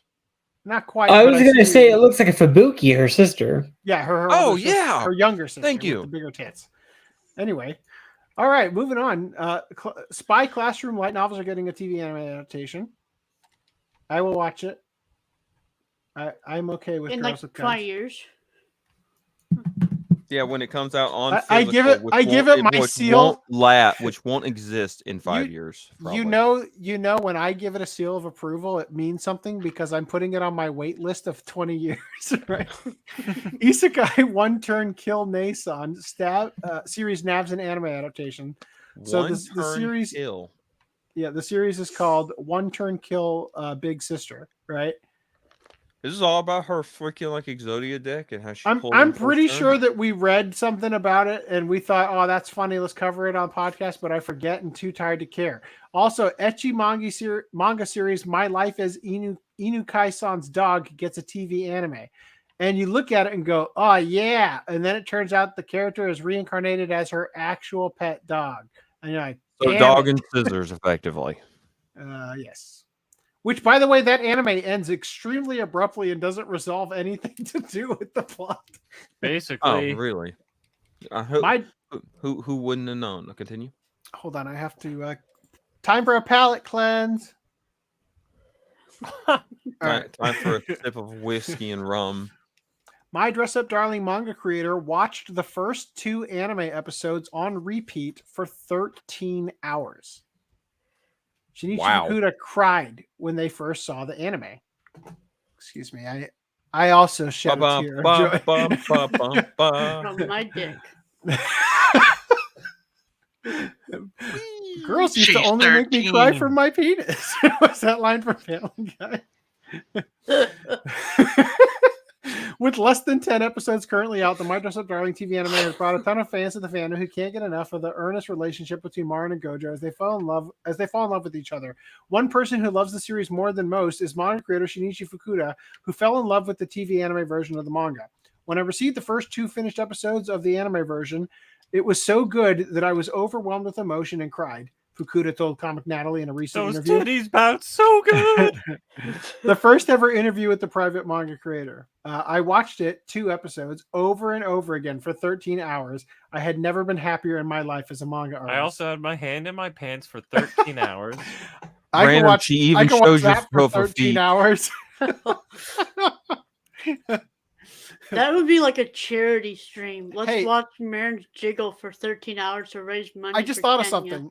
You know how we can put these up here? Do you think we could put a GIF up there? Oh, I mean, maybe. It's doable. All right. I'm with Rhys. Let's earn money for cancer, and that'll be the video everyone has to watch for 13 hours. We have to literally sit in front of our computers without restroom breaks, without food for 13 hours. Is the We do a challenge to not fast put your stream. hands in your pants? Is that? Wait, I'm sorry. Hold on. Are we talking about watching My Dressup Darling, or are you going to make it difficult and make me sit Watching through the that GIF Damon for Mills? 13 he's No, watching he the said GIF just the for GIF. 13 hours. You're just going to send me to watch that Damon Mills get help mental health awareness post. No, look, we're not. Look, we're giving people what they want and don't want. It's gonna be the GIF of her boobs bouncing, but in the background is gonna be the Yee music. But constantly. every loop it gets progressively more compressed. Oh my god. Also, I want to note another article from Sankaku Complex that I decided not to share because it was explicit. In the Blu-ray version of it, the eroge that she talks about is uncensored. In So what way? in the show, when they show the screen and you hear like the sound of the eroge, it's just a white flashed screen. But on the Blu-ray, it actually has like some girl like tied up in bondage and stuff. Yeah, but I figure it's not going to pull Crunchyroll. I figure it's not going to pull an interspecies reviewers. So Yeah. you know, whatever. The thing the scene about that got me is when he's watching it and his grandpa's like, He walks in and he's like, he's boys staring say at it do so this, but intently. he's so intense. He's like, what the hell? Oh, that's what it looks like from behind. Okay. Oh shit. Okay. Grandpa, no. All right, continue. Yes, the relationship. That's why My Dressup Darling is popular. Forgive me. And it is really it's The really show, good. the show It's so as The very relationship of these breasts to gravity is why the show is so popular. look. The show. I have a friend who is obsessed with this series. The show It is has, good. comparatively to other anime, very little fan service. Save the GIF. But the thing is it is just fucking beautiful. They are actually doing a story where she falls in love with him. She falls so hard for him. And it's funny. just so fucking sweet. So yeah, no, this show is amazing. Like Okay, I let's will carry give on. it that. Continue. My Before Dressup we Darling review Watch it, Club in unlike Tekken. in like 15 years when we actually get to watch it for the watch show. Jason might- tells us bass boosted Yee. Also, Oh my god, yes. Luigi the Metal 64 says, I would love to see Ufotable reboot Lucky Star to be like the manga. Look, if they're going to try to spend an entire episode trying to find out what end to eat the stupid thing from, I don't want to see it.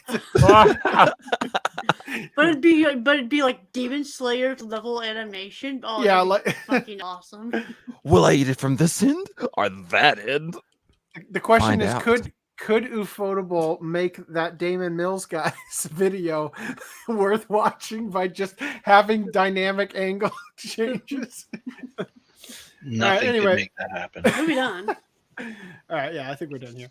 The real history of Perfect Blue and Requiem for a Dream. So are you guys familiar with the connection of Requiem for a Dream and Perfect Blue? I'm not actually. No. So Darren, I have not seen Requiem for a Dream, but I do have the, what was it, Lux Aeterna, the one song from the soundtrack. Okay.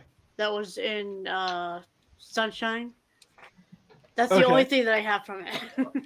Anyway, so Darren Aronofsky, this was the word on the street before this article got produced. Basically, it said Darren Aronofsky bought the rights to Satoshi Kon's Perfect Blue so that he could just use shots from it in his movies, because Satoshi Kon is so brilliant, right? So that's what they say. That's what they say. It seems like this might not be the case. So welcome to another issue of the Animation Obsessive Newsletter. Here's what we're doing today. 1, Satoshi Kon versus Darren Aronofsky in detail. 2, this week's in animation news around the world. Blah, blah, blah. Let's start with his. Number 1, too much homage. At this point, the similarities between Darren Aronofsky's Requiem for a Dream and Satoshi Kon's cult classic Perfect Blue are common knowledge. You've likely seen a few of the side-by-side comparisons. Yeah, we can definitely show that. Anyway, more of that stuff. They've circulated for years. Each time they reappear, there's another small uproar, and old rumors pop up again, like the one where Aronofsky supposedly owned the rights to adapt Perfect Blue. He didn't.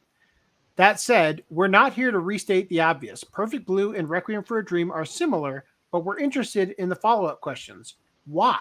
What really happened between Kon and Aronofsky? And why? And when does homage stop being respectful and start being exploitative? We've chased down the answers for months, dredging up every source we can find, and even importing the recent French documentary Satoshi Kon, The Illusionist. A tweet thread by Richmond Lee of Art Eater was also a big help. Today, we're using what we've learned to set the record straight. So let's take a trip into the past to the turn of the 21st century. In Requiem for a Dream, I was probably in the script process. I think I was looking for a scene to kind of get the internal mindset of Jennifer Connelly's character, Marion. And probably at the same time, I saw Perfect Blue. So this is Aronofsky in The Illusionist documentary talking about the bathtub scene. Once upon a time, Satoshi Kon was a no-name. Just another artist struggling in manga during the 80s. Yet the talent was there and it carried him. Becoming Katsuhiro Otomo's assistant in the manga series Akira, Kon was able to follow Otomo into the anime industry. Kon hopped around as an artist and writer, working on projects like Rojin Z and Magnetic Rose. He climbed the ranks until he got to direct his first feature. That was Perfect Blue, a film that, despite glowing reviews, did little to elevate Kon in the business. And here's how his colleague Masao Murayama put it. Quote, let's say some said it was an original film, that it was very striking, and that it left a strong impression. We can't say that the animation industry considered it a very good film. We did not cover our costs. Basically, Perfect Blue flopped. Kon was, as the later described himself, an unsuccessful animation director. But his film struck a chord with another artist, An Ocean Away. What's up? Do we have a comment I should cover? Boy, I love talking to nobody. Basically, Perfect Blue flopped. Okay. Darren Aronofsky was an anime fan and a budding director. He just debuted his first movie, Pi, in 1998, which had a much lower budget than Perfect Blue, but made much more money. So Aronofsky was working on his next film. This was Requiem for a Dream, based on a book from the 1970s by Hubert Selby Jr. Aronofsky found Perfect Blue while writing the script. I was blown away by it. It was fantastic. He remembered in The Illusionist. And it was very different than any other anime that was out there that I had seen. At that time, many live-action directors in America were taking from anime. It was often treated as raw material. When Terminator 2 borrowed a moment from Akira, one of James Cameron's artists recalled that Otomo's original visual was, quote, almost like a storyboard for the team. The Wachowskis pitched The Matrix by playing their producer Ghost in the Shell. As he recounted, quote, they said, we want to do that for real.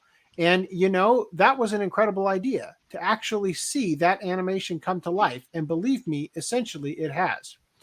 Aronofsky was so smitten with Perfect Blue that at one point he even tried to buy the rights to do a live-action remake. That deal never went through, though. Aronofsky has given various reasons why over the years. Either way, the film influenced him.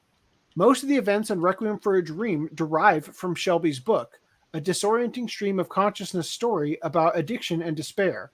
But Aronofsky also incorporated ideas from Perfect Blue, most famously the scene where Jennifer Connelly's character screams underwater in a bathtub.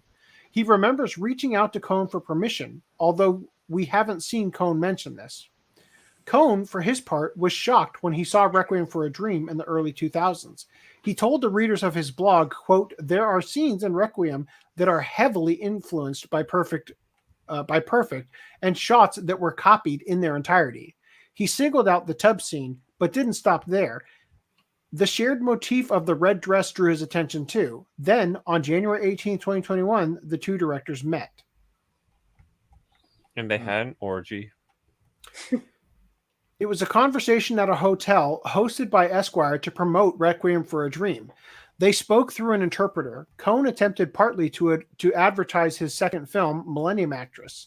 He and Aronofsky followed it with food at a Thai restaurant. Aronofsky was overjoyed. Quote, I will never forget the meal I had with Satoshi Kon in Tokyo. He was incredibly generous and warm. For a fan, it was a huge thrill. It was a huge thrill, he later wrote. He said that he asked Cohn, quote, what he thought of the tub shot, and he said he was very proud. So it was great. It was a lot of fun to have that kind of connection with him. Yeah, I'm sure that's what he said. Cohn's, it's like the interpreter's just softballing all of his angry statements. Cohn's view of the conversation was a bit different, I bet. When I was told upon meeting him that he was a fan, he wrote on his blog, all I could do was respond with the vague smile that Japanese people are good at. Regarding the shot, Cohn broached the subject by telling Aronofsky, I was a little embarrassed to see scenes in Requiem that I had seen somewhere before. Aronofsky replied that he was paying homage. As Cohn's former colleagues reportedly say in The Illusionist, Cohn had two sides. One side was endearing. Cohn could be supportive and courteous. Aronofsky saw that part of him. Yet at other times, Cohn could be vicious. He burned bridges. Many of his closest co-workers, even those who remember him fondly, have described him with the phrase "Iyana Yatsu," nasty guy. He never took a shower.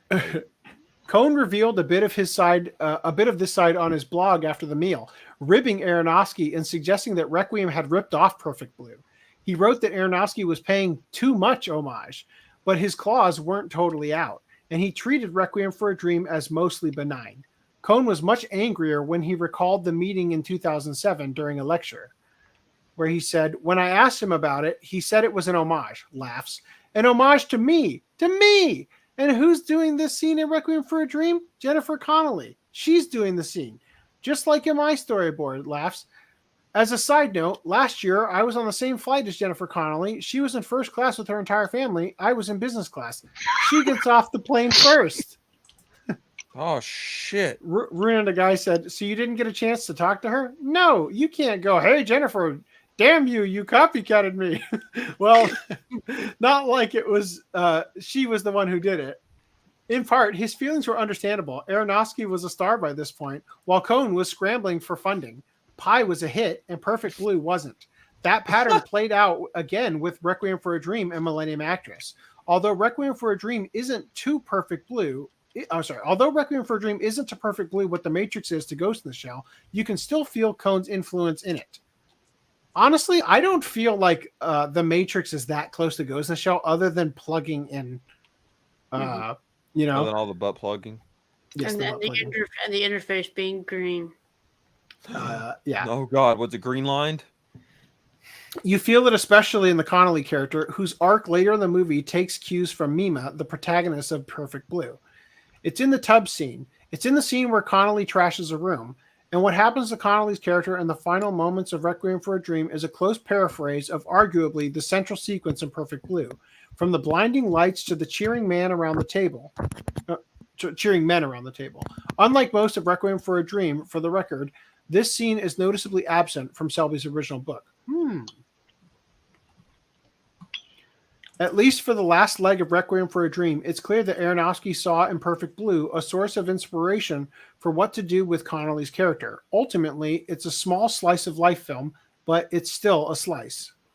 So here's a embedded tweet of Satoshi Kon talking about Requiem for a Dream. How Requiem took from Perfect Blue. They came from a Perfect Blue lecture series he did in 2007. So that's probably the thing we were talking about earlier. As he's watching the movie, he's just playing that TikTok sound in his head. Oh, can I have a slice of pie? Sure, here's a slice of pie. That's enough slices. Pointing out that Aronofsky took from Perfect Blue is different from condemning him for it, although you can do both. After all, every piece of art takes from somewhere. Cohn was open about how much he learned from foreign filmmakers like Terry Gilliam. Meanwhile, Perfect Blue's film within a film Double Blind plays much the same role in its story as Invitation to Love does in Twin Peaks, a series that went big in Japan. At the same time, though, there's an ethical question. Until the end of his life, Cohn was a struggling director. Even after 2 acclaimed films, he was so unsuccessful that Tokyo Godfathers almost didn't get finished. It is still an homage when you're lifting from an immediate contemporary who's far below you in status and clout. I'm sorry, he says, is it still an homage? As Cohn wrote in 2001 after meeting Aronofsky. By the way, did you know, speaking of the next Watch Club, that Berserk, the trailer for Berserk was edited by Satoshi Kon? The trailer that I'm probably not going to see. Oh, no, it's a music video. I'm sorry, not the trailer. There's a music video. And Mr. Nice Guy pointed out on Twitter that there's a ghost frame or whatever, where when he was cutting it, he left accidentally a frame from the previous shot. So for one frame, you can see something that doesn't belong because it was sloppily edited or whatever. Okay, Anyway. so that's what it was. Well, that's not really selling us more on. I'd heard something about something like that, but it was like, now that you've said it, I feel underwhelmed. I'm feeling pathetic. It's a pitiful tale when the person being paid homage being paid homage to has less name recognition, less social credibility, and less budget to spend. So this and is less social credit score, right? Almost again, most of Requiem for a Dream comes from Selby's book. Even the motif of the red dress and the moment when people pop out of a TV, which Cohn perceives as plagiarism, are Selby's ideas from the 70s. Requiem for a Dream isn't Perfect Blue, but it does treat its ideas as fair game. Aronofsky seems to have been a fan first and foremost. He loved anime and he loved Cohn's work. The culture of swiping from anime in American cinema predated him. It persists now, as Rodney Rotham, Into the Spider-Verse, says in The Illusionist, a lot of people in live action are chasing the Satoshi Kon feel, that level of immersiveness. That included Aronofsky himself later in life when he took from Perfect Blue again to make Black Swan. He denied it, but come on. In the end, the real question we need to ask is much bigger than Aronofsky. It's even bigger than Cohn. The question is it right for Western directors to use anime as an idea factory without paying its overworked creators a dime? Cohn bled for his films. He storyboarded every moment in detail, obsessively, and still never saw success in his lifetime. He died in 2010, around a week before the premiere of Black Swan. It stung him to see his concept treated as rough drafts for other people's films. He battled to create those concepts until the end. Looking back on their meetings for his interviews in The Illusionist, Aronofsky remembered, quote, It was kind of inspiring to find out that he was conceiving it, drawing it, writing it. So many of all the different roles were basically coming out of his imagination and the hard work. I remember kind of feeling empathy for how much work he had to do, that it was going to be a lot of pain, a lot of work to get this film done. Wow. And I'm just going to go ahead and skip. Well, what? The world of Russian animation isn't heading in a great direction. I'm not going to read this, but apparently Russian animation studios are struggling. They're being embargoed. Right? That seems like a whole other article. It is. They said that it's going to be 2 pieces. It's kind of weird to me because the only times I've ever heard of Satoshi Kon was like people jacking him off, saying, "Oh my god, he makes such great films." So I mean, at what point did he get the success I know of? And if he wasn't very successful, I mean, from what I've watched, it kind of aligns because I don't know, I don't find them that fantastic or anything. Are you asking when did he get good? I can tell you when he got good. More like when did people perceive him as good? Well, I think he's more widely accepted in the West. He has sort of a Western appeal. And I think he was largely influenced by the West, but then twisted everything in a almost Junji Ito surrealist kind of way, right? I've enjoyed everything that he's done, but I'm not dying to go watch it again, you know? Mm-hmm. I've never sat through Black Swan or Requiem for a Dream, though, so I'll just throw that out there. Anyway, I thought that was going to be interesting, and it was... I'm glad I read it, but I'm going to move on because I'm really tired. Also, I just want to address Luigi the Metal 64 says, or actually there's a much bigger conversation here going on. I agree with everybody in the comments. Back to all right. Black Lagoon manga is getting a spin-off about Ada's CIA rookie years. This spin-off is by Hajime Yamamura, not Rei Hiroe, though. Oh, great. It's not canon. It's just like GT. It was somebody else. Okay. I'm making a joke there. Continue. So this is not the first side story drawn by somebody else. Is that correct? Yes. It listed right there in the...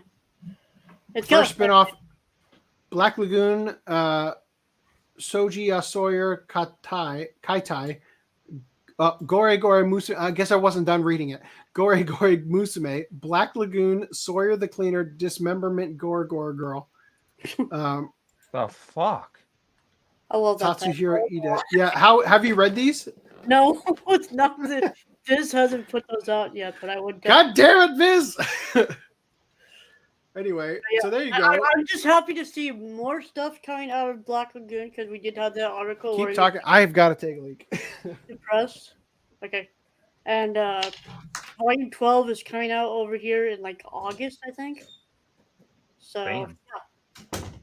I'm very excited for And Black Lagoon's still an ongoing manga? Yes, it's still going. Yeah. It's like, just guys basically like Hunter hiatus type deal. It's like it's been going consistently for like the last couple of years, but it's like a quarterly almost. Oh, so it's just slow. Chapter. Like quarterly for 20-page chapters, basically. So it's like been coming out at a snail's pace. But still better than not at all.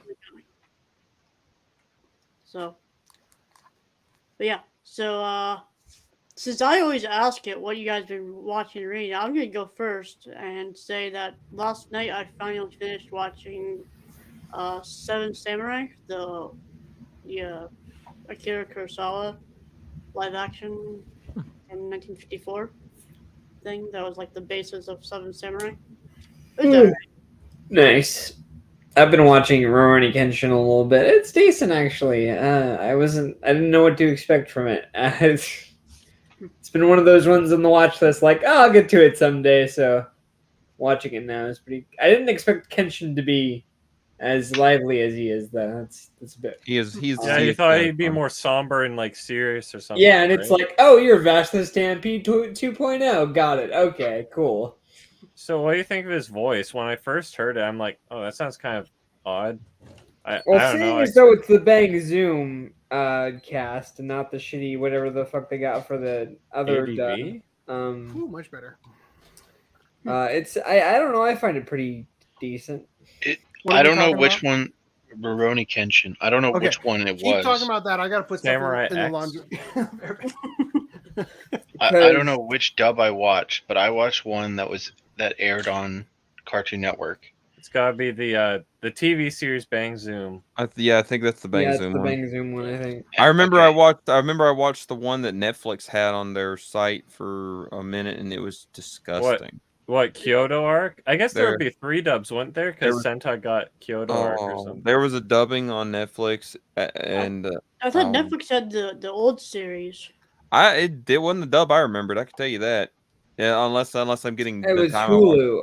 I It was think Hulu that had it? a Oh, it buddy of might have mine been. showed me a couple nights ago that had a really god awful dub. Like Okay, clear you know what, God The might dub be I Hulu. watched Sorry. was decent, I think, from what I remember. Yeah. Except Kenshin, whenever he talked, he like spoke in like an old timey, like, "Oh, hi, Miss Karu," and like, I don't know. Yeah, I can't even do it. that That's is the him. original, and that's That's the why I Bang thought his Zoom. dub sounded kind of weird. Kaoru is voiced by the IRL voice of Agumon's sister, who is Guyver main female voice.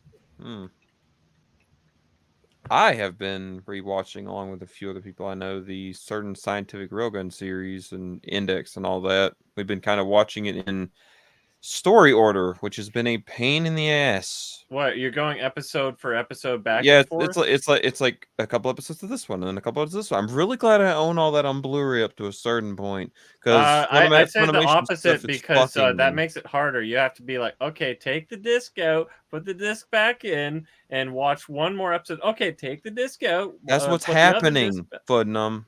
You said I'm But- glad that I have the Blu-rays, because Yeah, because I gotta watch a couple. couple episodes and take the fucking thing out. Oh, okay, yeah, that's what you're saying. But it's As like, opposed to but streaming it. I love how this series is so damn good, and it's fucking violent as hell at certain points. And I completely forgot just how fucking hype it could be. And the opening, like, of the entire series, I think what's like blowing me away more than anything is just the opening to Railgun's first season. Just that fucking opening. If that doesn't get you hyped, drop the series because you're not ready for You're it. talking about the opening, not like the opening shot. type deal? No, the opening theme song. Song It's just type deal. hype as fuck. Oh, well, I'm glad I skipped it. Well, Hey guys, we're missing people. Okay. What happened to Dan? He left a long time ago. He left hours ago. He must have left when I was asleep. So, I don't know of a good segue. From Software is denying super chats for Japanese streaming for Japanese people streaming their games. They're Wait, denying what? they're denying super chats for them. So, I mean, the can hell they do you just mean? From accept- Software, the developer behind the Dark Souls titles and the recently launched Elden Ring, is denying Japanese streamers from accepting super chat donations while playing their while playing their titles. A matter so that's that is, like a contract they gave the VTuber? I have no idea. Let's hear what it says. A matter that has gained attention due to virtual YouTuber Shirakami Fubuki circumventing the rules by holding a chat session with super chats on after her gameplay stream. A super chat is a special form of monetary donation that can be given to those streaming on YouTube. Hey, audience, you can give us those. And from Software bans streamers from accepting them while streaming their titles, but only if the streamer resides in Japan. Similarly, Rockstar does this for its games as well. What? Fubuki- That's stupid. It is stupid. Fubuki gained attention after her March 12th Sekiro stream as she disabled super chats during the gameplay stream, but then enabled super chat donations during a chat session afterwards. While the donations thanking Fubuki, with the donations thanking her for her Sekiro stream. Critics saw Fubuki's chat session after the stream, which was about 20 minutes in duration, as a blatant move to collect money for the stream without directly violating the rules put in place from From Software. They shouldn't be trying to block someone for, streaming and performing. How about And that? promoting their game by, playing it. Yeah. Considering the overwhelming monetary success of the developers' games, few might hardly disagree with their greedy move of limiting the income of streamers trying to profit off their games. It is the most retarded thing ever. I can't believe is that even enforceable legally? Like, oh my That's some Nintendo level stuff right there. In other gaming news, the lusty Midnight's breasts have been covered in My Hero Wants Justice 2. Bullshit. I'll never play it. Well, you never should have played it anyway. Oh, I have to recharge. Oh. Oh. So yeah, her outfit normally has booby them right. So it says here those eagerly awaiting R-rated heroine Midnight to appear in My Hero Wants Justice 2, the latest My Hero Academia game, will likely be disappointed to learn that an attractive woman has been censored yet again, as the women's breasts were covered up. When the announcement was made that Midnight would be coming to the Season 2 DLC for My Hero Wants Justice 2, many noticed something unusual with Midnight's they didn't costume. even give you all the characters. The last Naruto game I played was like, yeah, we have every character now, and that was the reason to buy the game. So I think it's more for like the game mechanics for the quirks. So this is the Western trailer, and this is the Japanese trailer. Even the Japanese trailers got the censored form. Now hold up. Is this it might console for PS4 and stuff? I think it's a mobile. I don't know. My Hero No, is a full console game. Is it? console game on Steam. But I'm just saying, is this like Sony censorship only, or is this Western completely? No, he's saying the Japanese was censored as well. Bandai Namco. There you have it. Bandai Namco. For Nintendo Switch, Steam, Xbox Series XS, and Xbox One and PS4. Hey, if it's on Steam, you can reduce her clothes to less than what she wears canonly. Okay. Okay. Now we're talking. So get the Steam version. So here's how she usually appears The in Master the Race, in the game. putting him on your face. That's right. In the series, Midnight tears away parts of her white or flesh-colored in the manga bodysuit beneath her corset, allowing an aroma to permeate from her body to put people to sleep. And the more of her body that is exposed, the better her quirk works. Now, it looks like it's coming from the Jubblies right there. The most comical aspect of this censorship is I don't know about you, but those seem to wake me up. I was reading. The most comical aspect of this censorship is that Midnight's original outfit was actually far skimpier. And far better. What is this from? Is this in the anime? I don't think. Yeah, it is. There was an episode where she was with the Mountain Lady and they were talking about like costume reforms and something at the start of one.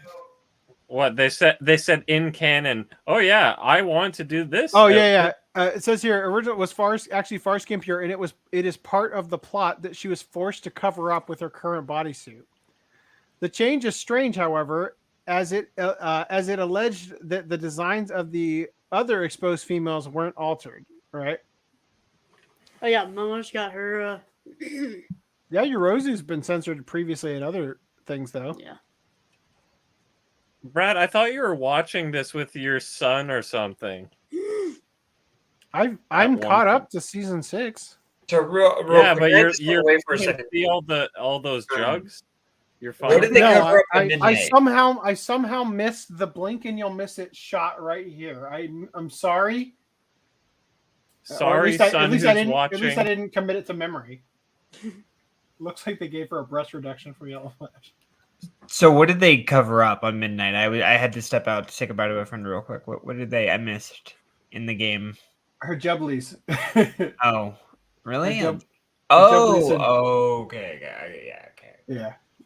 I don't know if I would say that there's a reduction, but they definitely look smaller when they're Yeah, that's when bizarre. they're not heaving between the the choke or whatever. Anyway, I don't think there's anything else. Yeah, especially with Yayorozu with her entire front just being out there. It's like, Right. okay, but Midnight? Sure. And again, both characters are canonically like they're supposed to be that way, right? Whoa, what panel is that from the manga? I have to buy this manga. No, yeah, You're in the god, Yaoyorozu's power is that her literal Like her outfit makes sense to DNA her power. becomes well, Yes. her DNA becomes like Her quirk fucking is that she substance. literally pulls things out of her body, and the bigger surface area of empty skin is necessary. there's a Got lot it. Wait, whoa. You- So are you you saying should, she's nerfed in the game by default, so she's gonna suck ass because she's more covered up? I'm moving on. That would be. In fact, fuck. Did I That seriously would put be it for the breast in the bone highlights? Please tell me I didn't. Please tell me I didn't put this in the highlights. I have to talk about it. Motherfucker. All right. Here we go. J Novel Club announces new slate of light novels and manga titles for spring 2022. So we've got. Watch out for those white-haired. Whoa! Whoa! Holy crap! I thought Gushing- that was Overlord. Gushing over first magical girls. Gushing over them nips. Sometimes even reality is a lie. Dalkara. The Saga of Lion Court. Fushi no Kami. Housekeeping Mage from Another World. VTuber Legend, How I Went Viral After Forgetting to Turn Off My Stream. Oh, Which no. sounds like the funniest, most awesome anime ever until you realize it's just because she like belched and drank beer on stream. Also, VTuber exposed. D-Genesis and the Misfit of Demon King Academy. All right, moving on. No white-haired heroines to be found. G-Kids acquires Makoto Shinkai's film library for home video release. Whoa. Not all of them.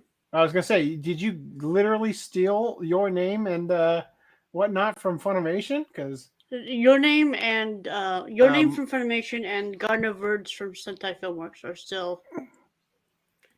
I will bet Funimation will hold on with so iron. what you're dust- saying is that with all dust- of Shinkai's work that's good has not been brought over to G-Kids. They got all the scraps.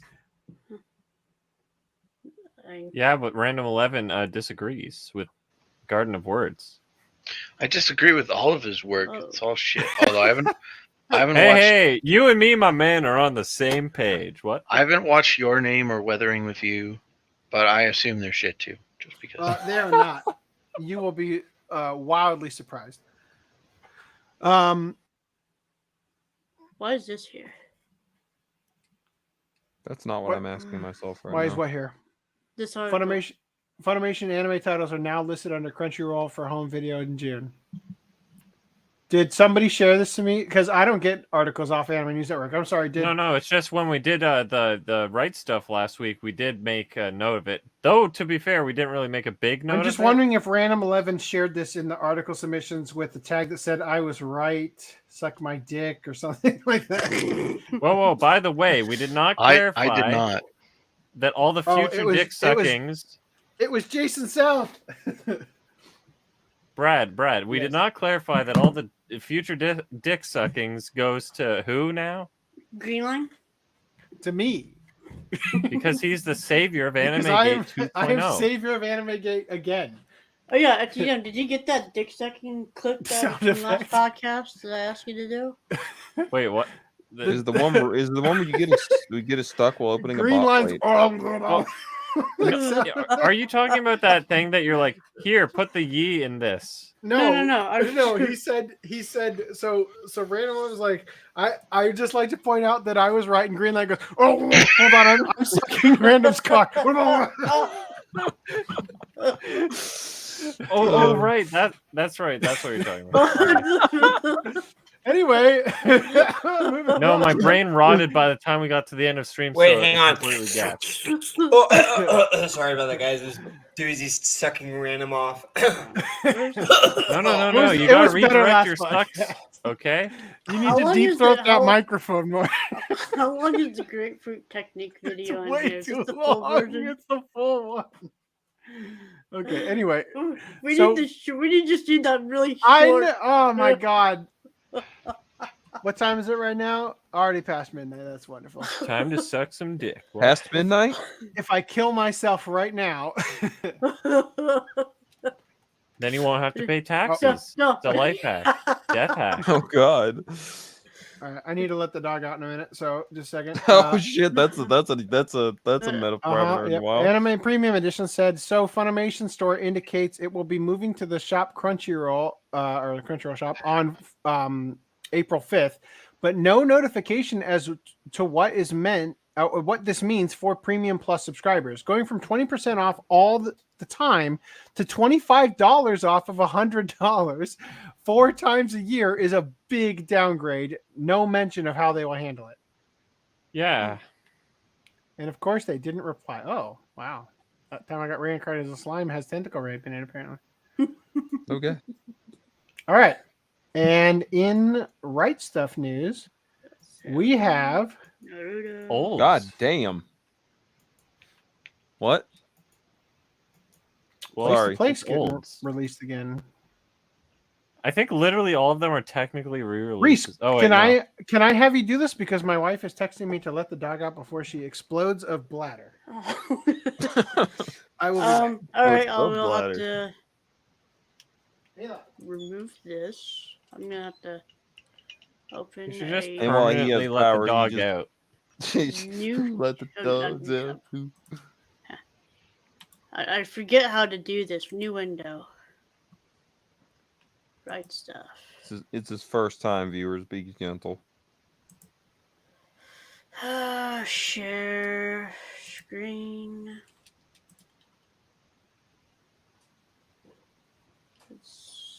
This one.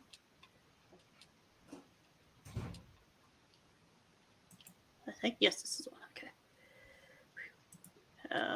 All anime videos. Turn adult off. Oh crap! No! No! No! Anything but that. No! I hit the wrong button. No, you didn't. You son of a. Hold on. Did that Thank on you. purpose. Whew. I almost saw. Wait. Hold on. Let me add to cart. Okay, no, okay. I just double checked and nothing bad was shown. Okay, you can. Whew. No, That was scary. nothing of a higher than a 5 quality was shown. There you go. That was scary. And yes, we must keep showing the Angel Mayo. Open. Okay, wait, hold on. There we go. Oh, Brad's back. What a coincidence. It's almost like he planned. We almost had a code black. Show only adult. Safe search off, you cowards.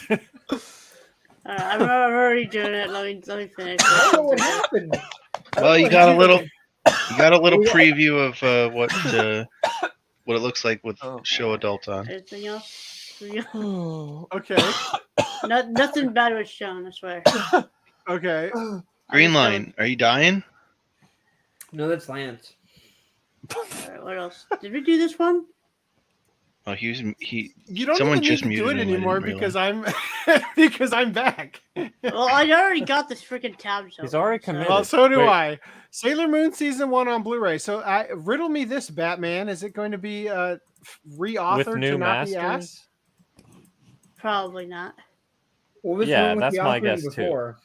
That's true. It is Viz. They have 0 standards of video quality according to Tower of God and all those recent ones. And even Spoken Inuyasha. language is English and Japanese. So is this must be the redub with the Japanese names? Yeah. It says Usagi Tsukino. Unless Was it the ever a video was like question? 5 It's head. not the dick dub. This What never the hell? been did. This has never released a dick dub. What's the middle thing in the bottom? Why does that look like a premium Japanese art box or Imposterous something? game. It's What the Sailor hell? Moon Among Us. Among Us. No, if Viz Media had 5 head, they'd totally Some kind of release the tabletop game. dubbed. Okay, I'm back. Sorry. I'm Nonetheless. All right. You don't sound like you died. So I'm so anyway, glad. I'm this so tells me- glad that all that went down. Got Everyone's like, reincarnated as a blind. Okay. This tells me I Sounds need to hurry up on my Sailor Moon purchases then.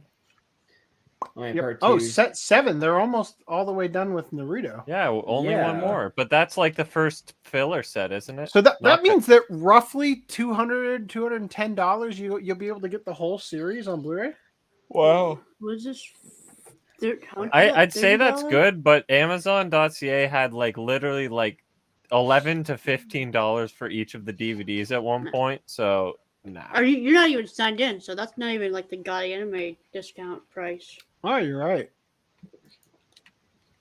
Girls High Complete Collection.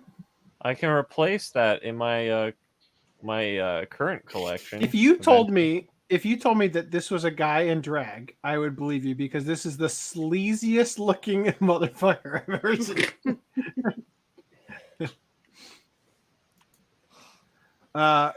KG Karate Girl Kick to the Groin edition. What? Well, that's how got my attention. Oh, Do you? That's not in Heidel Adult. What? I don't see it. What would we well, looking at? Neither it's do an act I. of violence, not an act of pleasure. Well, unless you find that pleasurable. I People mean, have their fetishes. there are I'm- people out there. I mean, Ron Toei would most certainly. Am I getting Off to this? I hope some not. vibes on this neck? Something Oh, God. about this neck feels not right. Oh, are you saying that's a guy? No. It just looks like they moved her head back. Hmm. I mean, it kind of also does sort of a little bit look like a guy. But see, getting kicked to the groin is Karate only girl, a you mean pleasant karate experience. It's only a pleasant experience when a woman does it.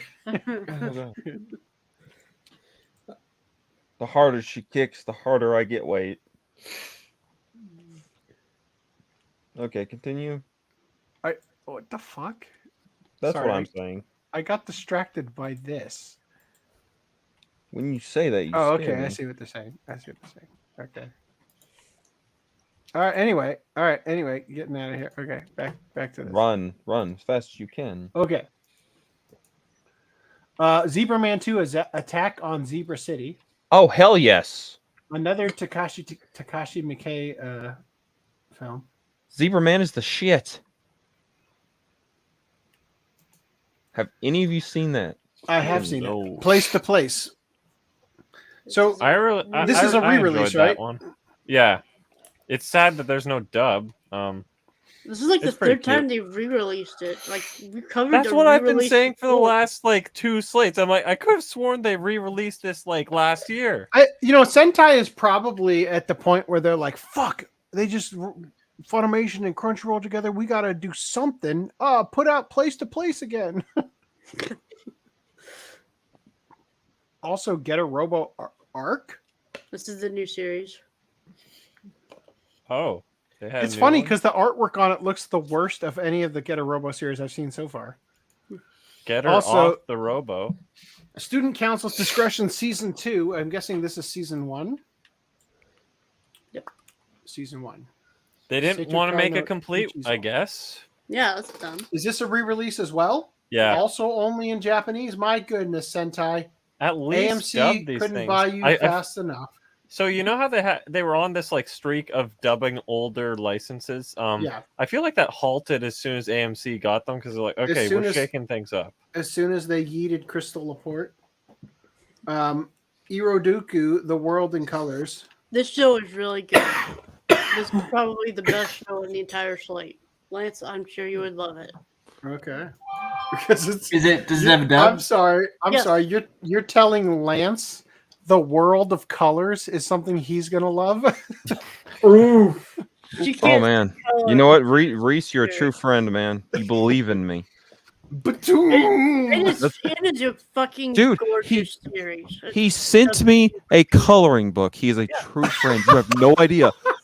I got to find out that Little Dick becomes a magical girl or a Disney princess, whichever one. You should have sent him. You should have sent him that and a set of grayscale crayons.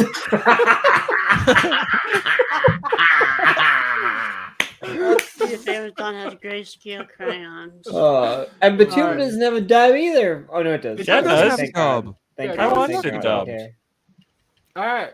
Anyway, that's it. Thank God.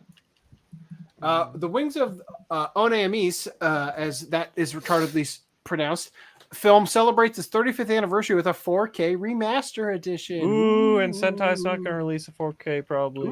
Yay! Ooh, says the guy who imports anything anyway. Ooh. Also, what happened to Soul Press? Well, didn't we just cover that? No. That's I thought our souls were getting pressed. I'm sorry. Oh, This I'm wasn't an sorry. I action. watched another video on this. Apparently, Alright. President fucking yeeted. Yeah. And Yeah, this is gonna be a fun Cheater. topic. So what happened to Soul Press? Soul Press was the North American localization company that specialized in manga, light novels, and visual novels. Founded in 2017, it had a lot of promise for a small publisher, licensing beloved niche titles like Chivalry of a Failed Knight, Blend S, and Is the Order a Rabbit. But its release schedule was always erratic, indicating troubles behind the scenes. The final nail in the coffin came late last year when the business was listed as FTB forfeited on the California Secretary of State's website, meaning the business taxes weren't paid. The Newton and the Apple Tree visual novel was delisted from Steam in November. In February, all Soul Press books were removed from Bookwalker Global. What happened to Soul Press? Michael Valdez, aka Zev, the founder and CEO of Soul Press, has not responded to messages, even from the core members of the Soul Press team, since mid-2021. Naturally, he could not be contacted for this article. In order to understand what exactly happened to the company, I spoke to some key figures familiar with Soul Press from its beginnings. A business revolving around one guy. So according to translator Andrew Hodgson's, aka Steiner, Valdez was an outsider to the world of localization, filled with big ideas and ambitions about shaking up the industry. His charisma as an individual was the reason the industry veterans were willing to work with his venture. Quote, having dinner with him was always a pleasant experience, Hodgson recalls. Quote, he was very friendly and polite, and I have to admit, very charming. Bango, the translator who worked on Newton and the Apple Tree, credits Soul Press and Valdez as a major turning point in his life. He was a kind man, Bango told me. What a name. He knew of my unstable situation in Venezuela and always sent care packages for my family. He even paid for a medical procedure my grandma had to go through at the time. Bango now lives in Panama, studying translation in university. Okay, that was some details I didn't know about. I didn't need to know about and didn't care. On the other hand, Hodgson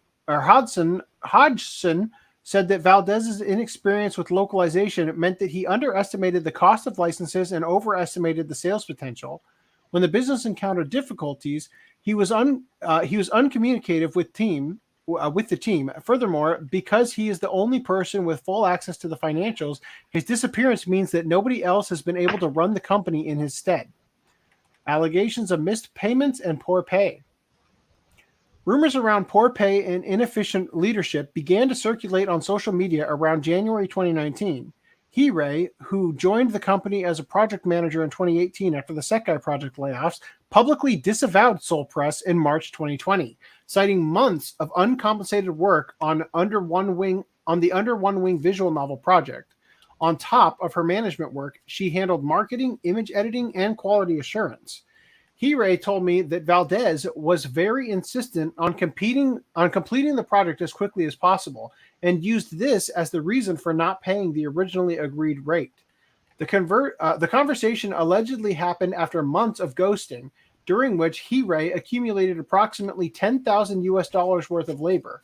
According to Hirei, Valdez's final offer was $1,400, after initially offering $1,000. Note, I was not able to obtain a copy of the contract to confirm the original terms of agreement. Oh, okay. Well, then he's probably on the up and up. I had contacted Valdez via a lawyer to try to get him to respond several times, Hirei claimed, but received no response. The legal expenses were paid out of her own pocket, but were too steep for her to continue pursuing the matter. She has still not been paid the $10,000. The irony in this instance was that Under One Wing was completed in just 6 months. a conventional time frame for a 20 to 30 hour visual novel localization and shorter than Soul Press's subsequent projects. Although the technical jargon proved a significant barrier for translation, the team was committed to the timeline. The game was released on Steam on February 28, 2019, after being delayed from its original February 15th launch. Hirei is proud of what the team accomplished under the constraints, and informed me that everyone else in the localization did eventually get paid. She personally made sure the other members got paid before asking to be compensated for her work. What a saint. There are other similar stories among freelancers of late payments and arbitrarily lowered rates. Even those who were paid on time with their originally agreed amount remarked that Soul Press paid significantly below industry standard. 1 cent per character was hardly proper, but I don't know any better, Bango told me. I was too used to peanuts to think I needed more. Leaving the hellhole that was Venezuela showed me that surviving wasn't a goal of life, I suppose. So what will happen to Soul Press titles in the future? So with Valdez still missing in action, much of the future of Soul Press remains up in the air. Honestly, it's probably dead in a ditch somewhere. It sounds like.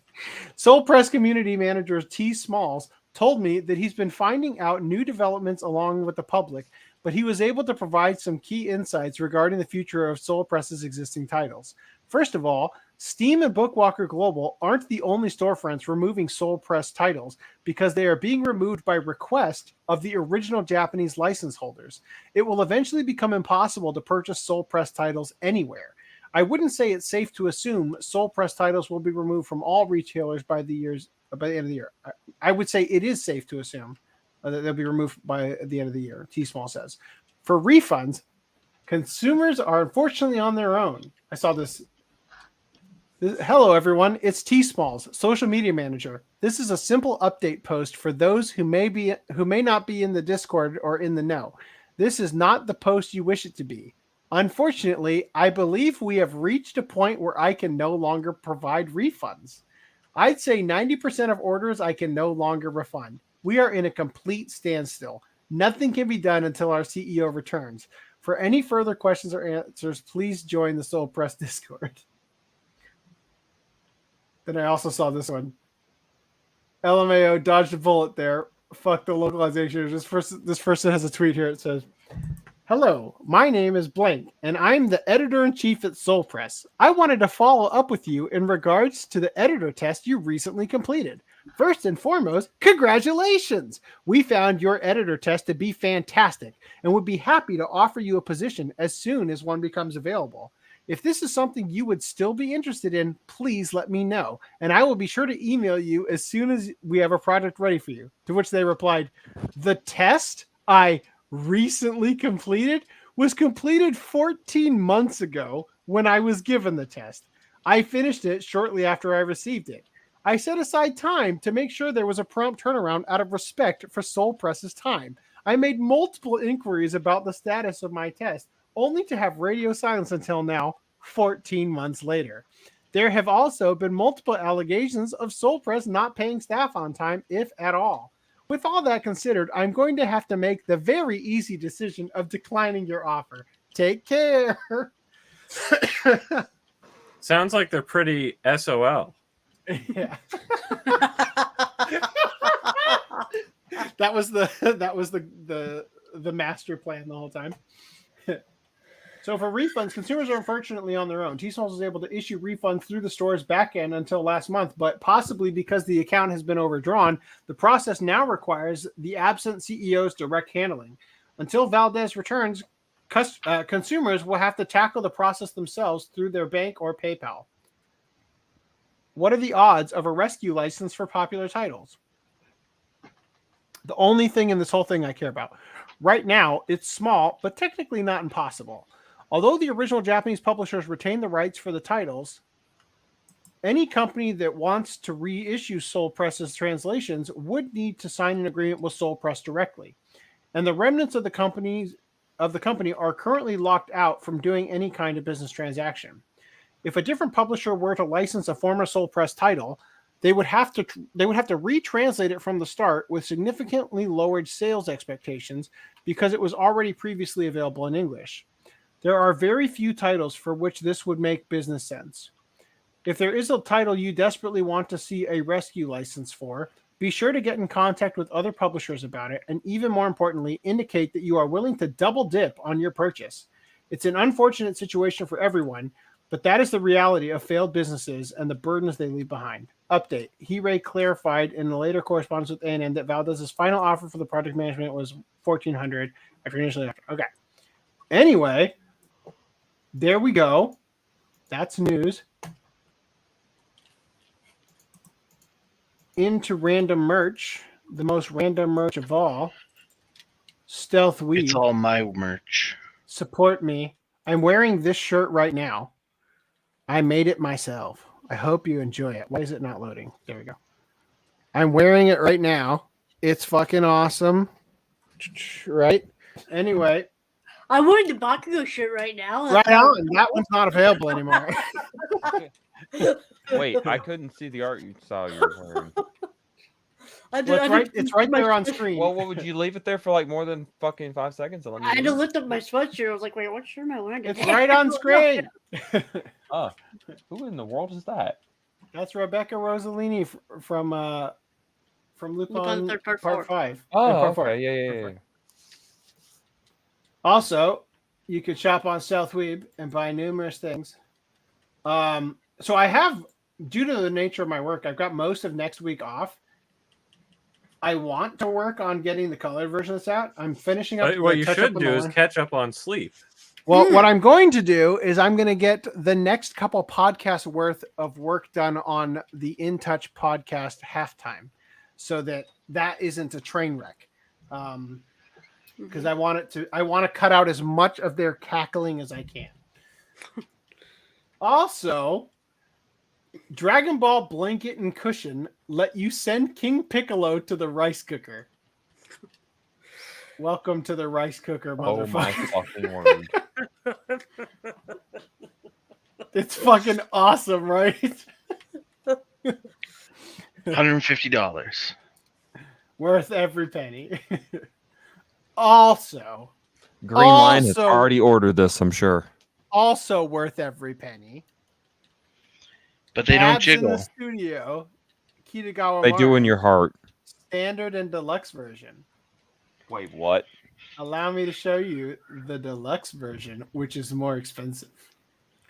So Green Line might get this, but not. Just watch. It's going to be like a fundoshi or whatever, and then like pieces of tape or something. Right. What if it's literally just this picture of the mosaic blur posted? What so the deluxe one, you get less stuff. The base is smaller, and you don't get clothes. Standard is $191. Deluxe is $272. I think I could be wrong, but I think you get. I think we're getting the wrong end of the deal here. She's still got the bracelet, at least. This still screams bootleg. That's believe it or not, that's exactly Look, what this I is thought. one of the instances. I will say that it's worth getting bootleg. All right, Is it a bootleg? I don't know. It screams bootleg because she's a high schooler and Japan never makes nude figures of. Oh, do you know from experience? That's never happened. That's never happened. You're They right. don't Never once. officially make IP nude figures for IPs that are not hentai or adult. I guess you're right that Roxy is like 40 years old. I'm pretty sure I've seen some One Piece figures that not were completely nude with the genitals showing. Hey, speaking of the Roxy I'm just- figure, did just gonna Random throw this 11 out order there. the one from the show? Or did I misremember that? Just throwing this out there that you can find the uncut version of that image. It does exist. Also, Uncut? yes, there's a non-mosaic blurred version of it if you want to see what's actually underneath there. Oh, well then we have Link it in private chat, please, if you would. You're Link right. it in the Why? Discord. Why You have I have not to- put it on the Discord? You have to join our Discord to see the link. Yes, Green Line, you must join the Discord. Well, I'm not pitching it to Greenland. I'm pitching it to the audience, all 8 people viewing. Oh, good. Oh, you definitely don't need to pitch it to me because it won't bother to shut up on my phone. It's going on for 5 seconds. What is this? What? Oh, what? Mount Lady images? Okay, fine. I'll have to These are find it. bad. I'm not. I didn't save it when I initially saw it. My Discords were the real quality. Wait. I want the Mountain Lady version of that one. No, the midnight version. It's 3:33. Ugh.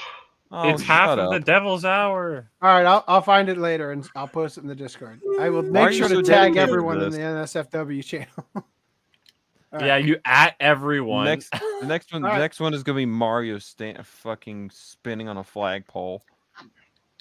HoloLive Super Expo 2022 unleashes a life-size Gawr Gura figure. Never was expecting that.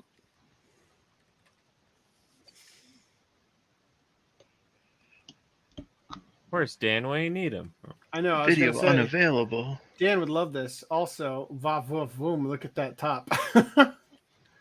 The mannequin's really doing it for me. It's a mannequin. You heard it here, folks. Man. It's I like mannequin, mans. man. Akins. We All right, need anyway. to make non-male gaze mannequins. Well, they're doing a bad job. Didn't we play this? No. Nice. Anyway.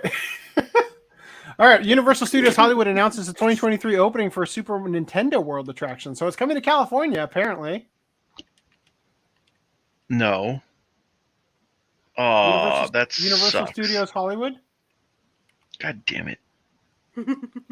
And you're just gonna have to come visit. I thought it was the Florida one. Fuck! I don't want to go to California. Yeah, we love you too, Red and Beloved. Yeah, thanks for not visiting us. Shots fired. All right. So a family hands in a lost wallet and gets a surprise Pokemon anime cell in return. What? Oh. So this is a really interesting It's a development. good one too. They got all 3 characters. Yes. So wait till you hear the story. So Twitter users search for the mystery person behind the gift that leads them to the original background artist 20 years later. If you're out on the streets of Japan and you come across a lost item, handing it over to the police in the nearest Koban or police box is always the right thing to do. That's what Twitter user Chagashi and their family did around 20 years ago when they found a wallet while on a trip together, and it ended up rewarding them in ways they could never have imagined. While the family didn't expect anything in return for the good deed, according to Japan's lost goods law, owners are obliged to reward the finder with 5 to 20% of the value of the found item. What the hell? Right? Not everyone knows about this obligation, and it's not something that's expected. So Chagashi's family were surprised when they received 2 presents from the wallet's mystery owner. The gifts received were 2 cells from the Pokemon anime series. Holy shit. So am I the only idiot who thinks They got the main trio and Team Rocket. Oh, lucky sons of bitch. These Damn, are probably worth like 20 grand, right? Oh my gosh. Am I the only one that has the stupid thought that it's like, oh, they should re-release a Blu-ray where they scan that single frame in 8K, so then it just Yes. pops into existence for like. You are the and- only one thinking that. After doing some research online, Chagashi discovered that the cells appear to come from Fly Me to the Moon, the 211th episode of the series, as indicated by the number 211 in the top left-hand corner. Did we not get that over here because of licensing issues, perhaps? That places these scenes in the second episode in Pokemon Master Quest, the 5th season of Pokemon, which was first broadcast in Japan on the 16th of August 2021. 2001, and in the US on the 21st of September 2002. When Chagashi's family received the cells, they would have been part of the most recent series, making them extremely valuable. That value has only increased over time as cells of Misty and Togepi on their own, without any background art, have been known to sell overseas for more than $1,310 US. These cells, however, feature not only Misty and Togepi, but their pal Brock and the series stars Ash and Pikachu. And there's also Team Rocket trio, Jesse, James, and Meowth. With so many famous characters on these cells, all appearing from the waist up, and with background art included for each one, these would fetch a high price at auction. For a Pokemon fan like Chigashi, though, money isn't a consideration. These items have become prized family possessions. This piece comes with not one, but 3 cells above the background art. Now, this is the most... I do not understand this at all. Why? Why the fuck is Ash on the top cell, Brock on the second cell, and Misty on the bottom cell? What? Misty is in front of both of them. Yeah. Brock is cut. He's put on top of her backpack and cut out. Why did you not just put her on top of him? Oh, I thought you were questioning why they made 3 separate layers, and I'm like, it makes sense though, because yeah, they can just overlay it, but when you put it that way, yeah, that's retarded. Right? This one includes Jessie's open mouth on a separate layer, suggesting it was used to animate her as she spoke, right? So the open mouth one and the closed mouth one. So the open mouth is just the lips, covering up the... Well, you can't use the closed mouth one now. Right? Yeah. It was after a messy... it was after a messy lip job. Grapefruit session. Chigashi has grown up... what's up? I was just going to say paint transfer is unfortunate. Yeah.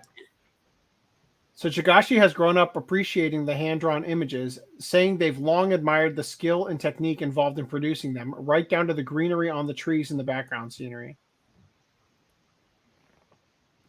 When Chigashi shared the images of the cells on Twitter, along with the story of how they received them, they also asked the tantalizing question, who was it that dropped their wallet? Yeah, can we find more wallets, please? We'll return wallets. Chigashi says all they've been able to find out about the person who sent the cells to them. Why didn't you just write down the person's name? Right? No, please. Well, I mean, to be fair, you don't know that they're going to give you anything good that you need to remember their name. Yeah, but anyway. Chigashi says all they've been able my to... wallet. Here's 20. Thank you for finding it. Holy shit.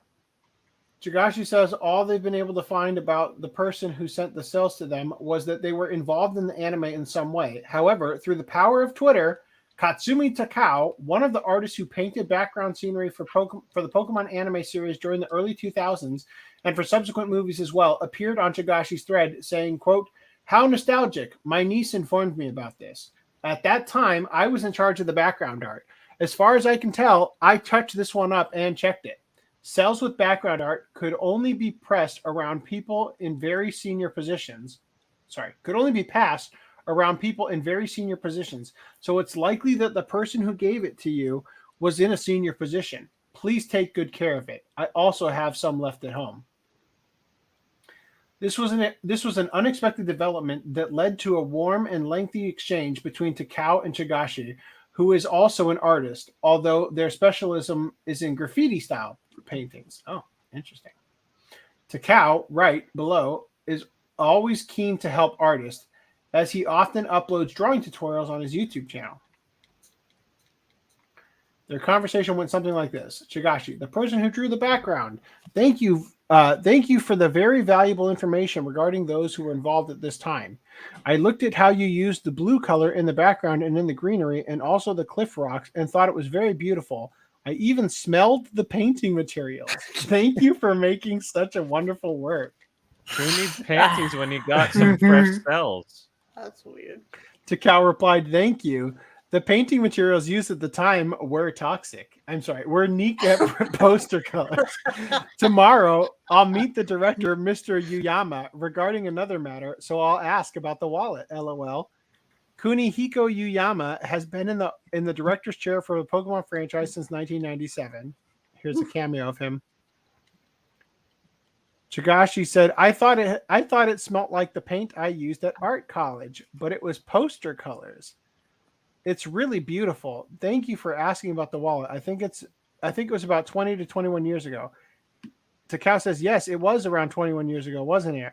I started working from episode 2, but I remember it well. I was wondering how many years ago this was, so I'll ask about it for you. Several hours after posting the above image, Takao posted an update.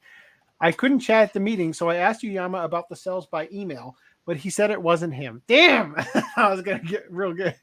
It might be someone at Shop Pro, a Shop Pro producer, a Show Pro, Shogakukan Productions, a Show Pro producer who looked after the Pokemon movies, retired last year, so I haven't had a chance to talk with him. However, if I get a chance to talk to him at a cast party, I'll ask him about it. Shogakukan Shueisha Productions, or Show Pro, as they're commonly called, produces and markets Pokemon anime movies and merchandise. The cow went on to say, given what life is like these days, it might take some time to talk to him. There's one other person it might have been, a director during the early days of Pokemon, but he died in his early 60s last week. No. So I can no longer ask him about it. At this point, Takao seemed just as curious as Chagashi to find out who the mystery person behind the gift was. Chagashi thanked him profusely for his time, while also asking about the process by which staff were able to procure cells, especially ones like these with background scenery that are hard to find. Takao replied, actually, I used to throw away a lot of cells and backgrounds. Sometimes I'd get a box of cells to divide among staff, but only ever a few. He went on to say, a very long time ago, when the president of a company I previously worked at was drawing black and white backgrounds for Astro Boy, the cell was wiped clean after it was photographed and then used again a few times before being burned. He used to laugh about how well the cells burned. It seems that things aren't as well controlled as they used to be. Money's so flammable.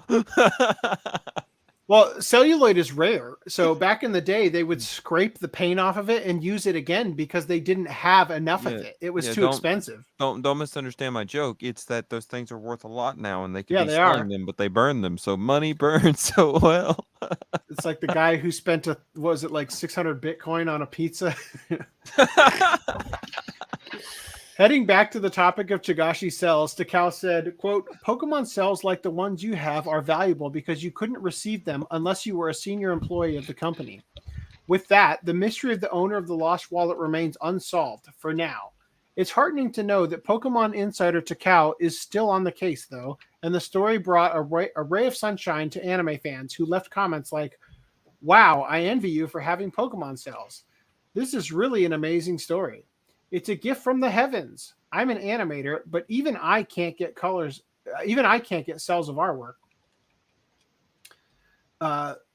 Those two pieces contain all the main characters, so I think it would have to be a director, a producer, or someone high up in the production process. This thank you gift is definitely worth more than 5 to 10 to 20% of anything that could have possibly been in their wallet.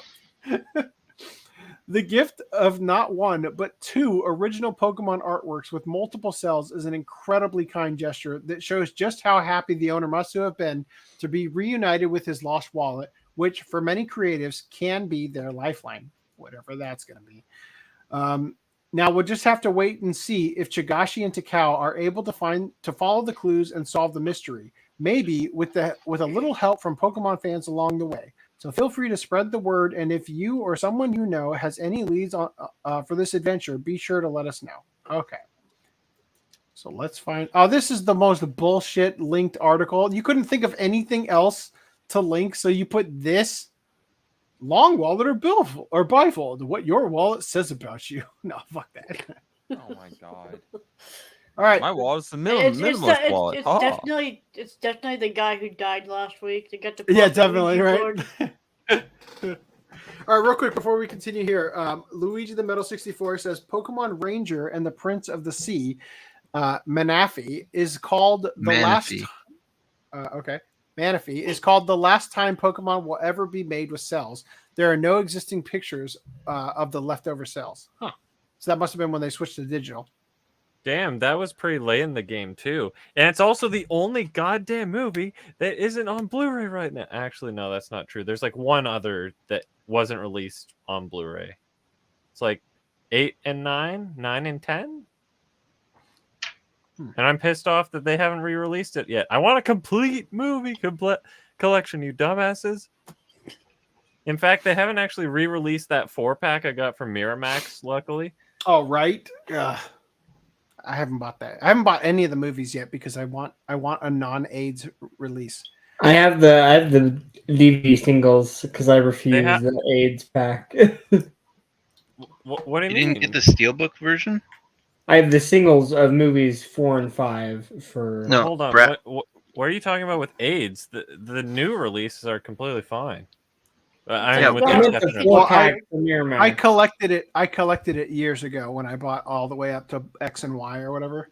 The new release of 1 to 3 on Steelbook. I'm surprised you didn't get that.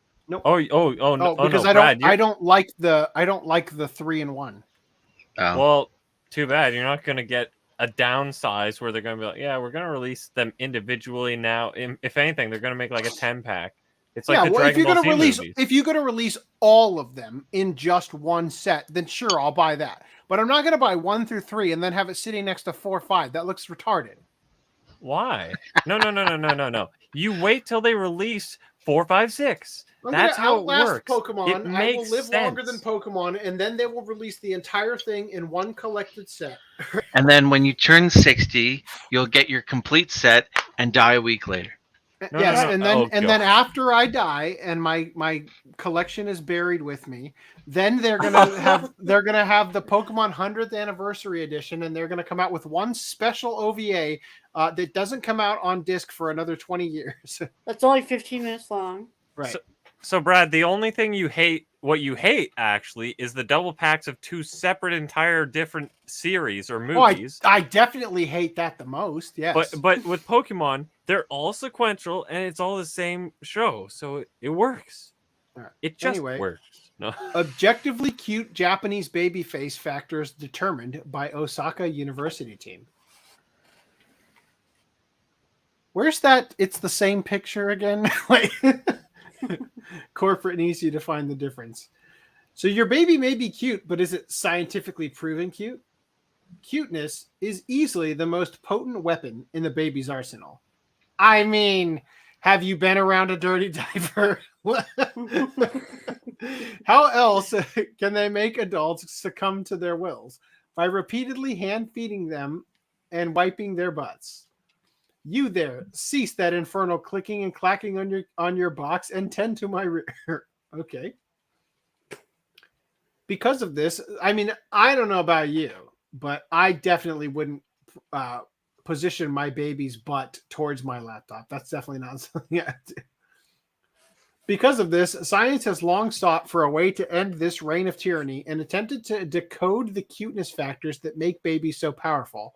In the 1940s, Austrian Nobel laureate Konrad Lorenz made the breakthrough development of the Kinshasa schema, or the baby schema, which is a set of facial features to trigger a sense of cuteness in humans.